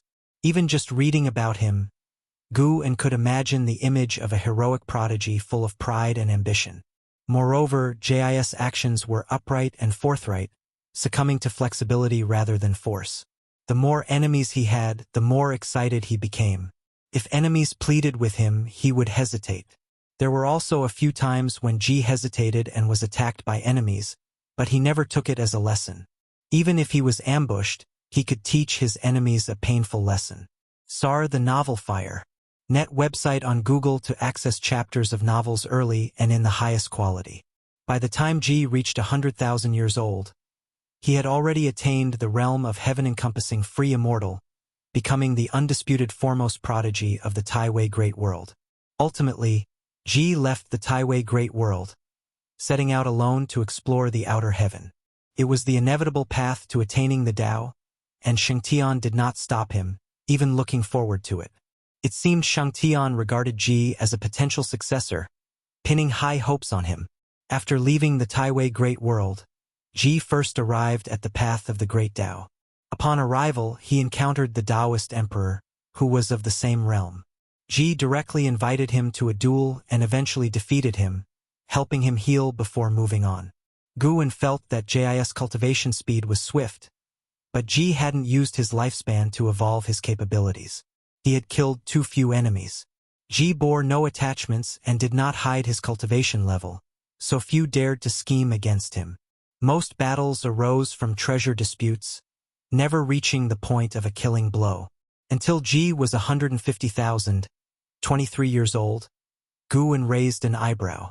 At 150,000, 23 years old, you encountered a great battle where hundreds of cultivators besieged a single person. Among them were Taoist emperors and primordial Tao emperors. Seeing that they were all of the same realm, you took interest and began to watch. Ultimately, you witnessed that person repel hundreds of enemies, recognizing them as the strongest person you've ever met of the same realm. You went forward to invite a duel and gave them time to restore mana and heal.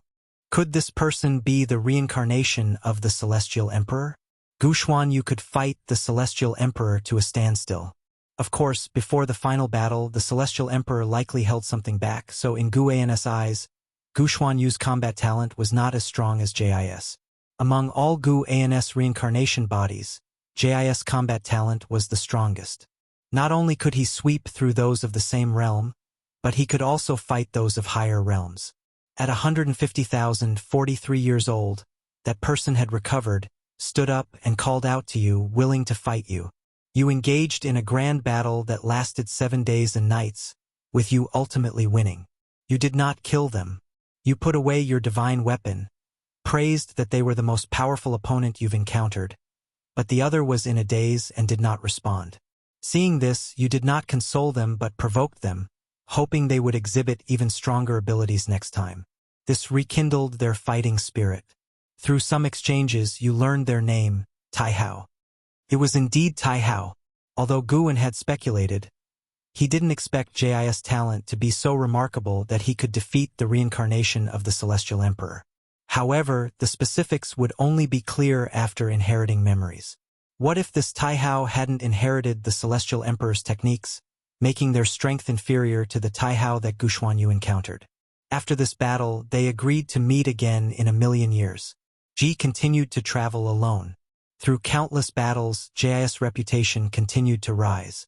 Although he lacked special destiny, he could suppress both the Taoist Emperor and primordial Tao Emperor. His talent was so impressive that major powers began to court him, but Guan rejected them all. The more rejections there were, the more trouble arose. Ji faced an assault from an emperor clan of the primordial emperor domain, with an innate golden immortal leading them. Even so, he managed to escape unscathed. The good times didn't last.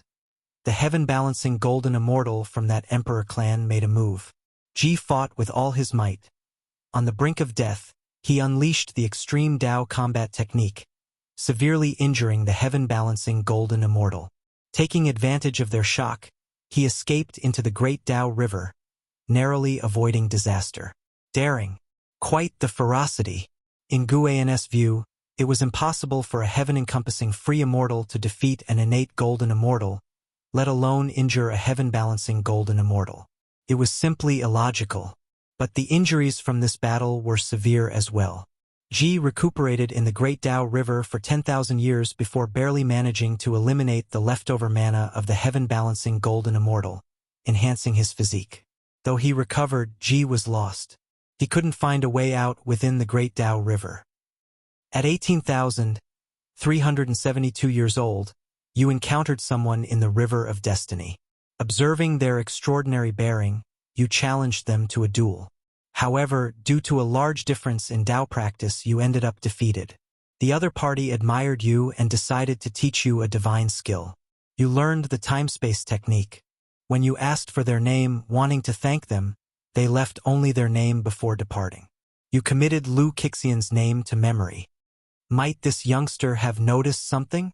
Gu-en and his reincarnation bodies shared similarities in appearance and physique.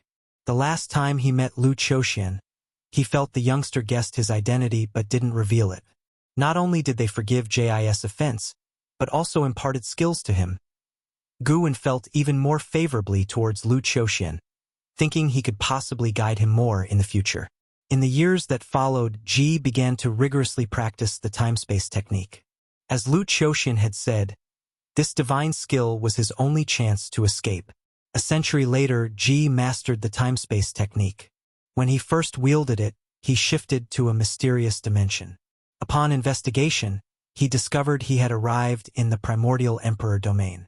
Greatly pleased, he decided to cultivate there and then seek revenge on that emperor clan. He first entered a city, inquiring about that emperor clan, but found no information. No one in the city was aware of that clan's existence. Unconvinced, he visited other cultivation cities, but again, no one knew of this emperor clan. Eventually, he heard of a great power who became an emperor, renowned across the world. He had heard this name before along the path of the Great Dao. Based on time calculations, he realized he had traveled back 100 billion years in the primordial emperor domain, leaving him utterly stunned. Gu-en was also surprised.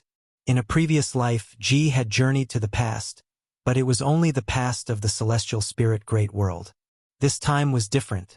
The river of destiny stretched unimaginably far from the primordial emperor domain, spanning 100 billion years. Ji seemed to have a subtle connection with the path of space-time. Ji began to travel the world, and through years of understanding, he finally confirmed that he had traversed time and space. When he attempted the time-space technique again, it was unsuccessful. Instead of delving further into the time-space technique, he hid deep in the mountains and began cultivation. He decided to first attain the level of Golden Immortal before venturing the Primordial Emperor domain.